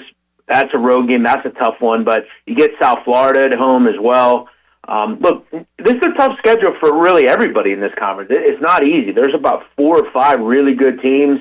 You obviously have a huge game tomorrow night with North Texas and South Florida. I think that's going to go a long way. Someone's going to lose there. So, I think obviously Navy's rooting for it to be North Texas. But don't forget about Memphis. They're 6-0. I think they would probably be the team that would be most likely to get the spot. If they win out, they've already beaten Arkansas, an SEC team. So, Navy obviously has a huge game against Notre Dame. That's a big revenge game for them. That's going to be difficult, though. Notre Dame's playing well. It's really a take-your-pick. But I think for Memphis, they're obviously on the fast track. You look at what Memphis has coming up. You get South Florida at home, you get Tulane at home, and you get Navy at home. So, to me, if I had to make another play that I could at this point, I would take Memphis. Jeff Nadeau joining us, Turner Home Team Live Line. Jeff, a lot of ranked, road favorites or higher ranked teams on the road being favored this weekend. And I'll run over some of those. Ohio State at Illinois, Alabama at Missouri. You got Auburn hosting Georgia, USC hosting Michigan. Now, USC is the favorite in that game, -2.5. Michigan has the number beside their name. BYU at Arizona, Arizona State at Utah, and Utah is the favorite in that game at home. But a lot of ranked teams on the road, or again, higher ranked teams on the road. Any of those where you like the home team or the underdog in the matchup? Because one of these road favorites is going to lose. We just got to figure out which one it's going to be. Yeah, so I like Mizzou +3 against Alabama. This is a particularly good spot for Missouri. They're obviously coming off a bye week, which is huge to get prepared here for Alabama. Missouri has one of the best running backs in the country, and Ahmad Hardy. He has been terrific. Bo Perbula, I actually watched him in high school. He's from a county right near me. He was terrific there, and he's been really good. He's probably the quarterback Penn State should have chosen instead of Drew Aller. Missouri has grabbed him, and they've looked terrific. This is an Alabama rushing defense clip that's not just average. They're not good. They haven't stopped the run all season. They have a good secondary, but Pabula and Ahmad Hardy are concerning matchups here, particularly as well as being at home. Throw in the fact, you look at Alabama, they've been very one-dimensional. They can't run the ball. They just haven't run the ball. They don't run the ball. That puts a lot more emphasis on Ty Simpson. Throw in, you're off two very emotional football games against Vanderbilt and Georgia. Yeah. You have Tennessee on deck. Bit of a real sandwich spot here. I like Mizzou. I think they finally get a signature win, and all of a sudden they look like a real sleeper team in the SEC. An SEC team, SEC conference that looks more up for grabs than we might think. Jeff Nadeau joining us. By the way, intern Jackson, a.k.a. Maxon, has made his selection for this week. He is 6-0 on the year with his MAC picks, and he is going to the most disgusting game on the slate for Saturday. It is, let me pull it up here, Kent State minus 2.5 against Massachusetts. He has taken Kent State to cover the points against UMass. Jeff, any thoughts on that and any other in the weeds games you're looking at this week? Yeah, I mean, there are 200-plus games on the card. I actually started to believe into this guy a little bit. But, I mean, no offense, but, I mean, I don't care if you're Billy Walters. I don't care who you are. There is no legitimate edge you have in this game. There isn't. You can't explain that there is. I mean, to be honest, bro, like, you don't even get I don't think you get any home field advantage here. It's just it's a dumb idea to me. It might win. I have to be honest. I think there are two really good plays in the MAC this week. I think if you back Miami and Toledo, I don't think you're going 0-2 there. Two teams I think are the best teams in this conference. They are on the road, but looks like bettable numbers to me. But listen, I wish him luck. I don't know that it'd be the game that I would choose, but wish him luck. As far as a game that I like, I'll go back to the American. I think if we continue to put Navy totals in the low 50s, I think that's a mistake. I know they play slow, but this offense clip is really good. I mean, they score 35 points seemingly every week. Temple can't stop the run. I mean, I don't know why UTSA didn't run the ball more last week. I feel like Navy's pass defense is poor. We saw that. I mean, Clip, when was the last time you saw Navy have 339 passing yards? Yeah. He did last week. Yeah. Yeah, that was awesome to see. And I'm glad you brought up real quick, too. I know you're talking about Navy at this point and the over, but nice win by Temple, Jeff. Did we make anything of that? Was that just UTSA sleepwalking through an empty stadium, or does Temple got something cooking up there? So I watched this game. I had the over. It was a horrible week for me, and it was a terrible beat on this one. It was 24-21 going into the fourth quarter. UTSA had the ball inside the red zone looking to tie the game. McCown throws an interception, and just stand on it the rest of the game. It was an ugly one. It seemed like UTSA, the game plan was a complete mess. I mean, Temple literally is averaged, they're giving up over 5 yards a carry. They just didn't run the ball. I didn't understand it. UTSA can be a really maddening team. There were 15 penalties in the game. UTSA just couldn't get a third down converted. It was ugly. It was a nice win for Casey Keeler's team. This is what coaching does for you, man. I mean, you have a good coach, and he can kind of right the ship, and you win a lot of the games last year that you may have lost. Jeff Nadeau joining us. Jeff, you were a little weary of the Eagles last week, and they were up 17-3 and somehow end up losing that game. They're back at it tonight against the Giants, favored by 7.5 total, 40.5, very low total for that game. I know you're more college than NFL, but you looked at any NFL numbers this week. Yeah, I had a rough start to the NFL, but I've really kind of come on recently. I've hit a few in a row. I actually I took the Broncos money line last week. I'm going to tell you, Clip, this Eagles team has problems. I think the assumption is this is just a get-right game. And look, the Giants aren't good. They've really owned them over the years, but the Eagles have a few problems. Number one, A.J. Brown and Jalen Hurts don't like each other. I don't care what anybody nationally tells you. They don't like each other. It's abundantly clear. Everybody knows it. It's been a common theme in South Philadelphia for a while now. They put up with each other, but I think you're starting to see it come to a head a little bit. They haven't run the ball well because their offensive line is not really where it's been in years past. Landon Dickerson's hurt. Lane Johnson's been in and out. You can't have Matt Pryor and Brett Toth playing football for this team. They're not good enough. Their secondary, they don't have a quarterback, too. Yeah, they should beat the Giants, but weirder things have happened. It's a Thursday night game. It's a random. We know these games are always kind of really wild. I think the Eagles have issues. I wouldn't be betting them right now.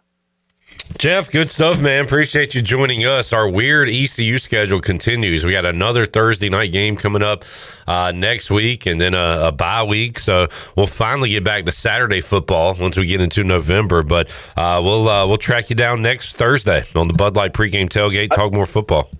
I'll tell you this game right here, ECU Tulane, is the best game tonight to me. I'll be watching it. So I'll root for the Pirates. I need a low-scoring game here. So 24-21 Pirates will be just fine. I got the under with you, Nadeau. Let's get it. All right. Thank you, Jeff. See you, buddy. Thanks, brother. See you guys. Talking football slate with Jeff Nadeau. We started this show with Brian Bailey and David Glenn, and David Glenn has a full night tonight watching his Phillies right now, scoreless with the Dodgers in the fourth inning. Got Eagles and Giants coming up tonight. He's also a Canes ticket holder, and Canes coming up at 7:30. When we return, we'll make some fantasy picks. We'll have Nick's 12-second Hurricane Devils preview. Also, Jamie said earlier Nick needs to make up for his Fox bet the other day. It's not like that, but if you have a play for us tonight, we will certainly accept it, Nick. And we'll talk some ECU bets as well when we return. Hour 4, Bud Light pregame tailgate. Back with you after this.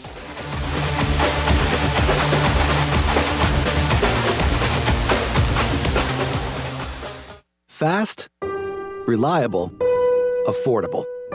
Most internet services don't give you all three, but U.S. Cellular Home Internet does. A trio in perfect harmony.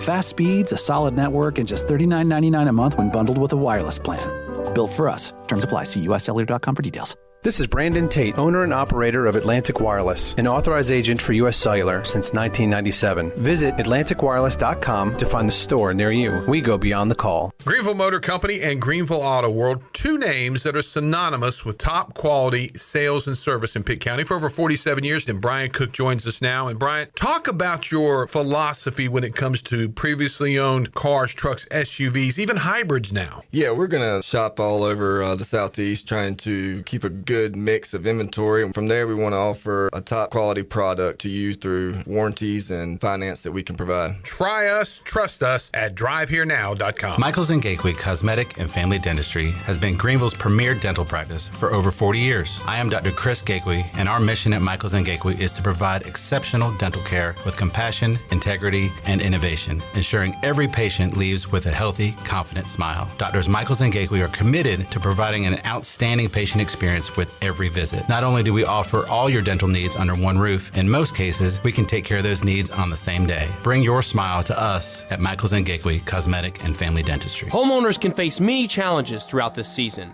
but our newest New Blue star, Dixon Williams, is here to slide in and save the day. Have a clog that's hitting a foul ball and nothing seems to be getting through? Dixon's fixing to get you flowing again. Feeling like your HVAC's in a slump? Dixon's sliding in to get your comfort back on track. Are swinging blind in a power outage? Dixon's delivering a power boost. So when problems arise, turn home strikeouts into home runs with New Blue Electric, Plumbing, and Air. This is Dr. Andrew Bridgeforth from Orthopedics East and Sports Medicine Center. Our practice has been caring for the athletes at ECU and the residents of Eastern North Carolina for more than 35 years. Whether it's treatment for your sports injury or it's time for that joint replacement, Orthopedics East provides the latest in operative and non-operative orthopedic care. We also offer on-site physical therapy and MRI services, as well as walk-in urgent care on the weekends from 10 a.m. to 2 p.m. For experienced professional care, call us at 757-BONE or visit us online at orthoeast.com. Go Pirates! You would do anything to keep your family safe. Don't leave safety to chance with national companies or do-it-yourself systems. Hi, this is Mike Robertson, the owner of SCI Technologies. We have recently merged with High-Tech Communications to become North Carolina's premier security, audio, and fire alarm provider. The most cost-effective solutions for your home or business security and life safety needs. SCI Technologies, 252-321-7006. That's 321-7006. Ready to take the road less traveled? This October, get behind the wheel of a brand new 2025 Subaru Outback at Capital Subaru of Greenville with 0.9% APR financing for 36 months. That's legendary Subaru capability with financing that's almost too good to be true. Capital Subaru of Greenville off of Memorial Drive or online at capitalofgreenville.com. Proud official partner of the ECU Pirates. Price does not include licensing costs, registration fees, or $6.99 dealer admin fee. See dealer for details. Offer expires November 3rd, 2025. Overtime Tavern is the place to be for great food, cold drinks, and all your game day action with over 10 TVs. Swing in today and try a mouth-watering burger, glizzies, wings, or check out their daily specials featuring some of the best items on the menu. OT's has a weekly lineup of entertainment starting Tuesday with Singo, Wednesday is sports trivia with Clip Brock, and Thursday's local acoustic acts playing the tunes. OT's is located on Charles Boulevard across from the Sheets and is open daily from 11 a.m. to midnight. There's always time on the clock at Overtime Tavern. This is Josh Aldridge, East Carolina football defensive coordinator, and you're listening to Pirate Radio, the voice of the Pirate Nation.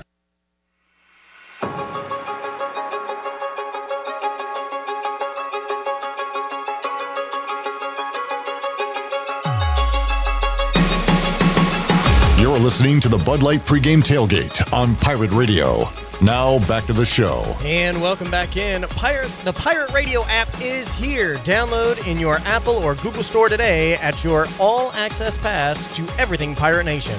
Live 24/7 streaming, exclusive coverage, on-demand podcasts, and interviews, and more.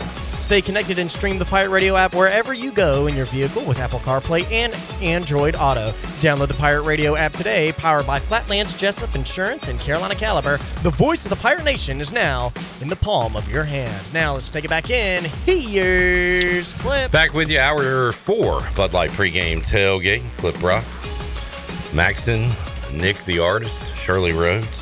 And let's head out to the Turner Home Team Live line and welcome on the quarterback, Holton Nailers, who will be here after the game on the U.S. Sailor 5th Quarter Call-In Show. What's up, Holt? Clip, what's up, brother? How you doing? I'm good. I just turned on the college football countdown on ESPN, and they were showing a montage. I caught the tail end of it with UNLV and Memphis, and now they're interviewing Ryan Silverfield. But the point is they're talking Group of 5 team to make the playoff, and Memphis is in the mix right now, along with, Navy and Tulane and even North Texas. Heck, Old Dominion's undefeated, UNLV. And if the Pirates win tonight, you'll have to put them in that mix as well. That's what tonight's about, Holden. It is a huge game as far as the ultimate goal for this football team. Oh, 100%. I mean, literally it starts tonight. The run starts tonight. So we'll see.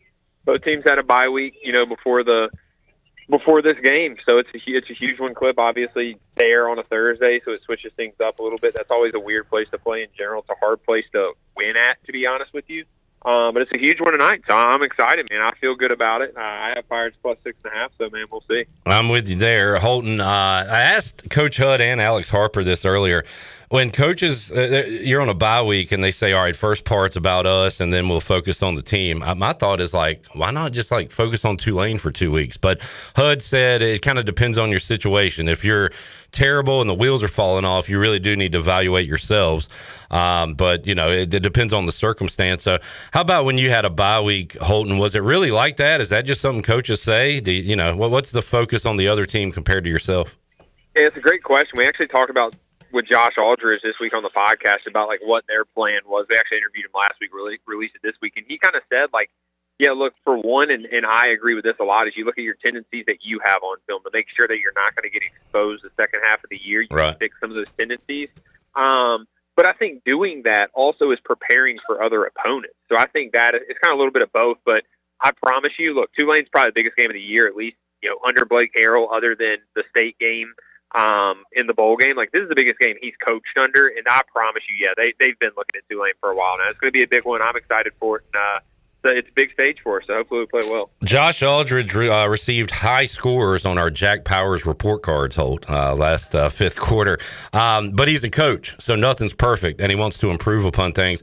Did he mention any of that, Holton, what he wants to do better here these last 7 games starting tonight? Yeah, he did. I mean, he just said he wants to create more turnovers. That was the first thing he said, even off air when we talked to him, is, look, we've left some turnovers out there that we can get. And look, I mean, our defense is already really, really good.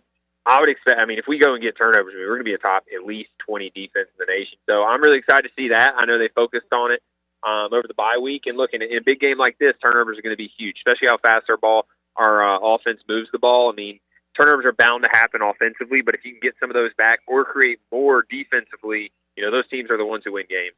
Oh, we've been trying to crack the code on red zone and how to get into the end zone. My outsider novice take on it is Caden Hauser's legs. Maybe get him out there and on a scramble and score. But what's your quick answer to how do we put the ball in the end zone when we're inside the 10, inside the 5? Yes, exploit man matchups. You're going to get man down there. Once you get inside about the 15-yard line, you're going to start getting man coverage. And you just got to exploit man matchups. We have man guys. Yannick Smith is really good, not just fade balls, but glances and all that.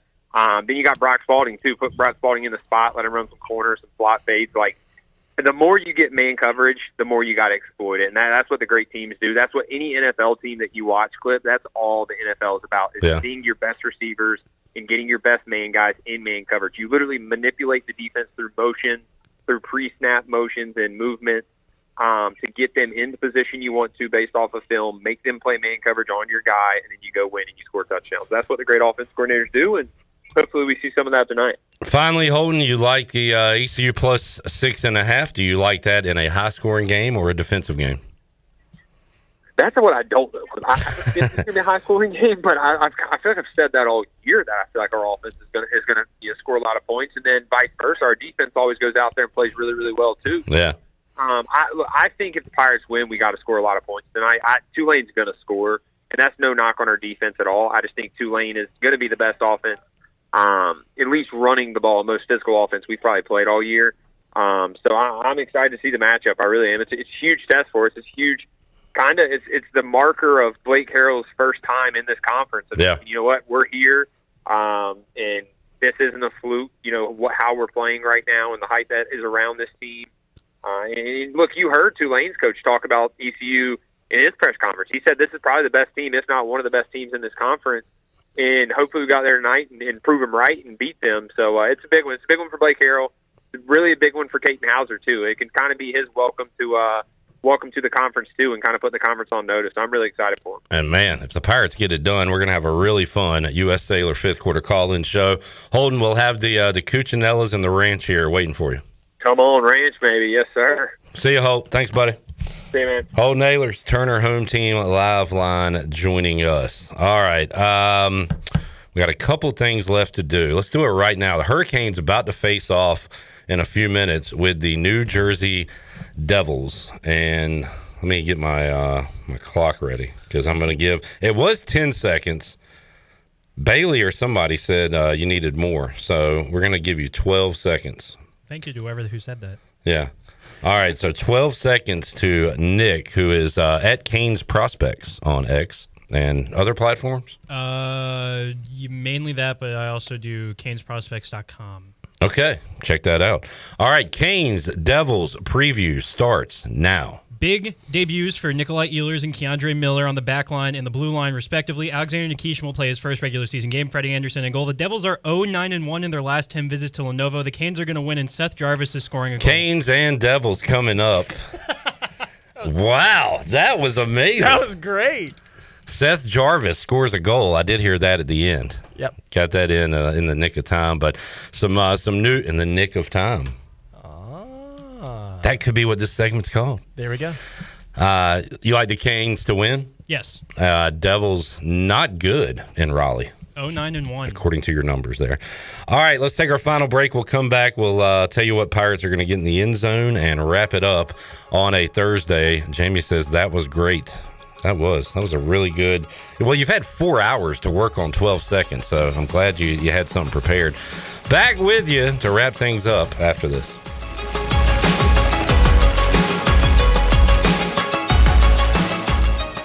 Jeff Stein here at Brown & Wood Buick GMC, home of the lifetime powertrain warranty. For Cadillac, we got the XT5, plenty in stock, $5,000 off. For Mazda, we have the Mazda 3, 2.9%, the CX-70, $440 a month lease special, the CX-50, $339 a month with only $29.95 down. We've also got Tom Brown's favorite tagline, 4 brands, 3 generations, 2 rooftops, and 1 goal to make sure you leave a happy customer. This is proud ECU alumni David Price of David Price Construction. As a leading general contracting firm, we specialize in commercial construction and renovation. Whether it's updating your office space, renovating your restaurant, or building a new retail store, our team at David Price Construction is ready to assist. We are committed to delivering quality, value, and customer satisfaction across all of our projects. So give us a call at 919-820-3612 or find us online at davidpriceconstruction.com. Go Pirates! Greenville Utilities customers should be proud to know their electric, natural gas, water, and wastewater utilities are owned by the community. That means decisions are made locally, not in some other city or state. It means the utilities are run in the best interest of the community, not to make profits for out-of-state shareholders. It means reliability is high while rates remain low. Greenville Utilities, safely providing reliable utility solutions for the Greenville region since 1905. One of the biggest advantages of working with a local insurance agency like Flatlands Jessup is our independence. Unlike the cavemen and khaki wearers at national agencies, we shop multiple insurance carriers under one roof to save you time and truly find the best coverage for you. We don't charge a consulting fee. You can get help from the local award-winning team without paying a penny more than you would if you enrolled yourself. Convenience, cost savings, customer service, that's a win. Flatlands Jessup, your whole world covered. Country Mart has been locally owned and operated for over 40 years and is your premier country store serving the best cheese biscuits and country food around. Country Mart is open every day and has 2 locations in Bethel on Highway 11 and in Stokes on Highway 903. Both Country Mart locations are top-of-the-line fuel stations serving Shell gas, including 93 ethanol-free high-octane gas, which is the best for all you boat owners. Country Mart, fueling you up with great food in your engines with great gasoline. Go Pirates! Yeah! Get your game faces on, Pirates. It's Lindsey Gray with Carolina Caliber. It's time to blast the cannons in the stands and the fields, if you know what I mean. We're flying into Duff season with shotguns galore and shells for days. Don't miss out on Beretta's rebates on 17 different models of long guns and handguns. Get up to $350 back. Get ready for hunting season with the best deals around and the largest selection of firearms and accessories in Eastern NC. Shop online or stop by Carolina Caliber on Fire Tower Road in Winterville. It's a time-honored tradition. At Langley Contracting, we're superior roofing specialists. Whether it's a new roof or repairing your old one, we've got you covered. And best of all, we handle your insurance claims. We are locally owned right here in Eastern Carolina. We are licensed and insured and have a 25-year roof warranty. We can handle your gutter installation too, so everything is seamless. Call or visit us online at 214roof.com for your free estimate today. Langley Contracting, your superior roofing specialist. Eastern North Carolina, it's your guy, Roger Harris. I train to be the best on the field, but even more, it's about being my best for them. I know my joints won't heal on their own. Arthritis, it's coming, unless I stop it. Prevention beats pain. QC Kinetics use your body's own power to heal, rebuild, and restore. No surgery, no drugs, no downtime. Don't wait until pain sidelines you from the game of life. QC Kinetics, regenerative medicine, real results. Call now to schedule your free consultation. 252-645-6458. This is Carson Wissenhunt, and you're listening to Pirate Radio, the voice of the Pirate Nation.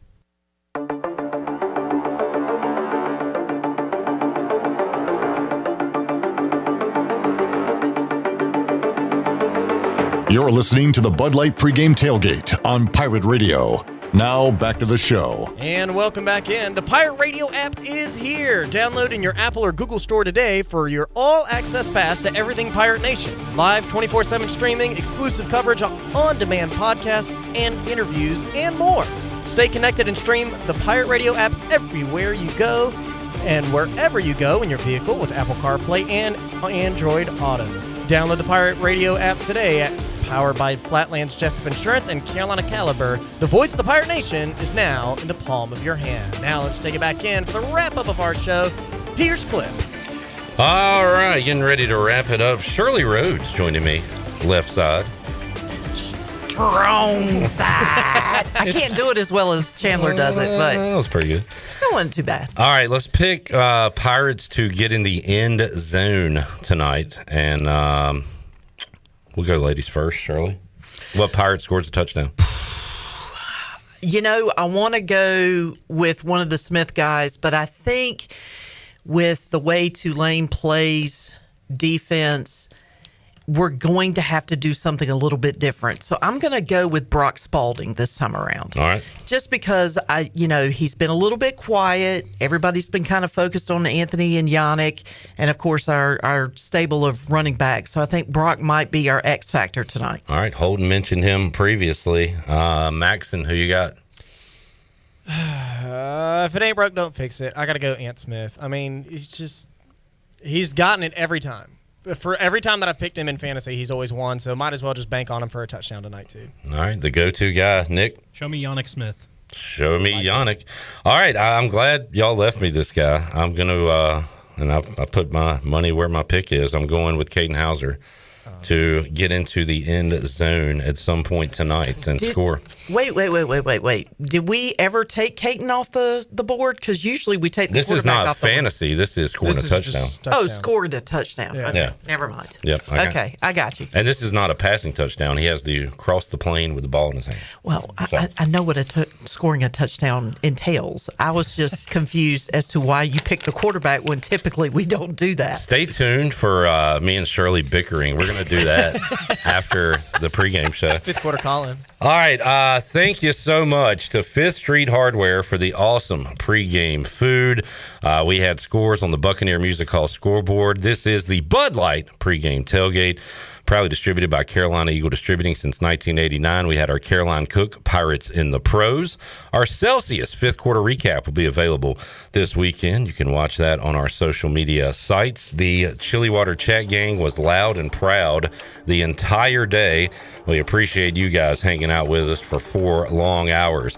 National Finance Company is where you go if you need cash fast. We had our New Blue Pirate Report. Call nublue.com with help with your electrical, plumbing, and HVAC needs. Chandler Honeycutt gave us a great Orthopedics East injury report. And by the way, he said that Damian Wilson was suited up and looked ready to go. So there's a little late breaking news for you on the Orthopedics East injury report. Brian Bailey had our Papa John's Pirate preview. We went out several times on the Turner Home Team live line and also talked about a lot of stats on the UB stat sheet. Blake Harrell, John Summerall, and Greg Hudson were in the United Bank Coaches Corner. Thank you, Maxon, Nick, Shirley Rhodes, and everybody who was involved in today's program. We'll see you after the game on the U.S. Sailor fifth quarter call-in show. Go Pirates.